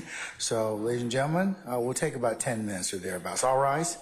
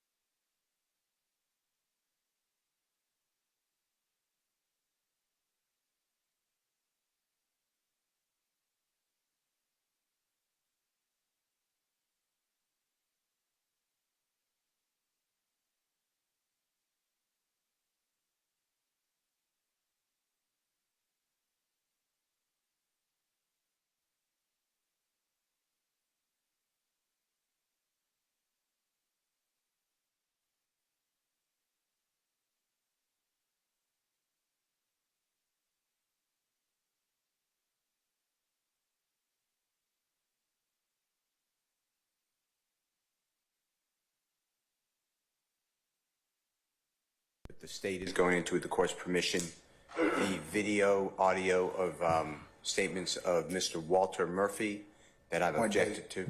What date? First, it's going to be July 15, 2015, then August 18, 2015. All right. But the very beginning of July 15, 2015, on the recording, Mr. Murphy's talking about, I'm going to get killed. Jeffrey Williams' father saw me out there. The police officer put on his mask, things like that. And I asked the court to exclude that from testimony because it is character, it's witness intimidation. And he clearly says on the recording, this has nothing to do with little Jeff. I understand that. But it still is very, very hard to erase that image. And the case that Your Honorable Court wrestled with last time was Morrell, M-O-R-R-E-L-L versus State, 313 Georgia, 247 Division 2, 869 Southeast 2D 447 2022 case. But it really just shined on me a light because the last question before the Honorable Court took this last break was D'Angelo White in the car with any of the accused? I objected, you sustained. Then it was D'Angelo White, when he spoke with you openly, whatever the record shows, so these are not quotes, with any of the accused? And the answer was no. And that's character. So I just ask you to please, again, I make my strongest motion to exclude that section because people don't talk to police for different reasons. I don't know. Mr. D'Angelo White, I'm not saying this is accurate in his mind, but he's doing another 7 years, he said, or 3 years in prison on armed robbery. He got 10 years, he's done 7 years. He may not want to speak because the state of Georgia prosecuted him. He may not want to speak because he goes down to the prison and becomes a cooperator. I don't know the reason, but to put it on where any of these people there, that is really goes to the heart of character and what's moral. And the other case we talked about say. So I'm asked the state not to ask those questions in the future unless they have a basis that, you know, Jeffrey Williams directly or indirectly threatened the person. Or the person said, I can't do this because, you know, I'm in fear of this person. Otherwise, this is really 403 territory. This case, the state indicted it as a gigantic conspiracy RICO gang case. And if we let this in, at some point, it's just tipping the scale. They have so much evidence to show association.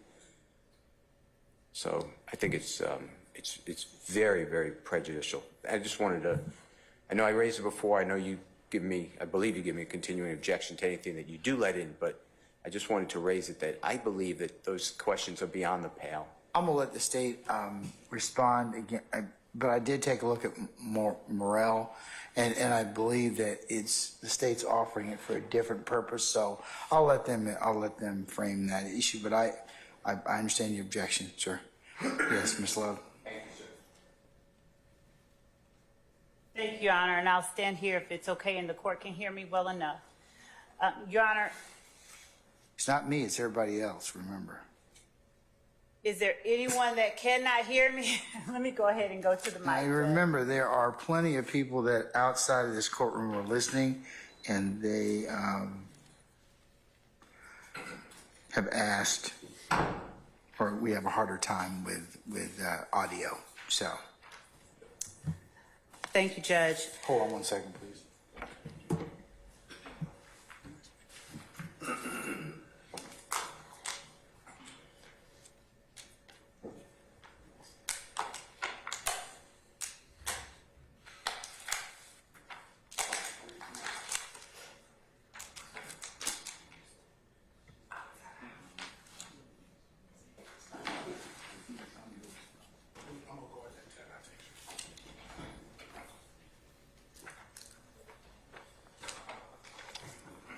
Yes, ma'am. So, Your Honor, two things regarding the information that Mr. Steele asked to exclude. One is that the information goes directly under 24-6-622. It goes to the witness's reason for testifying the way that he does. I believe that his objection was to Mr. Murphy and his statements as opposed to D'Angelo White, if I'm not mistaken. Your Honor. And so, Mr. Murphy, not only are we offering this for as contradiction, testimony and evidence, we are offering under 24-6-621, the interview that he gave to contradict what he said on the stand. On the stand, he said that he was afraid of going to jail because he was false flagging. At no point during the interview on July or on August or during the proffer in February of 2016 did Mr. Murphy say anything about that he was false flagging. He never claimed to be or claimed or expressed fear for false flagging. What he did express was fear that he was being seen by Jethro, I think he called him, and he was seen when the officer pulled the mask up over his face. You all are going to get me killed, were the things that he said. Just by looking at this interview or just by looking at this surveillance footage, y'all are going to get me killed. So under 621, 24-6, 622, showing the witness's feelings and relationship towards the parties in general, we are not asserting that anyone made a threat as to Mr. Murphy. As Mr. Steele said, I think at some point, Mr. Murphy may have even clarified that I'm not saying that he threatened me or he said he was going to do anything. I believe that the concerns that he has are concerns that the witnesses, both Mr. White and Mr. Murphy, I believe probably would have gladly answered for him on cross-examination, as they've given the examiners from the state a little bit more difficulty remembering things and consistently testifying with what they have said earlier. So the statements are relevant under 24-4, 401, and 402, and they are admissible, we'd argue, as showing the relationship between him and the parties. Throughout the interview, he talks about YSL, his associations with YSL, and this is just the July interview that I'm talking about. I haven't even played the other one, so I don't want to address it until it's time, unless the court tells me to. Okay. And under 24-6, 621, it contradicts what he testified to at trial. So the court, we would ask that the court maintain its ruling regarding the July 15th interview. Mr. Steele, I've had an opportunity to take a look at it again. I'm still maintaining my earlier ruling, and under 403, I do believe it's more probative than prejudicial, so I'm going to allow it this time over objection. I'll still give you, as I mentioned earlier, a continuing objection as to that particular tape. All right, let's summon our witness, please. Bless you. Bless you.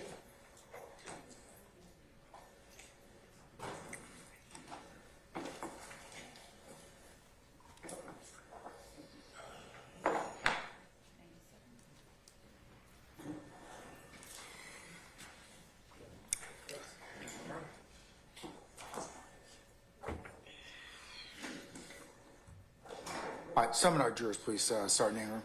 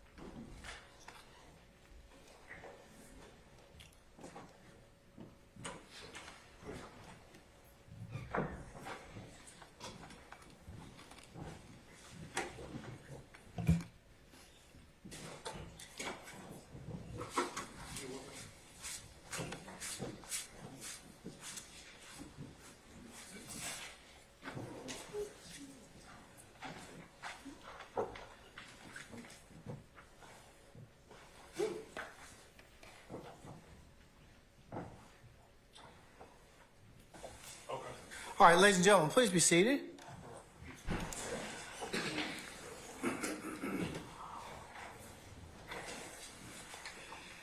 All right, Ms. Love, you may continue with the examination. Thank you, Your Honor. Detective Gaither, when you interviewed witnesses during your time with the Atlanta Police Department, was it your practice to get the dates of birth and ages of the witnesses that you spoke with? Yes. And were you able to get the dates of birth and ages of the witnesses that you spoke with in this case involving the Dexter Montgomery shooting? Yes. I won't tax your memory and ask specific dates, but could you give the jury a general age range of the persons who were inside the vehicle with Dexter Montgomery on the night that Dexter Montgomery was shot? Yes, the victims were fairly young, I believe all under the age of 21, outside of Mr. Montgomery. I believe he was the oldest, in his mid-20s. Okay. When you spoke with D'Angelo White, we heard him asking for things. Did you ever threaten D'Angelo White in any way to get him to speak with you? No. And did you ever promise him anything to get him to speak with you? No. Did you ever promise him anything to get him to get in the car with you and show him what he did? No. Did anyone make any promises or threats in your presence as it related to D'Angelo White? No. Okay. You also said that you spoke with Walter Murphy. Yes. At any time that you spoke with Walter Murphy, did you ever threaten him in any way besides he was probably going to jail? No. Okay.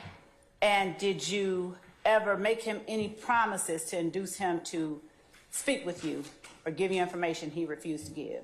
No. Did you ask him for anything other than a true account of whatever it is that he was speaking to you about? Nothing else but the truth. All right. What about Tina Clark? Did you say that you spoke with her? I did. Did you threaten her in any way? No. Okay. And did you make her any promises to get her to talk to you? No. All right.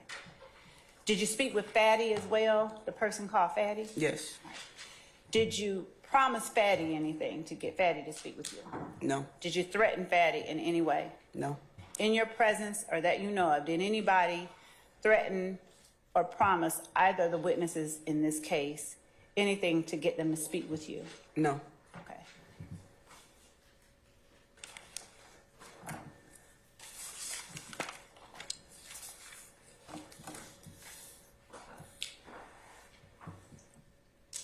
Was July 13, 2015 the last time that you spoke with D'Angelo White? Yes. Okay. Did you see him again anymore after you dropped him off from the car ride that you, Dennis, and Edwards took him on?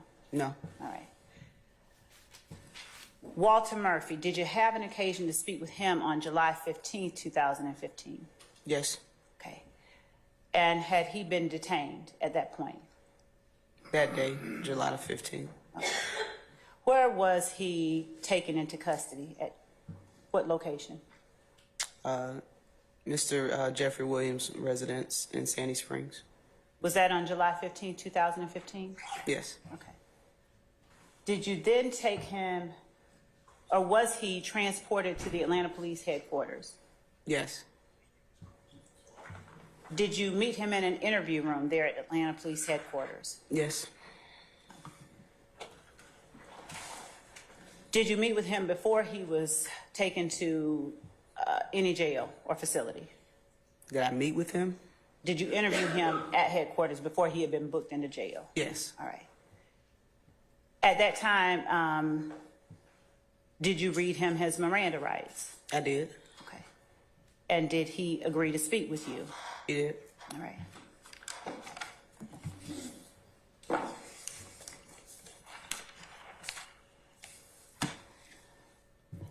At the time that you spoke with Walter Murphy, did he appear to be under the influence of any alcohol or drugs or any kind of medication that would impair his ability to understand your communication? No. Okay. Did he claim at any time during the interview to be under such an influence? No. And in answering or responding to your questions, did he answer coherently? In other words, when you asked him a question, did his answer, were his answers responsive to the questions that you asked? Whether they were true or false, were they responsive at least? Yes, they were responsive. Okay. And did he ask you questions during the interview? Quite a few. Were the questions related in a rational manner to the investigation that you were involved in at that time with Walter Murphy? Some did, some didn't. Okay. The ones that did not, did they nonetheless make sense? Yeah, it made sense. Okay. I understood what he was trying to convey. Okay. Was the interview that you conducted with Walter Murphy on July 15, 2015, audio and video recorded? Yes. And was that at an interview room at the Atlanta Police Department? Yes. Who all, if anyone else, was in the room with you during that interview? July 15th was Investigator Edwards. Edwards? Edwards. Okay. Was Edwards also the person who was in the car with you when you all were with Yes. D'Angelo White? Yes, ma'am. All right.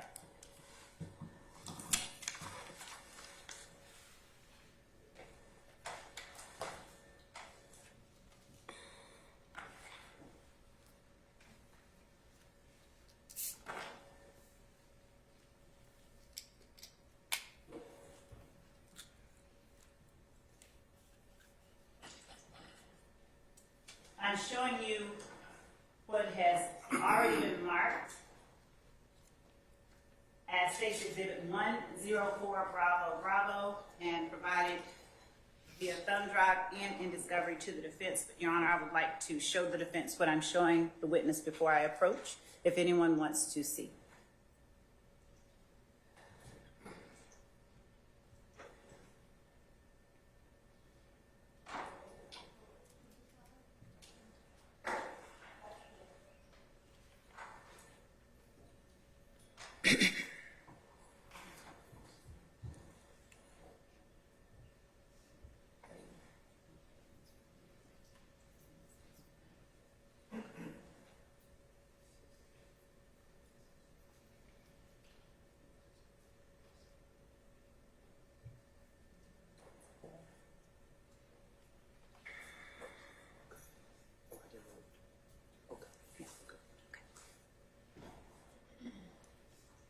I'm going to show you what has been marked as State's Exhibit 104 Bravo Bravo.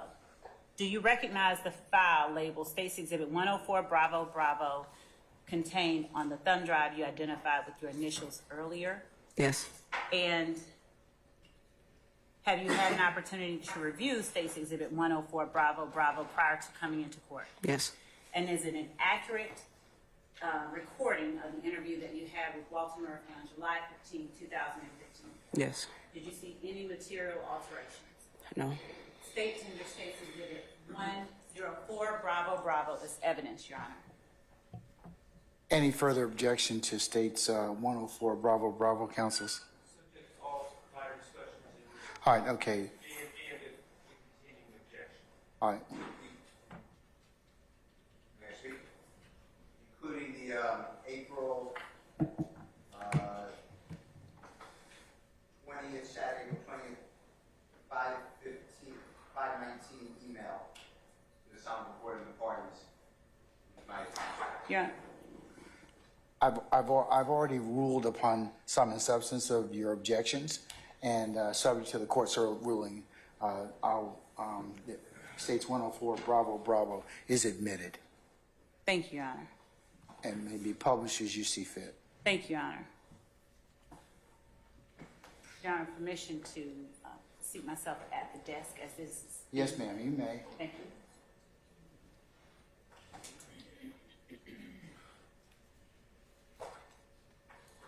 And Ms. Hilton is assisting me.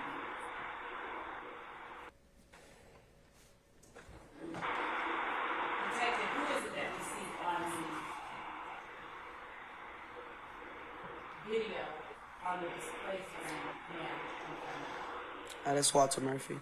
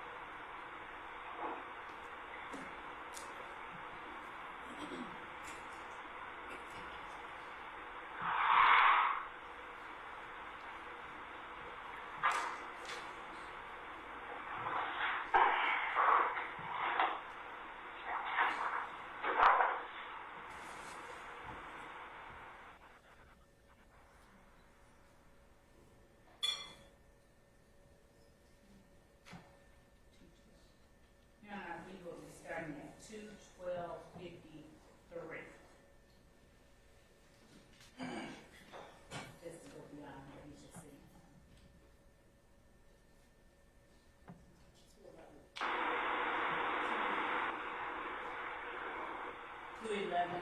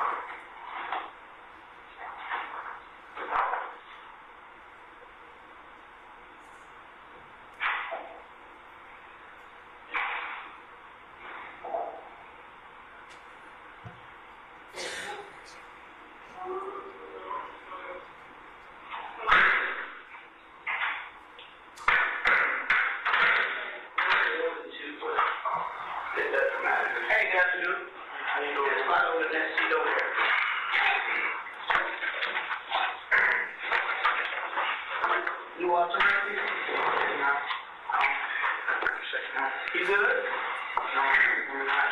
Well, You not?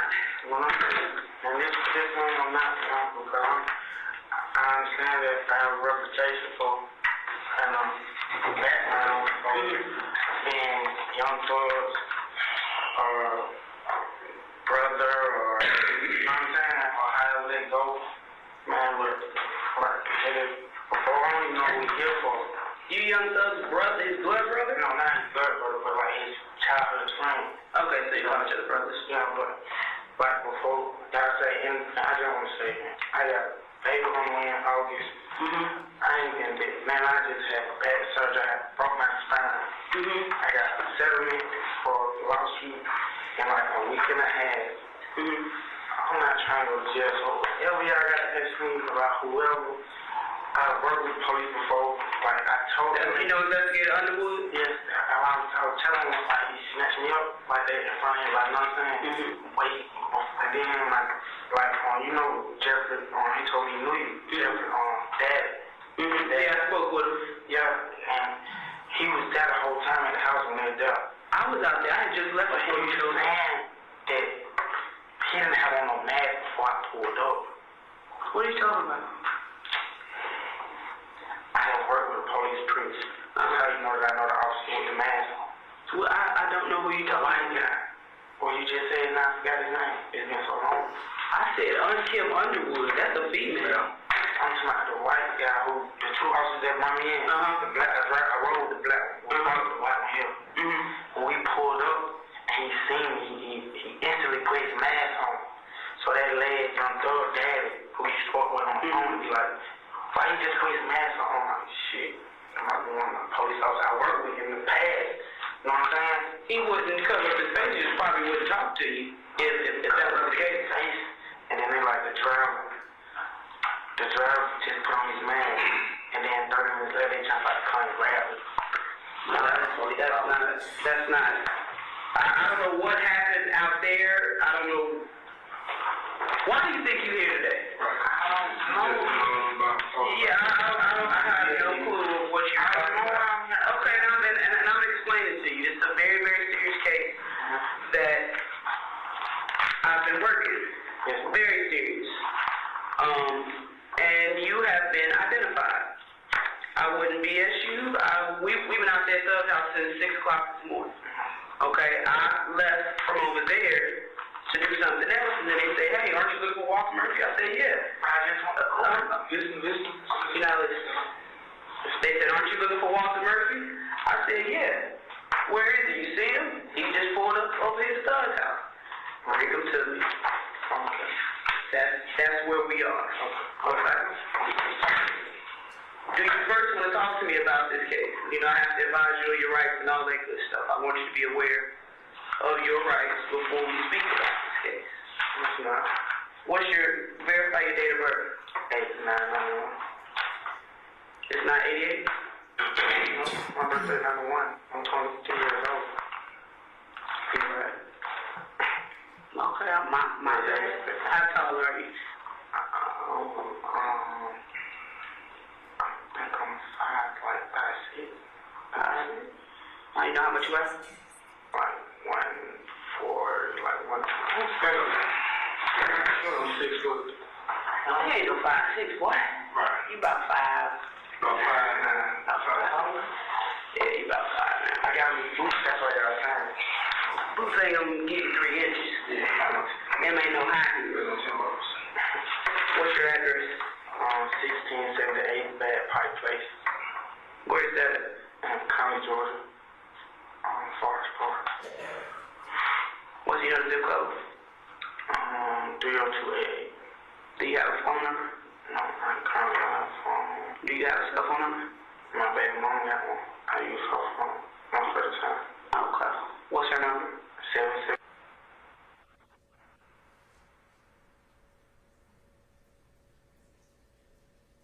Your Honor, for the record, we stopped at 217:30. She's 8 months. 8 months. We'll start back at 217:40.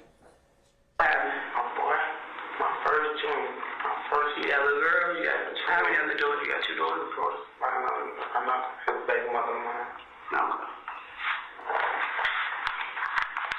So just basically go over this form with you. You tell me if I need to slow down, speed up, but I want you to be advised of what you're looking at right now, okay? I'm going to jail now. At this point, probably. It's a very good chance.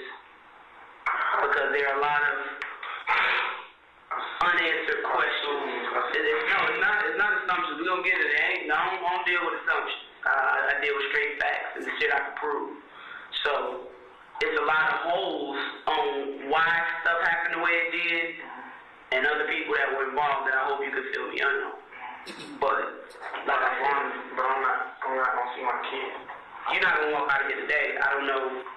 The courts are in charge of bonds and all of that. You're not going to walk out. I'm just going to be honest with you from the start. I don't want to trick you to say one thing and it's not. So, okay. We going to get to that. I'm going to let you make a phone call.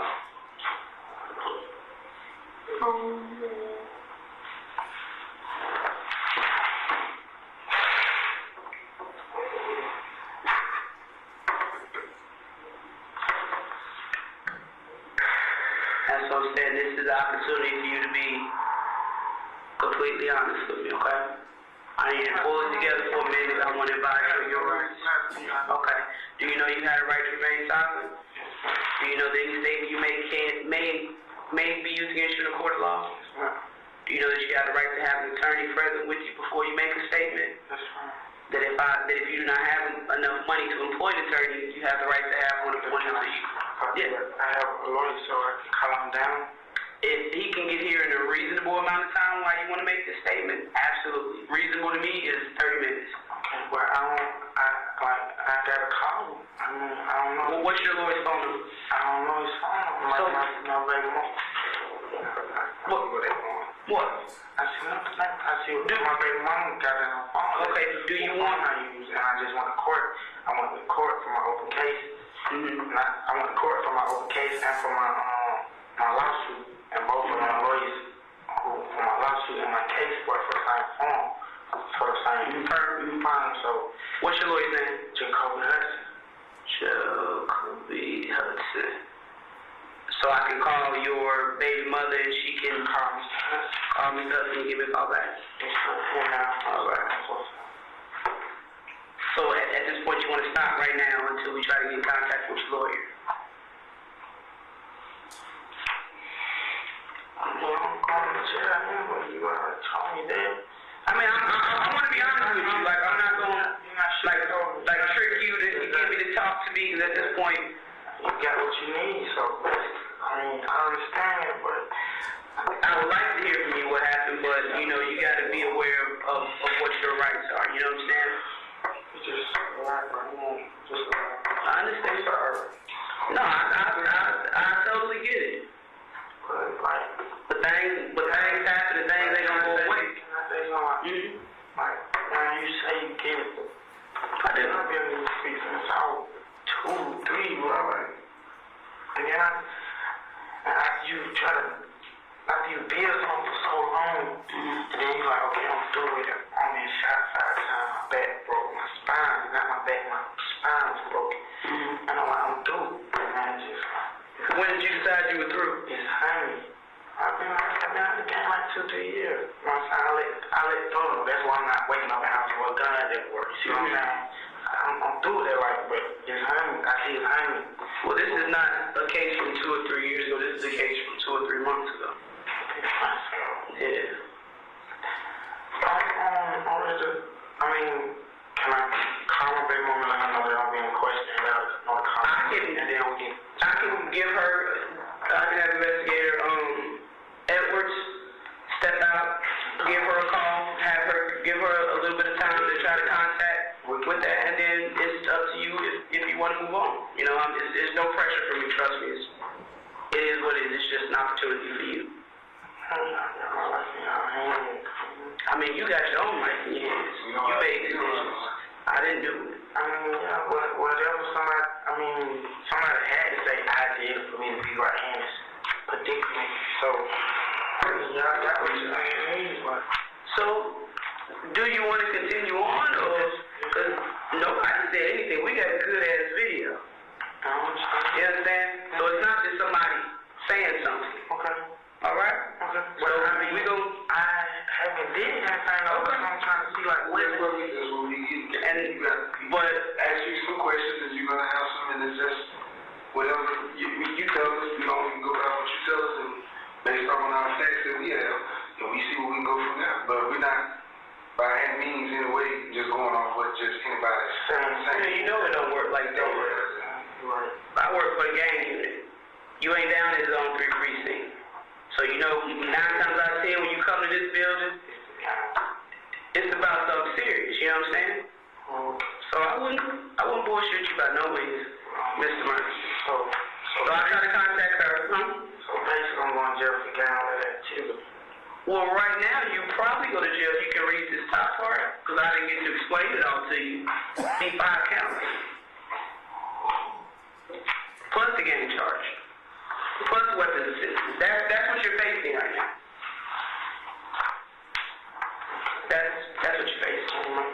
Yeah. We can go on. Now, if you requested your attorney, either you want to speak to us without him, and you can call your girl later and say, hey, let my lawyer know I got locked up for this, that's on you. But if you say I want my lawyer and I want him here, I can't question you after you requested your lawyer to be here. Sure. Yes, sir. Now, it's no pressure. It's totally your right.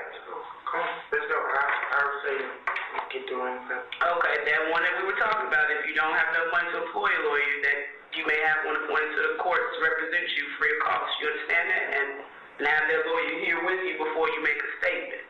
And also that if you request, or as we're talking and you say you want a lawyer, I have to stop questioning you. You understand that? Can you read and write English? Yes, ma'am. What's the highest grade level you completed? 7th grade. What was the last school you went to? You didn't go to high school at all? No. I went to Crown. That's Fulton County. Fulton County Jail. Considered high school. It's still high school. But I understand what you're saying. I can't believe it, right? Y'all come get right for my baby. My son, bro.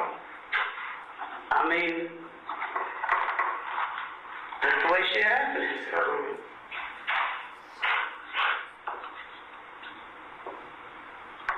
You still want to speak to me, sir? You need to sign right here at the X.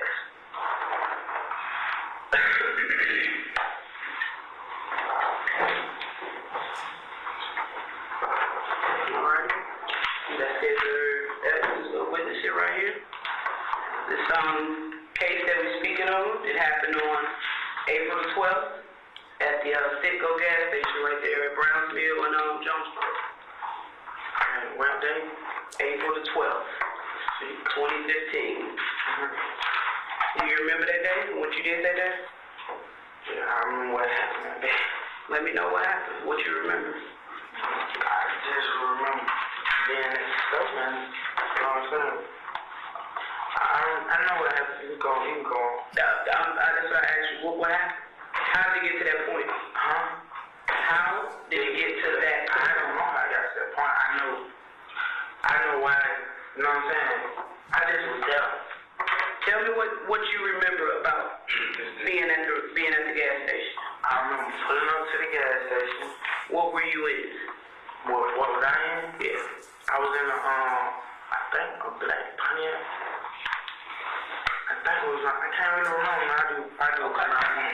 Tell me what you remember. I think it was in black Pontiac. It was black, I don't want to say the wrong name. I mean, it was a black car? It was black. I think it's either the Chrysler 300 or like,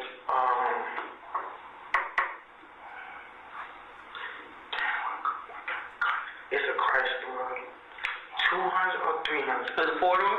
Yes, a 4-door. It's a long. Was it a rental or somebody's vehicle? It was somebody's vehicle. Whose car was it?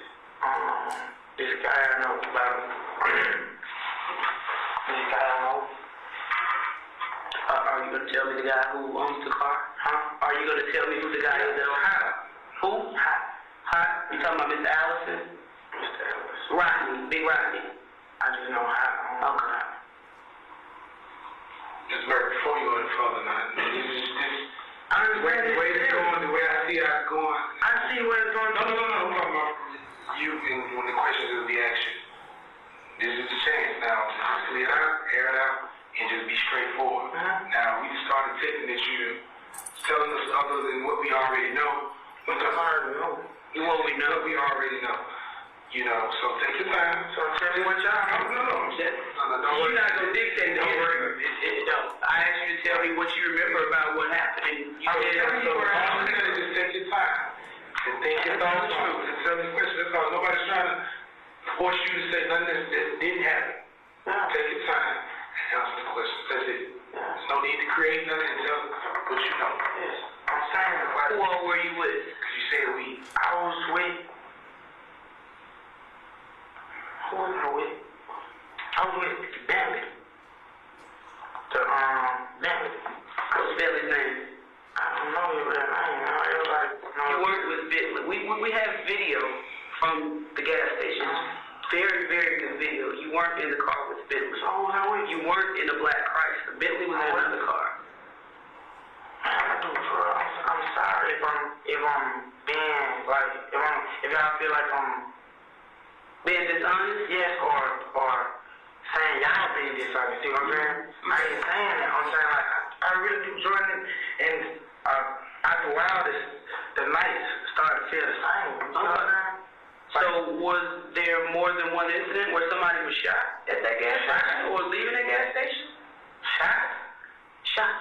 No, I didn't know nobody got shot, man. And that's on my right hand, the gun. That's your left hand. I did not know nobody got shot. Yes. The man, half of his freaking head is gone. And he lives.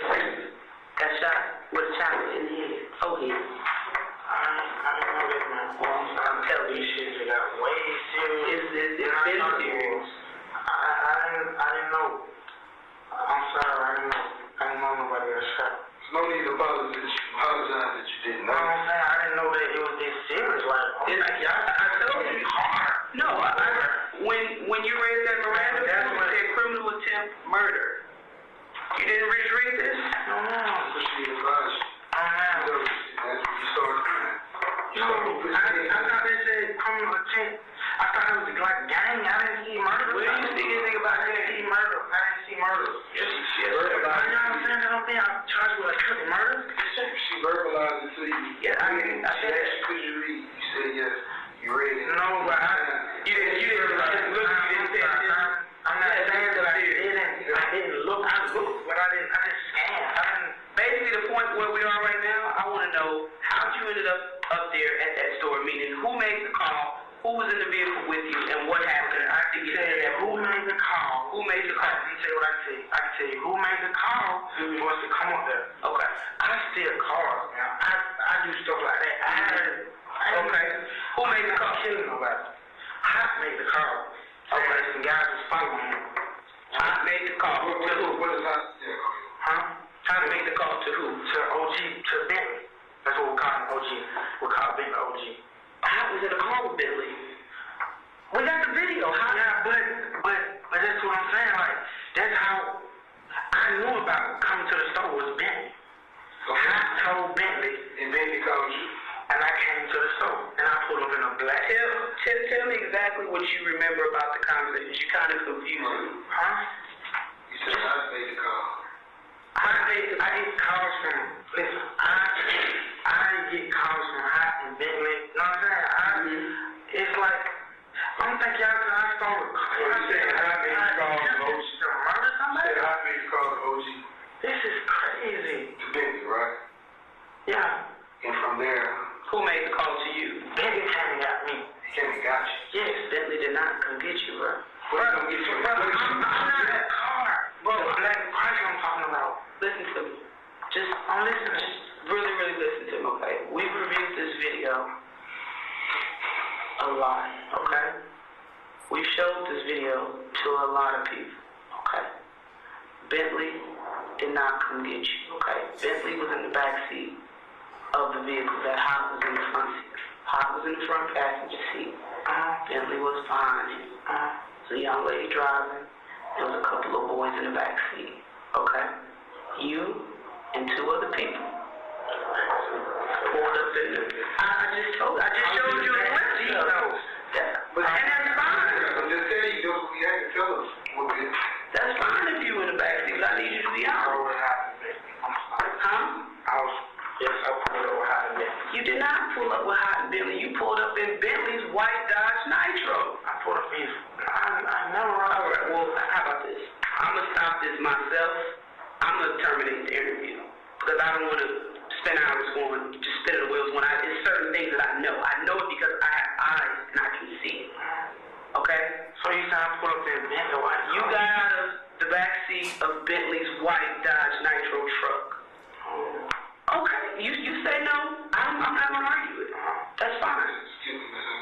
There's nothing to skip because if we can't get to the point where I don't understand, like, how did I even, I still call, I ain't shot nobody. Okay. I ain't shot nobody, bro. I don't do stuff like that, bro. I can't even live myself doing it like that, like, you already said we're going to jail, so I already see why they going, bro, like, okay.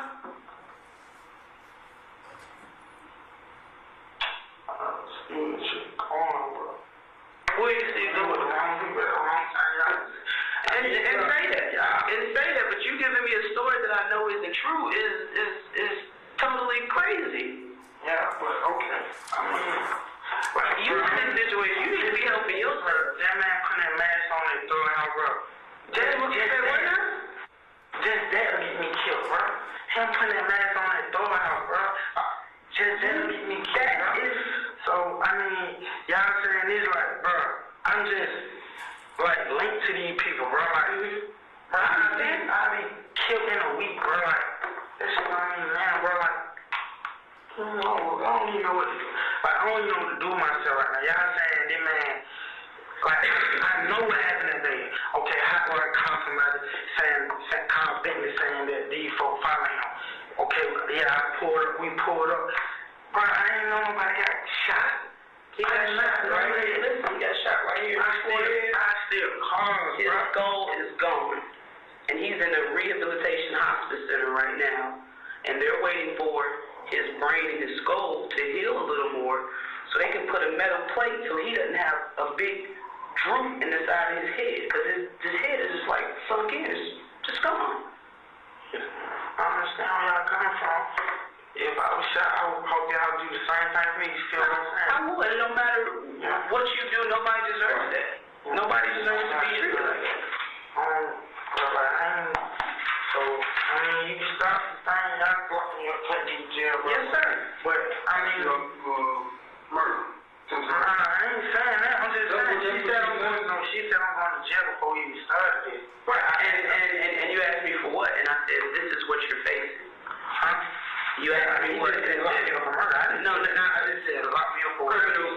probation. Okay. I mean, cause I ain't did nothing, man. Why I still hire me to steal cars?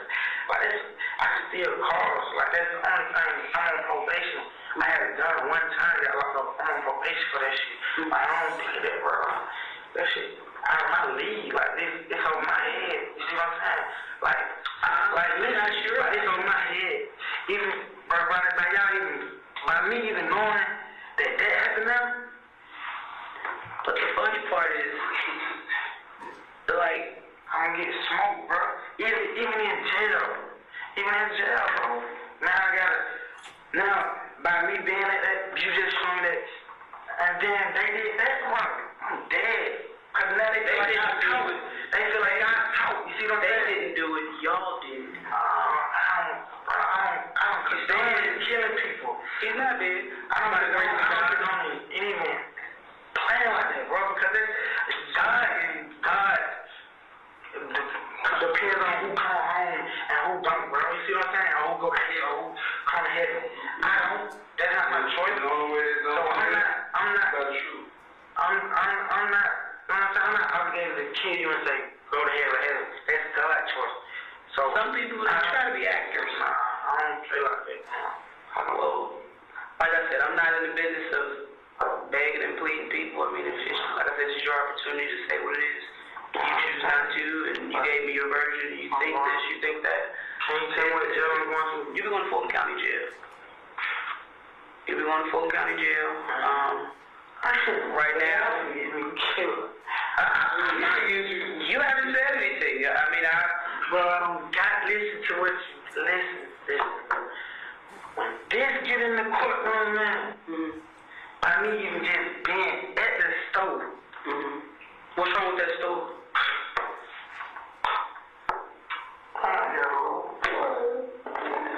I'm not even gonna get to see his face. Like, bro, my girl 8 months pregnant at work right now. She probably getting off. That time wrong. But I understand what you're saying.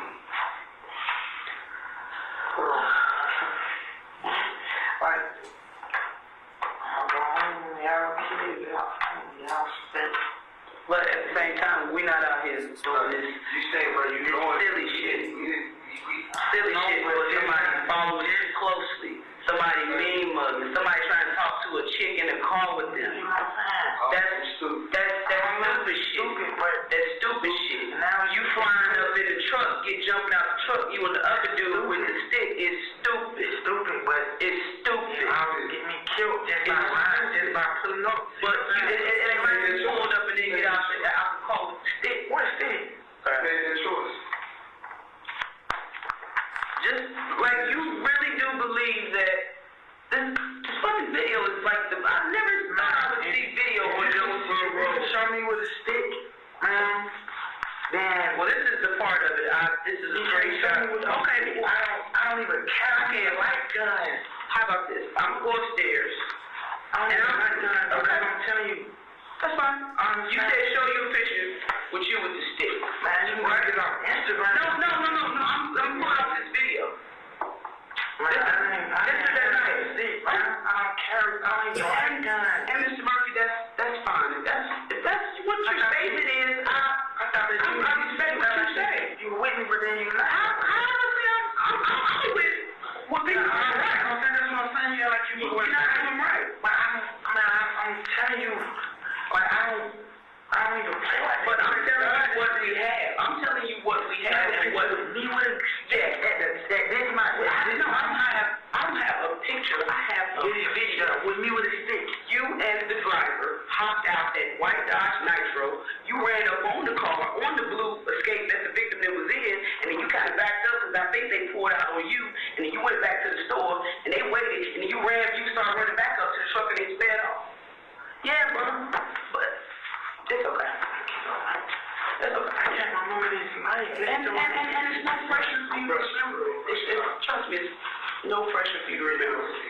I hope while you're sitting there, you're sobering up, and it comes to you. And we still gonna call your girl, let her know to call your lawyer. What have you really done for me? Honestly, I'm fair. I mean, honestly, I'm fair. Okay, we be bro, but Yeah. y'all got what y'all need. You right. I'm telling y'all, like, I'm dead. Like, I'm dead, bro. Like, I'm dead. Why are you dead?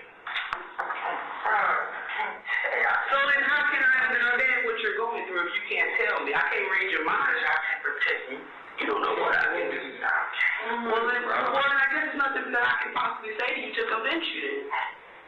And I don't want to feel like I'm wasting my breath or wasting your time. If you don't feel like I can help you, your time. Because I feel like right now, I could be getting this paperwork started and you're wasting my time. So either I'm just saying, like, listen. I'm listening. Bro, I didn't do nothing, bro. Like, these folk, you said I had a gun. I don't even like guns. Okay. I don't even, a stick, that shit. No, bro. I've been shot 5 times. Okay. With a gun. Okay. Is that your final answer? Is there anything that I can do? Just tell the truth. That's the only thing you can do right now. speak for my baby mom? And say what? And I'm going to jail for I can tell her that. You want me to tell her? Because it's kind of give and take with me. You help me, I help you. But it's different if I tell her. What's the difference?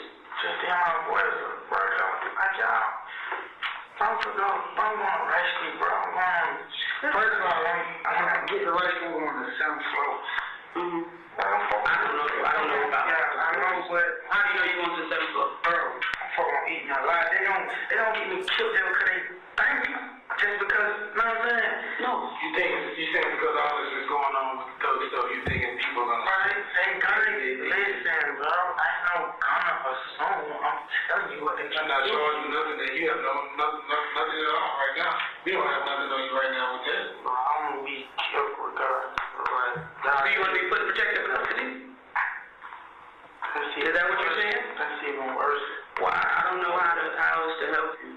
I mean, I can't be at the jail babysitting or anything like that. I know, man. I understand your situation, and I hate that you're in, Mr. Murphy, but it's not going to go away. Well, you being out on the streets, running around with guns, shooting folks, that'll get you killed too. Not at all. If that's your story, you're sticking to it, by all means, stick to it. I'm not forcing you to change your story. Well, you know what you know, and I know what I can prove, so we're going to see who they believe. And I got physical evidence to prove. You just got your word. So we're going to see who they believe. I don't put together bullshit cases. I wouldn't bring you in here on no bullshit. I just wouldn't. That's a lot of shit. I know there's things I could be doing. A lot. You got to be honest with yourself. Right? What's your name now? Investigator Gaither. Mm-hmm. You got to be honest with you. Yeah. Like I said, I gotta be honest with me because I'm getting myself killed. Can I take a bathroom break, please? A restroom break? Yeah. Yeah, you can get Can I just go back and talk to you? I'm not trying to end it. Like, I just want to take a second, like, and just think out what you want. I mean, because if I don't tell y'all, bro, I'm still gonna get killed. Like, that shit crazy, bro. Like, Jeffrey was arrested for terrorist threats, and that's different from what you going to. We're trying to charge you. Jeffrey. But I understand what the people are gonna assume is that. Bro, just like y'all take locking me up, saying that me being at this store or me jumping out with a chopper or whatever y'all got on video, that's what's gonna get me killed. Who's gonna kill you? Yeah. See where you always stop at? Because it's what? It's deeper than that? We don't Deeper than me, bro. Deeper than. They know my girl, my baby. Who is that? I want to understand. I want to understand. Bro. So if I can't understand that you're not willing to give me an opportunity to understand, I can't force you. I can't force you. Bro, you sound like with a chopper? Yes, sir.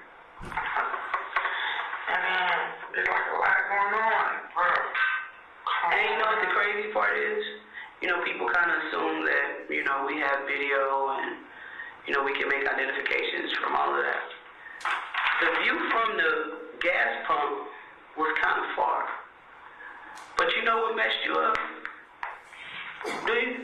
Huh? Do you know what messed you up? Listen. When you walk to that front door of that store. Huh? When you walk to the front door of the store, that shit close. It's close. I mean, damn. That's what I'm saying. They probably, see, like, why the hell I ain't been approaching you about this shit? Cause they knew y'all had a case on this shit. Like, damn it, yeah, that's what y'all had been for. So, I didn't have business with that. I didn't. I'm saying, that's what... You know investigator Robinson? I don't know. BB down, work down, something. Yeah. Yeah. He was initially working it. Yeah.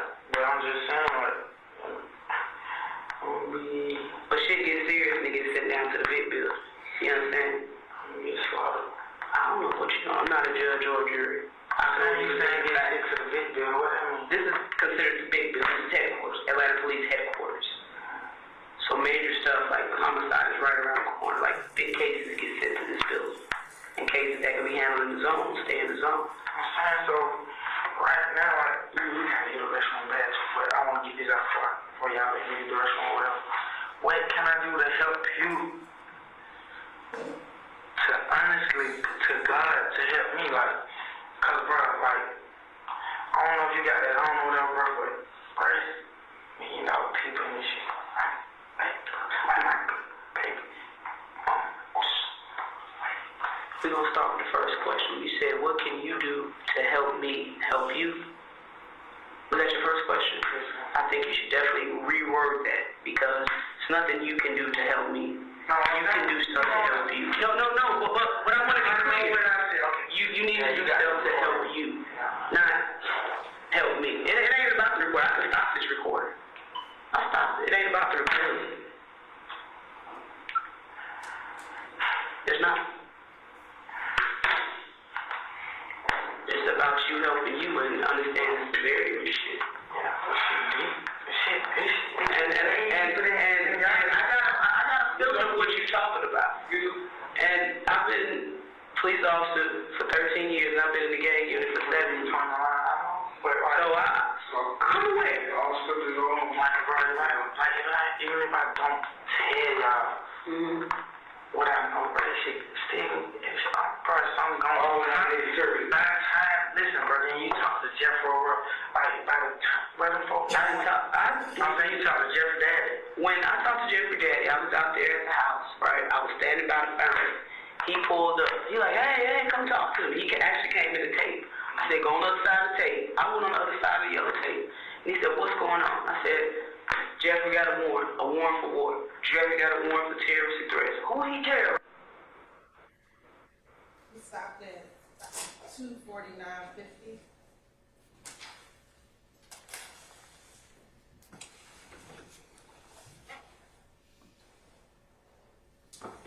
Hey, sorry,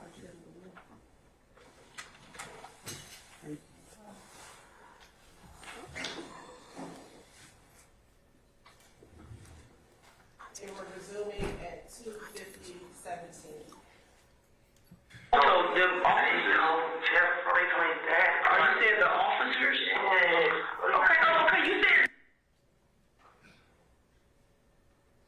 this officer, Whatever I do right now, bro, I'm not going to get you angry. you won't get me angry, but I get frustrated when people expect me to know what they're talking about. Just say the officers, The two officers told Jeffrey's father that I was coming down to talk to me. the officer that he just... And once again, I apologize if that upset you, but I can't control what the officers do. I'm not saying it upset me. I mean, honestly, it does. It scares me a little bit. I mean, I'm not. You tripping. What's his father like? I'm not even his brother. It's not even his father. But it ain't got nothing to do with those. I know. Is it somebody that kind of calls himself his father? I think you know what I'm talking about. Well, what does that have to do with you? Bro, I'm a kid. But you're not in here talking about Jerry, about Thug or his real father or his fake father. I'm not. And it's over the record, so they can, go see what you was charged with. Can I turn it off? I'm gonna show you that it stopped. I don't have no problem showing you. It stopped. And I'm gonna put it on hold, which is turning it off. It stopped. You'll see the orange light on if it was on.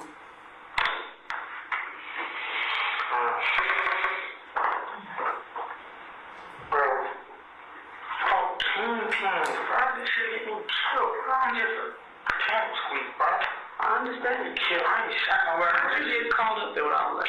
Bro, I was just at the wrong place at the wrong time. I'm talking about just, not just this particular instance, I'm talking about period. Huh? Period. How did y'all get caught up with that? I remember when Thug was rapping, he was a red cartel, you was a real cartel, y'all would block and all of that. How did it go from for real music to all of that? It just glowed over, bro. And then it ain't got nothing to do with the music. I know. This is what about street shit. They have money. Wait for dogs. You thought about it, you know what I'm saying? Yeah. And you know what I'm talking about? These folks been having money, been getting a lot of shit like this. Yeah, I know. I don't do this type of shit like just hand these folks name in the street. These folks got a loan, you know what I'm saying? Right. Right. These folks. But by me knowing them, and you know what I'm saying, being around them, they automatically on their ride. So, so on their ride, but then I'm like, the shit that online, this shit get me killed or get me locked up. Why can't you just say no? Why can't you just say no? I'm not even sure right now. Cause I know you know. Yeah, cause once you know too much, to get your life taken. No choice. Everybody in your hood is YSL? No, not everybody. Most everybody job is either red cartel or RC. If you're not on Cleveland, you're not YSL, you're getting gone. Right. Everybody's on Cleveland. So they take out their own? Everybody's on Cleveland YSL. If you're not, you gotta go. But I'm saying they will take out their own people? Yeah. But you shit. Bro, YSL I got beyond. It used to just be me. Yeah, I know. Me and Tony, we used to get to say what happened. Right. It's beyond now, bro. How did you get to that point? Rapping took off. And now everybody want to gravitate towards and be a part of what he got going on. And niggas with money trying to invest in them, you see what I'm saying? Right. And then, like, they want to show that they're doing things for like, bro, like, either way it go, bro. Y'all got me on video in the store, bro, so that shit is just I've been down with him. I just had me on video, like, I mean, bro, y'all, everybody was at that store. And then, like, everybody was at that store tonight, bro, just, even people who just walking in and out, or people just at that store, they just talk to them, bro. The person who I have, just because they get killed, bro. This shit is deep. The person who I haven't identified is the person who was driving with that ball cap pulled all the way down his head, and he had the other stick. Who was driving Bentley's Nitro that you got in. So if and to go back to what you just said, talk to all those people out there, and we don't. If you would tell me who he is, so I can warn him, give him heads up, or I can put him in the same situation, because he's going to be in the same situation. Yeah, I mean, but that's just the way it is. I don't make the rules. I just play by them. Like, by us saying stuff like that. Like, I ain't gonna, okay. The hat's on the back. We should come shit up. I tell you who the driver was. Alright, y'all gonna go shut that man or whatever he is. That's it. Boom. That's 2 times. Shoot him 2 times. See what I'm saying? Mm-hmm. It is a fucked up situation. Yeah, I know you're between the rock and the hard place. Where you worried about your livelihood, and at the same time you want to do what's right, but I couldn't imagine being in your position. I don't want to be in your position. At the same time, decisions that you make early on in life will carry on as you become an adult, and you get more and more courage. And that courage covers up fear. But, so, you came in, so you got it, but you change your life. I do it, I have it,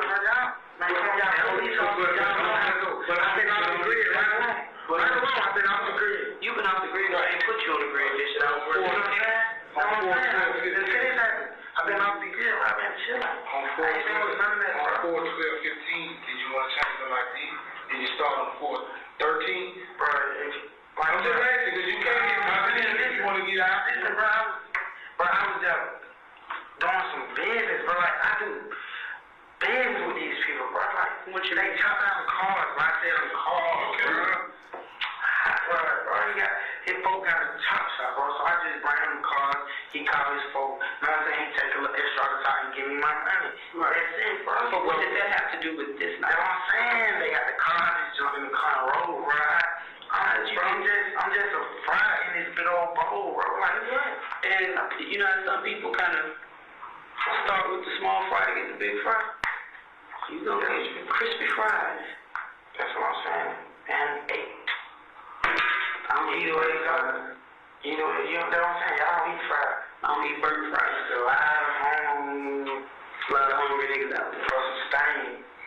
They don't wet me. I'm on DK. YSL. Oh, yeah. Stick you on all the rest. But, I mean, y'all. Serious thing, bro.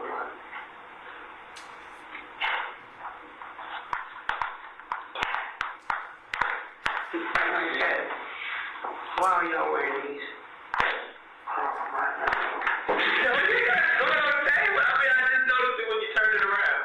I know. They all in the house. It's a very hard time for me, I'm not laughing at you. I'm just saying it literally threw me off when you turned it around. I understand. I understand, but that man got a family too. Yes, his mama just died late last year. I'm not talking about the dude with half head. His mama just passed away. So he's going through a lot and then he gets shot. And he ain't got nobody down there at the hospital with him to check on him like your mama would or like your grandma would. Grandma old as I don't know what. So he down there in a rehabilitation center by himself with half a head. For some foolishness. Oh.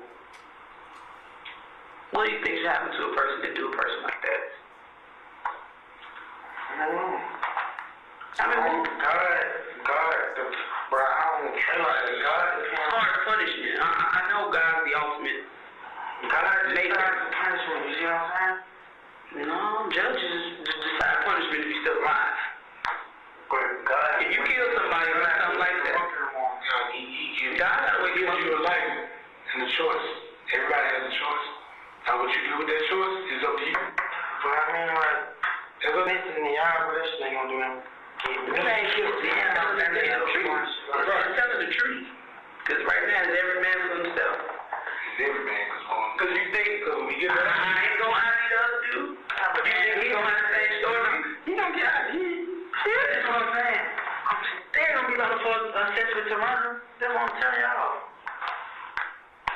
You don't get it, Mr. Murphy. Either way it go, I'm gone. My sister was murdered. I was in the car. It's not exactly attempted murder. I'm saying I was in a car. You were a shooter. A shooter?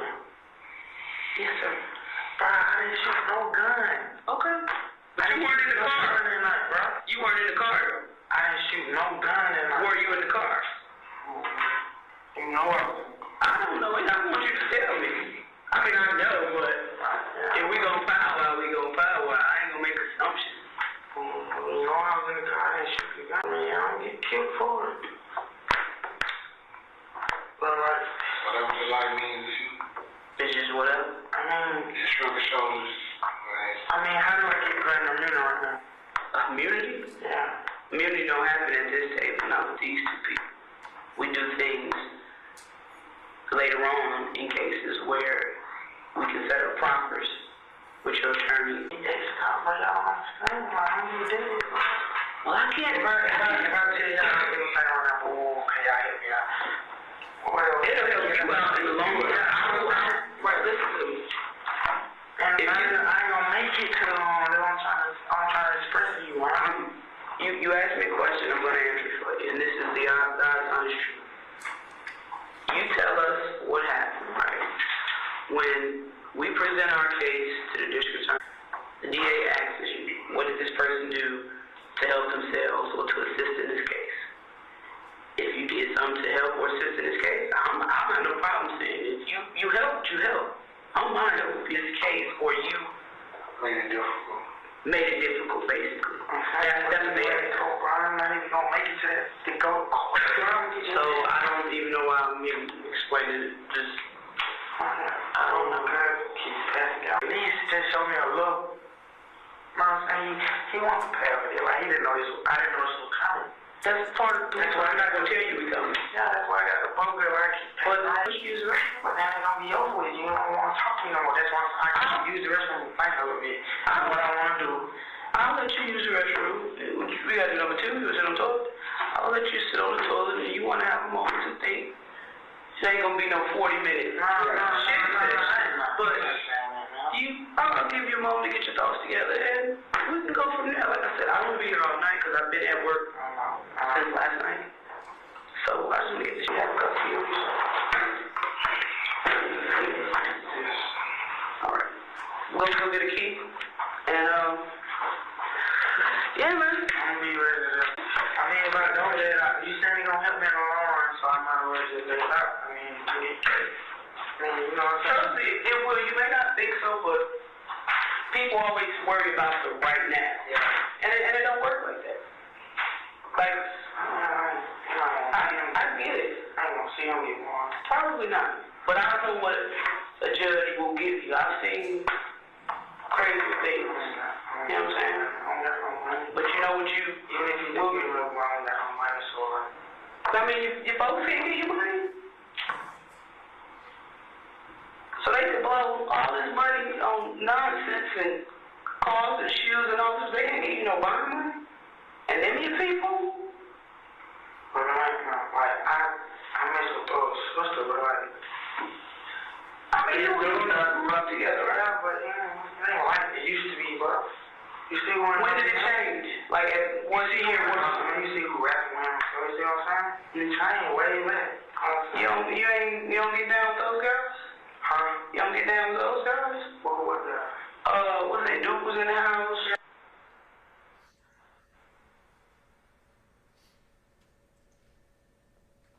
I'm like, damn, I can't fuck them for that, you know what I'm saying? And I ain't really tripping off him changing his surroundings, you know what I'm saying? But I can't be too mad at him, but I'm not gonna show that I ain't mad. Right. You know what I'm You saying? think money changes? Yeah. Of course. Like for the worse? I mean, was it for the worse? Some people change for the better. They help everybody. Yeah, some people do. You don't think you get you some money towards a lawyer or bond? That's crazy. You said y'all like bro, like why wouldn't he? Huh? Rodney, whatever you call him, his brother, just like. Yeah, what is shit? What does he have to do with this? Like, he has no relation to the dude that got shot? They don't try to tell this, like, they don't really, like, you know what I'm saying? Like, they don't want me to be sitting right here telling you this, like, telling you that. I can't tell you that he right, you know what I'm saying? I mean, that shit we know, that's That's what I'm saying, like, he don't get a clear up. He don't clean it up. Kiss that? You know what I'm saying? Kiss ain't got his own goals. I mean, but like, yeah, you don't do everything that we do. And it's a lot. Exactly. Yeah, you're right. It's a lot that you know, it's a lot that I know. I know what we do. I kind of got an idea of what you guys do on a day-to-day basis. And we just move forward on cases. We move on facts. We don't move on hearsay, assumptions. We move on facts and what we can prove. At least my unit does. I don't know what the fuck Zone 3 do. They got some bullshit going out there. But we work off facts up here. Yeah. And then granted, this happened in April 12th. You guys were thinking that Zone 3 was working. Zone 3 was working, but we do shit on the back end too. Just because of certain players. Yeah. So we do our homework on the back end. So if you don't do what you gotta do in Zone 3, right there to catch that. That's all right. So it don't slip through the cracks. And that's exactly what happened. Yeah. But, I mean, I want to work with you. I see you got good, you know what I'm saying? I don't have no reason to bash you or lie to you or anything like that. I mean, our brothers get caught up in situations, and it's easy to get in, but it's hard to get out. I'm talking about just being at 74.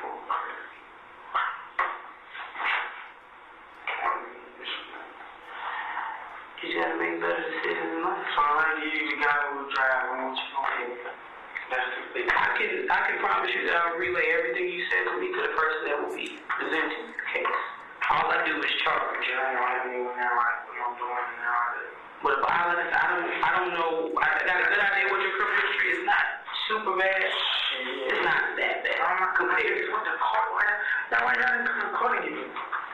Because you don't dictate when we get you. We get you when we get you. Just put the they go. Take that off. Why are you sitting back here? Oh, yeah, come on, man.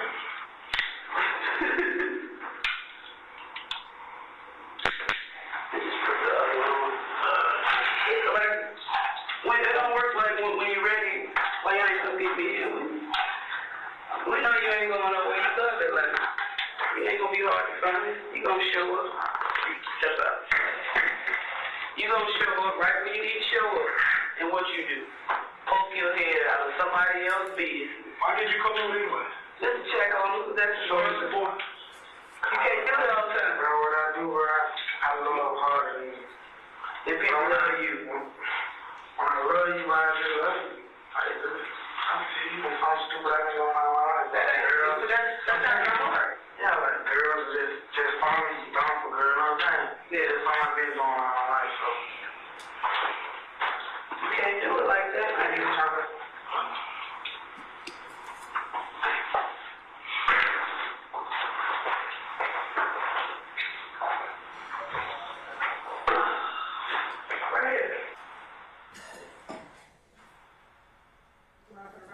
Pause it.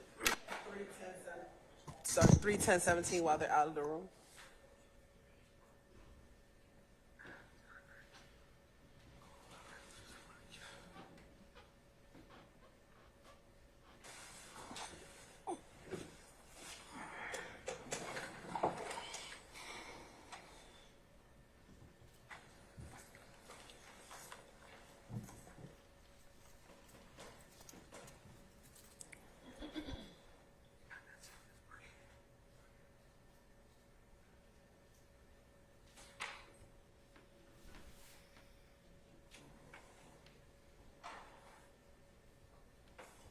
You're right, we're gonna start playing 3:12:51.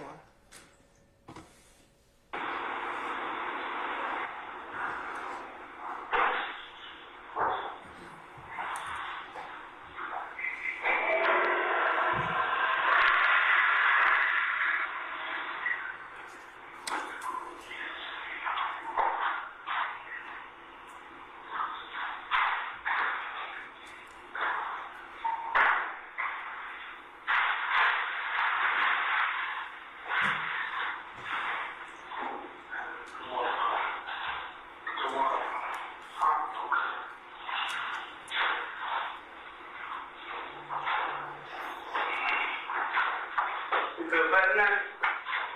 A little bit? Yeah.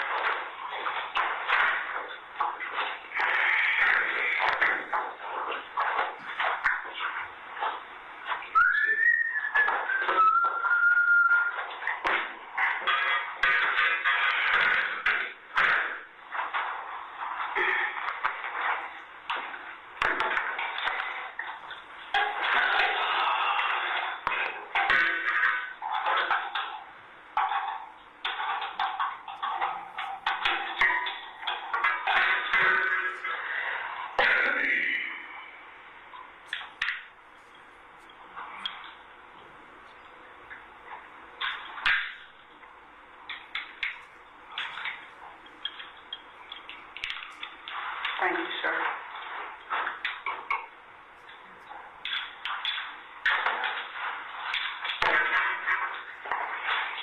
Thank you.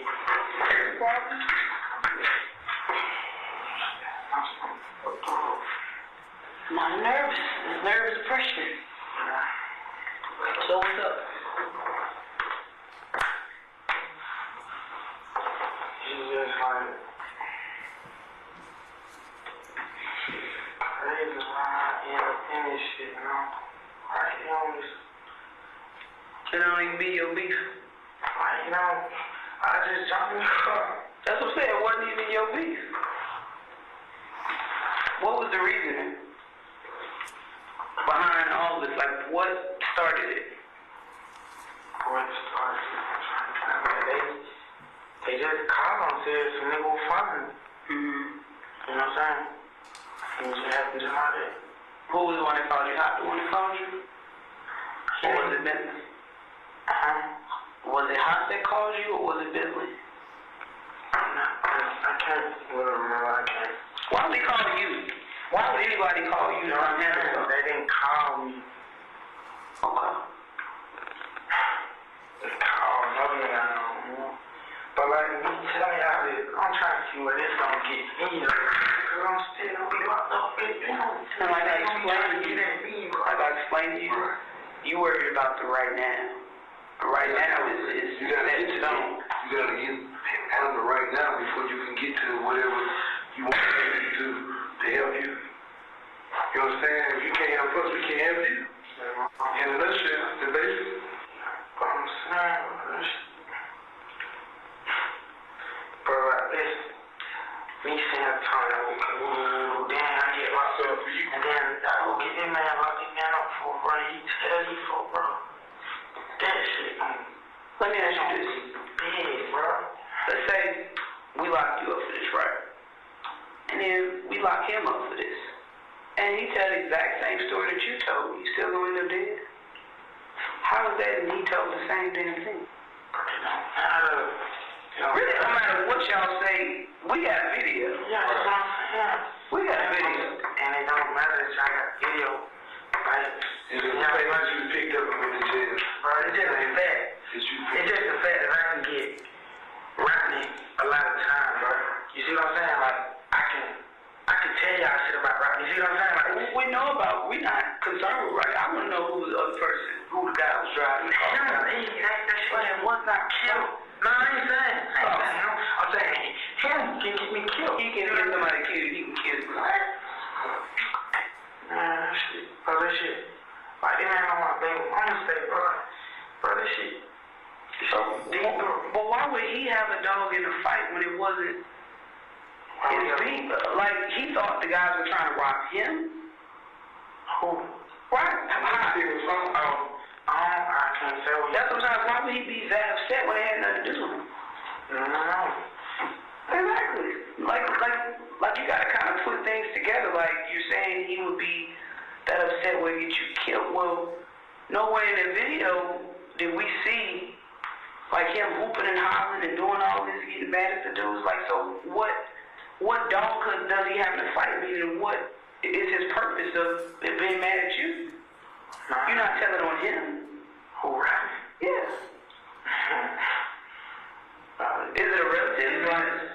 It's like sticking to the G code. Like, you see what I'm saying? Yeah. He's just sticking to the street code. I get it. That street shit get your life fucked up. But it's like, I'm trying to see how I can word it. Like, Try to think, just let it come out. Just yeah, like, okay, so one thing, stick to the G code, and then, like, just them being scared of what I might tell y'all or what I can tell y'all, they don't get me killed, bro. Like, just how much I know. You see what I'm saying? Have you told on them before they found out? Nah. So why would they think that this way now? Just because. I'm asking you, y'all got the other person that was in the car or something. Boom. Y'all say, BB picked up Bentley. You know what I'm saying? They already saying that Fatty telling the other guy with the tattoos in his face that was in the trouble. They already saying telling they don't get him killed. He already got stabbed up in the right street. See what I'm saying? It's just a lot, bro. Just a lot, bro. So he should get killed, because now he's in jail. I know he should. I'm just saying, but my point is, and now I didn't even take because they're right street. Yeah, they got protective custody. I know that upstairs he's in there. Huh? Fatty is in protective custody. mean, I'm just telling what I'm swearing. I don't know. I ain't been like that. You heard you got stabbed? Yeah. When was this? I heard this, like, this shit was like when y'all first got him. So he got picked up after that, so. When y'all got him in Pokey, my little cousin. Pokey, Yeah. They ain't my cousin, but Yeah, bro. That's because nephew. so I just feel like they're my cousin. But he's no relation to me. So Fatty was the one in the car with you? Yeah. What Fatty had? Huh? What Fatty had? Cause I didn't see Fatty in that video. You said you didn't see him in that video? What did he I can't remember. Fatty was in that car. He was in the car. Okay. Why would I say that the one in the car? Cause you basically saying Fatty food anyway, I might as well throw him on Right. No. You already said it. Fatty already did. But he for Fatty telling who? I was there with Fatty and I was Fatty and he did everything chill. telling, but like, he telling on Pokey, see what I'm saying? No, he not. Bro. I was with Officer Price who worked the case, and Hop was driving Cole when he got locked up. Yeah, and BB was right there, bro. I know. That's what I'm saying. Who's telling you all this? Bro, I'm just telling you what I know from the streets. I don't, Is an officer telling you this stuff? No. A police officer telling you any of this stuff? No. You sure? I'm sure. Why you saying police officer? I'm just asking, is a police officer telling you anything? Don't tell y'all, man. These folks probably got police now. That shit deeper than me, bro. Shit deeper than me. I don't know where they got. I mean, I feel like you've been down with it from the start. You and Thug, basically the founders of Slime. Yeah, but Like, yeah. You know what I know, though. Yeah, you're that guy from Thug. Huh? Like you're that guy. Meaning, I think out of everybody that we've come across, I think he trusts you the most.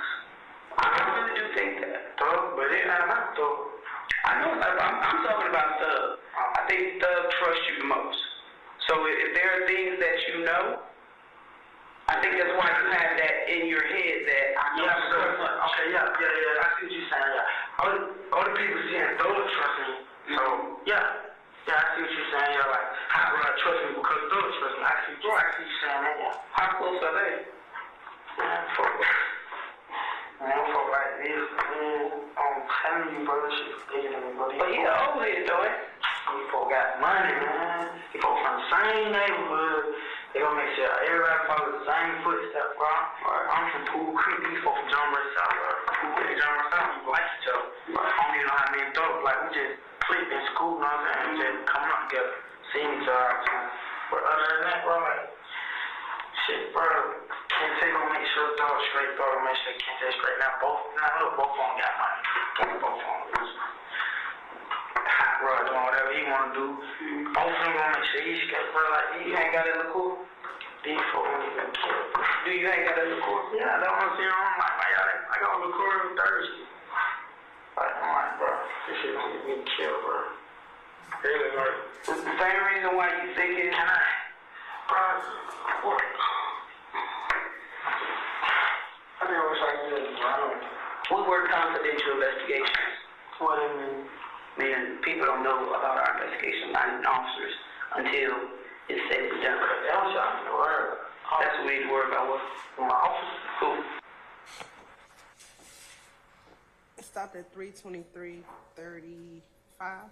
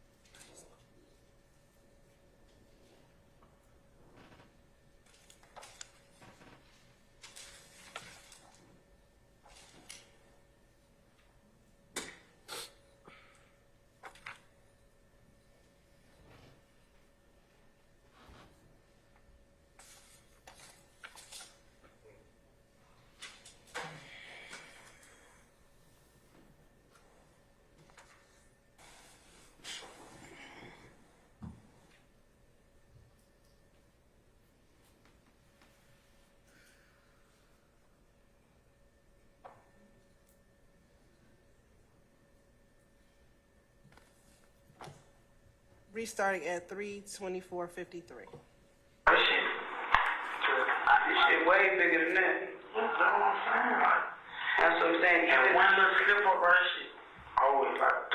The gang unit, we work under Homeland Security. We're literally assigned under Homeland Security. So Homeland Security is responsible for a lot of conflict stuff. Officers being arrested, being harassed, being threatened. So a lot of shit people don't get to read. So when we do our cases, BB has his part, whatever officer, I'm gonna call him Investigator Robinson. I ain't calling him no damn BB. He did his part in the computer, which everybody has access to. The part that I do is confidential. It's clicked under gangs, which means nobody can just open a report and read it. I would have to give it to somebody myself. He can't even open up my reports. I would have to literally open up and print it out. I can't like, on no kind of way I can deliver you this person that was driving and like go free. I can't promise you that you're gonna go free because I would be more or less. Even if I become informed, like when or why and all that. Listen to me. I would be more or less concerned with me trusting you out there and then you doing some more stupid shit. That's where my concern lies. I'm just being honest. Because you're involved with people that do a lot of damn shit. You want it. I'm not saying I can do that like right here today. I'm not willing to do that right here today because I don't feel like you convinced me I don't feel like I've learned anything. So, but something like that, there are other people that can make that happen. But I would have to vouch for that situation to happen. And this is why I've seen your name a million times, but I've never personally met you. Yeah. Like, just looking at you and hearing about the shit that y'all really got going on, I thought you was nothing like what you've shown me today. I thought you was gonna come in and say, fuck this shit, give me a look, keep moving. That's what I'm talking. I would have like a phone, I think, but can't tell you how, bro. Folk don't even care. Like, if you say something you don't, bro, you still don't get. So why do you choose to associate yourself with people like that? You around these dudes. I associate myself with thugs. And just by him trusting me and me doing little shit in my pocket. But we was young. When you heard from me, I might beat somebody else out. Right. And people, he say my name and robbing people. See what I'm saying? Right. And they just took it and ran with it. But that's up to you to change that image. And I don't think you've really done anything to change that image. I'm not right. But you got it in for it. See what I'm saying? You haven't really done nothing to change the image. You still associate with them people on a day-to-day basis. You still getting caught doing dumb stuff. Dumb. Everybody got video cameras now. I was surprised it was as good as it was. That was fucking shocked. It was on Jonesboro Road. It's not like it's Buckhead with great mega pixels. It's a great video system. So I was shocked that number one, they even had video and then how clear it was. And you literally walked right up to the front door and you looked up and y'all was telling me, come on, man, come on. You standing there with the stick, like it's all there. I was scared of myself. I understand. But like I said, you just got caught up in a dumb situation. And somebody could have nearly lost their life. Like for real. Who that? Man, ain't nobody worth it. It's just folks coming from down how fast smoking. But, you know, basically, y'all want me to drive. I just want the truth. Yeah, I know. I mean, I understand what you want. Like, you just want justice served for this man being shot in the head. You see what I'm saying?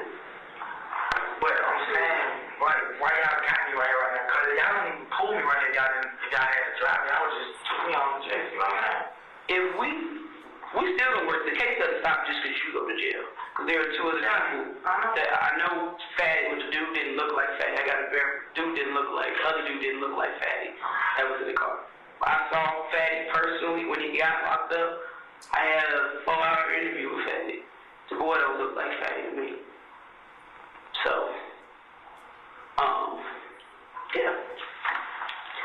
You were identified. And that's just where it stands right now.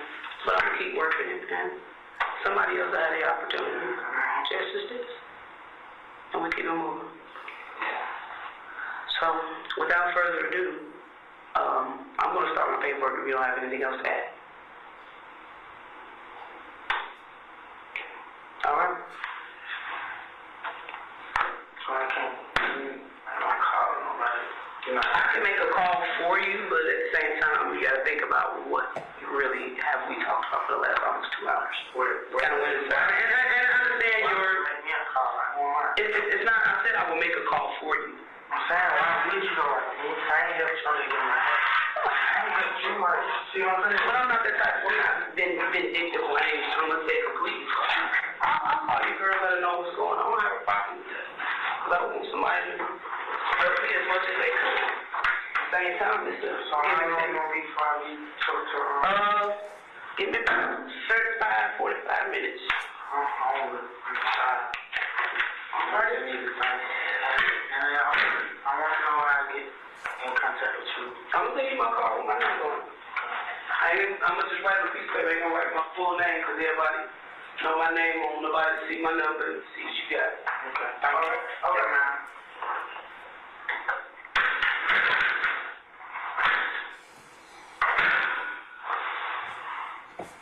We'll stop playing at 3:31:16. Okay.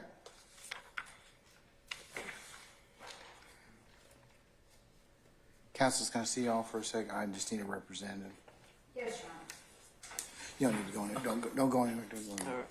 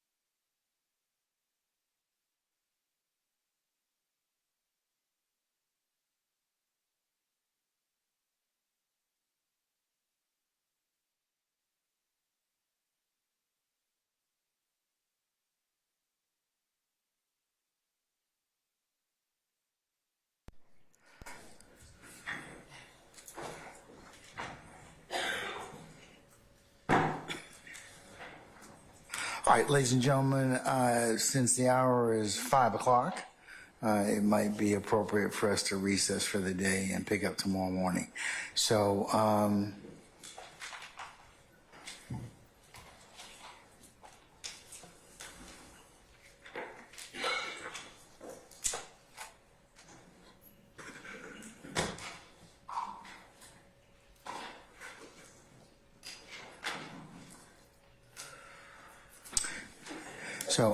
Detective Gaither, can I get you to come back tomorrow morning for 9:30, madam? Yes, sir. Okay? All right, we'll see you then.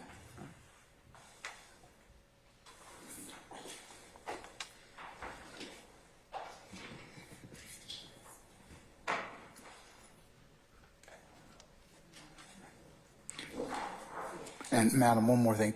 Remember not to discuss your testimony with anybody except the attorneys in this case, okay? All right, we'll see you tomorrow morning.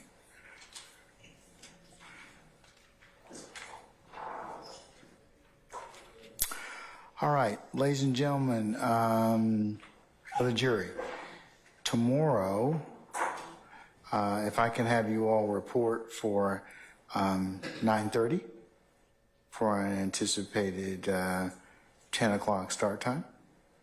All right. Any other ministerial inquiry of me? Remember, we have administrative days Thursday and Friday of this week. Okay?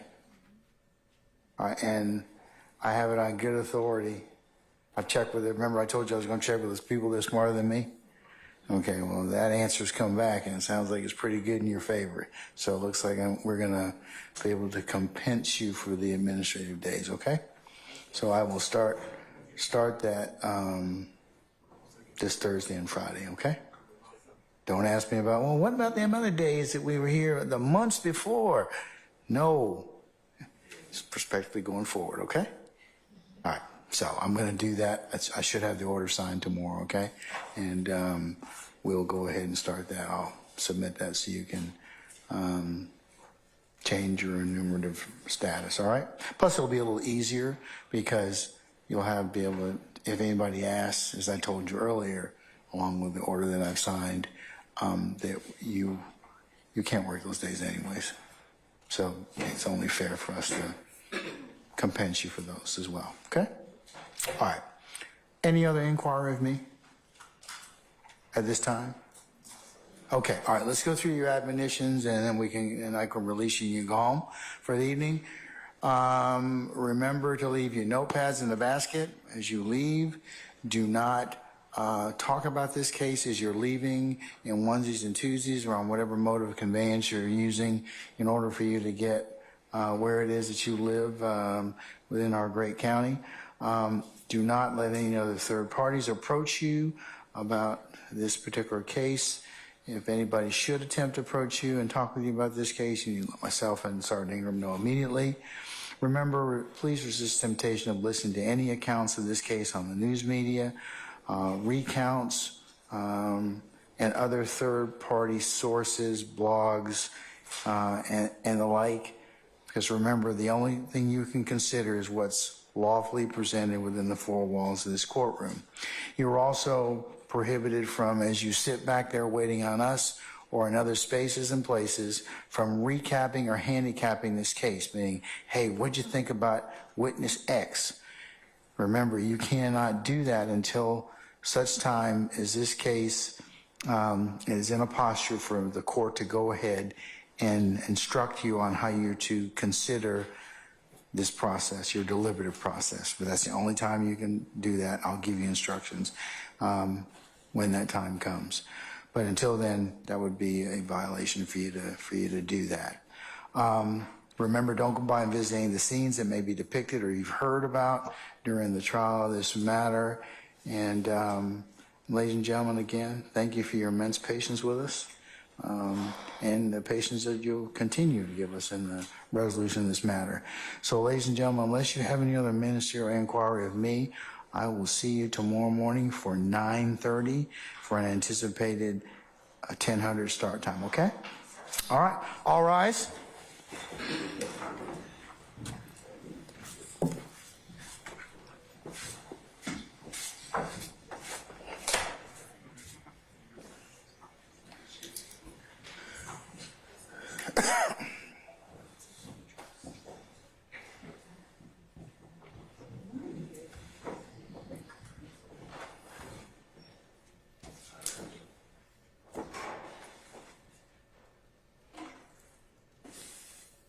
All right, ladies and gentlemen, please be seated. Our jury has left us.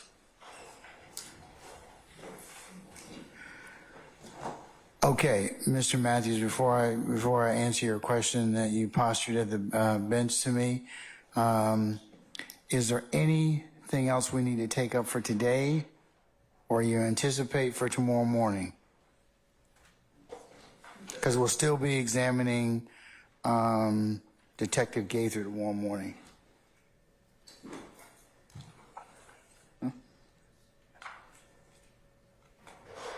Is that? That's? Yeah, okay. Take care of that. Okay, go ahead. Yes, Mr. Steele.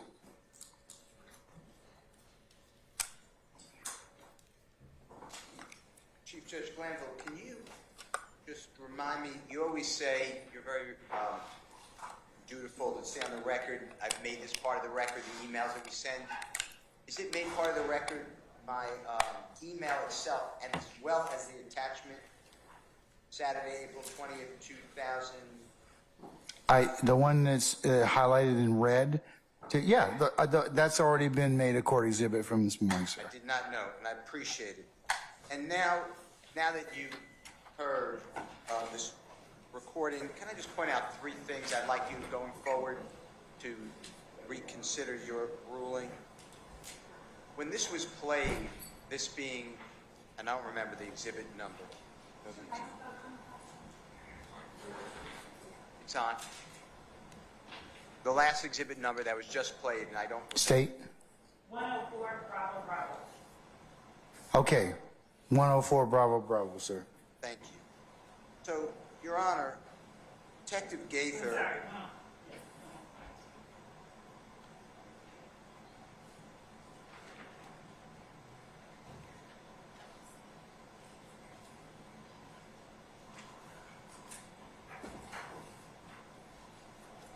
All right, sir, I'm listening. Go ahead. Thank you. Detective Gaither talked about, is somebody in the police department tipping you off?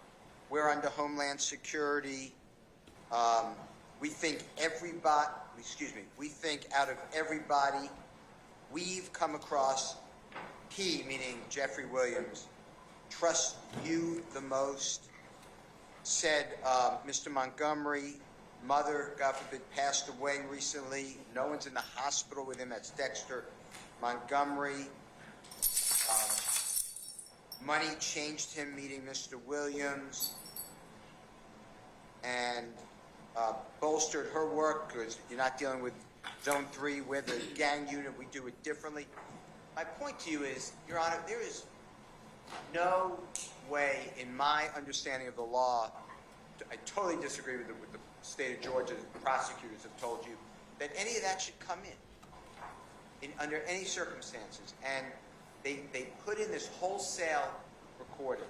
So I know I've done this. I'm not trying to belabor the issue. I respected you made a ruling. I respected the rulings adverse to me, and I know I made the record. But going forward, it is just not the way that I would think that the law permits. So I felt like I'd be remiss if now that you heard the recording, because I'm presuming you did not hear the recording prior.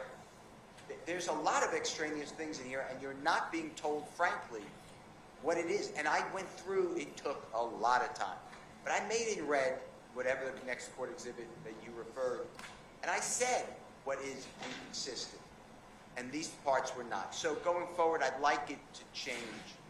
In addition to that, I filed... How so would you like it to change? I mean, because the state, we had this discussion this morning, I made a ruling.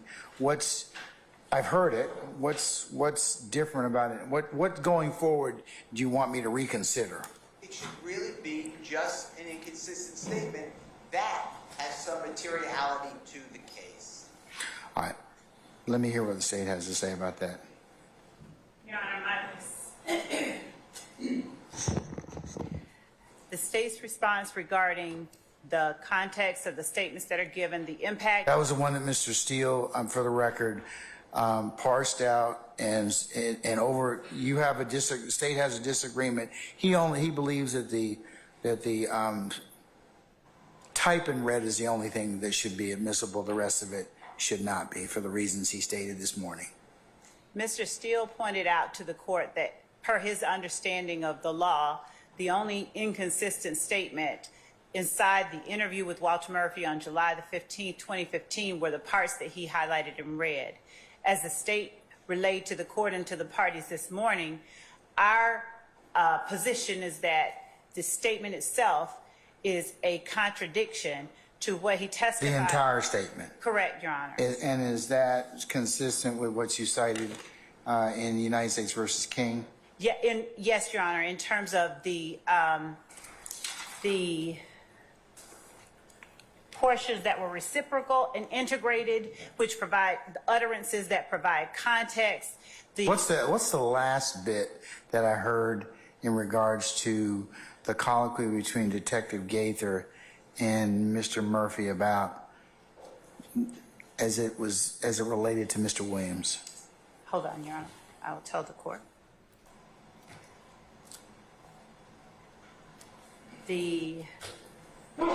Bless you.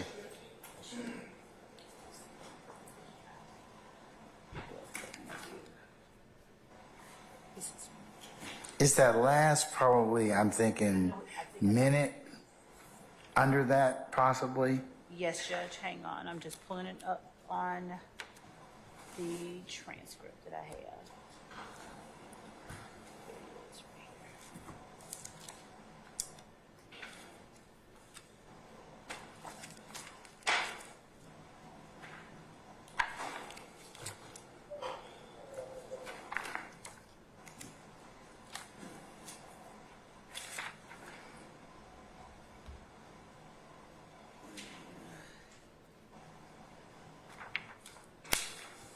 So,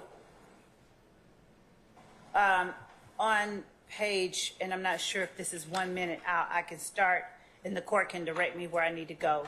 So on page 133 of 152 of our transcript, Investigator Gaither asks Mr. Murphy, so then why do you choose to associate yourself with people like that? As Walter Murphy, in the first 3 lines of that page, made some comments about things that happens to him. And Walter Murphy then says, I started associating myself with Thug, and then just by him trusting me and me doing all this shit for him, bro, we was young. I might beat somebody up for him, and then people will say my name, and people start saying things. You see what I'm saying? And then they just took it and ran with it. And then Investigator Gaither says, but that's up to you to change that image. And I don't think that you've really done anything to change that image. You've really done nothing to change that image. You're still associated with those folks on a day-to-day basis. You're still getting caught doing dumb stuff. Dumb. Everybody has video cameras now.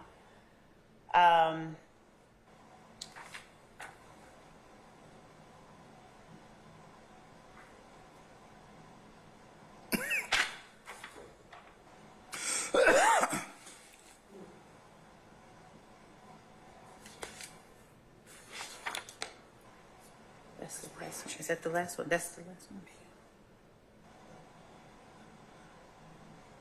Which part? Give me the page.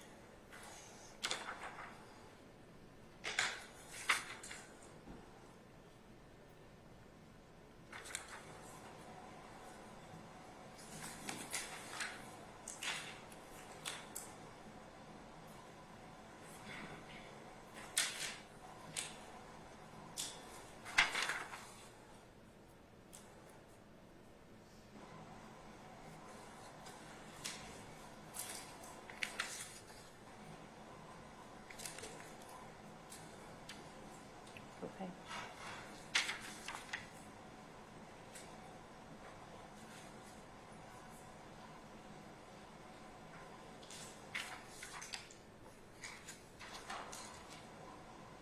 On page 125 of 152,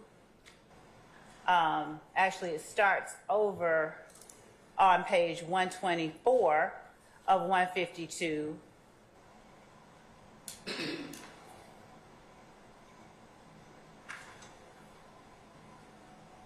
Walter Murphy at the very last line says, these folks probably got police, and then the transcript says unintelligible. He says, then it's deeper than me. Investigator Gaither then says, I don't know where they got it, and they're referring to conversations that they have earlier on. She says, I feel like, you've been down with it from the start. You with Thug, basically, and then I will have to listen to and get that exact line that she uses right there. Walter Murphy says, yeah, but, and he speaks some words that are unintelligible on the transcript that I think are important for context, and so I can get those for the court with a timestamp, that exact language.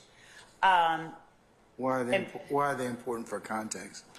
Because it number one, it proves not only association, but it proves elements of this count in this indictment, count 1, when we're talking about an enterprise. We're talking about Walter Murphy's association that he disavowed on the stand regarding the split between him and Jeffrey Williams, whether or not they still carried on the same relationship that they had previously. Mr. Steele, I'm still inclined to go ahead and overrule your objection. I'll note, like you said, I said before, for it to be a continuing objection, and our ruling stands at this point in time. Okay? Of course. All right. Is there anything else? 'Cause I don't want to come in tomorrow morning at 9:45 and say we got to take up something, okay? So I'm asking right now, is there anything that we need to take up so I can tell Mr. Matthews with fidelity what time to be here tomorrow morning. I filed a motion, Your Honor, that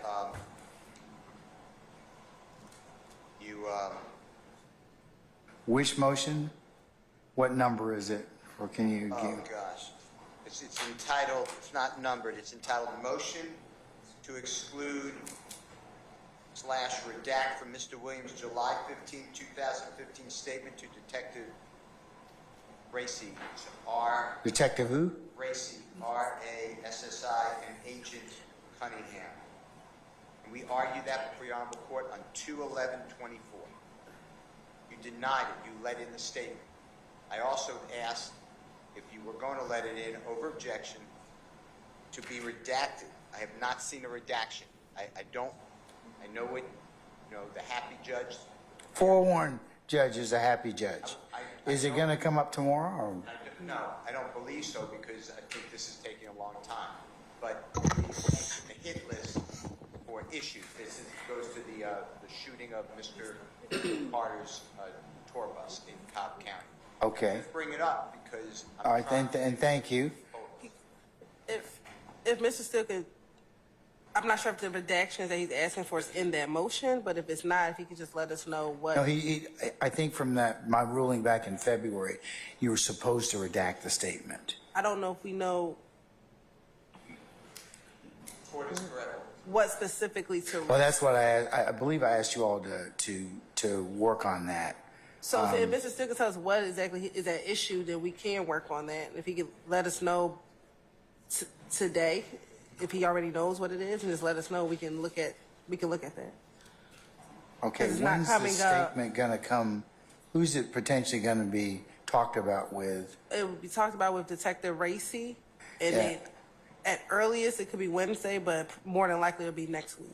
Well, we're going to work until Wednesday. Yeah, as I mentioned, Thursday and Friday will be admin day, so you may be able to get it done during those particular days. That would be my ask of you, so I don't have to take this up. Yeah, so I mean, right now. So. we definitely have to take it up right now. Mr. Steele would just let us know what Okay, the all right, issues so are, Mr. Steele, and we can look at them. if you would get with the state and see if you can work out something similar to what you all did before, you submit that. I believe that it appears that we will probably have Detective Gaither here through our work week. I already put it in, Your Honor, when I filed on December 15, 2023, and we argued it, and you denied my motion to exclude the statement, but granted the motion to redact. What did I say I was going to redact out of there, sir? In paragraph 3, all statements, it's the same thing, concerning the search conceded by the state. Yeah, well, yes. As well as the search of a music studio on the same date. That was all excluded. I just want to make sure I can look at the redactions, so I don't have to do what I did. Okay, yeah. So It's just a search. Then yes, we're just make aware sure of that you've shown him a copy of the redaction before that statement is. And what I'll do is I'll put it on my calendar for it to be for us to broach that subject on Monday, the 29th of April. Thank you, sir. All right. Anything else before tomorrow morning? Okay, all right.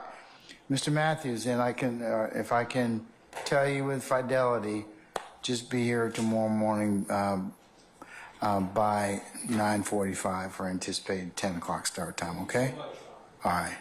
Okay, folks, unless you have anything else, I'll see you tomorrow, 9:45. All right? Thank you, sir. Okay.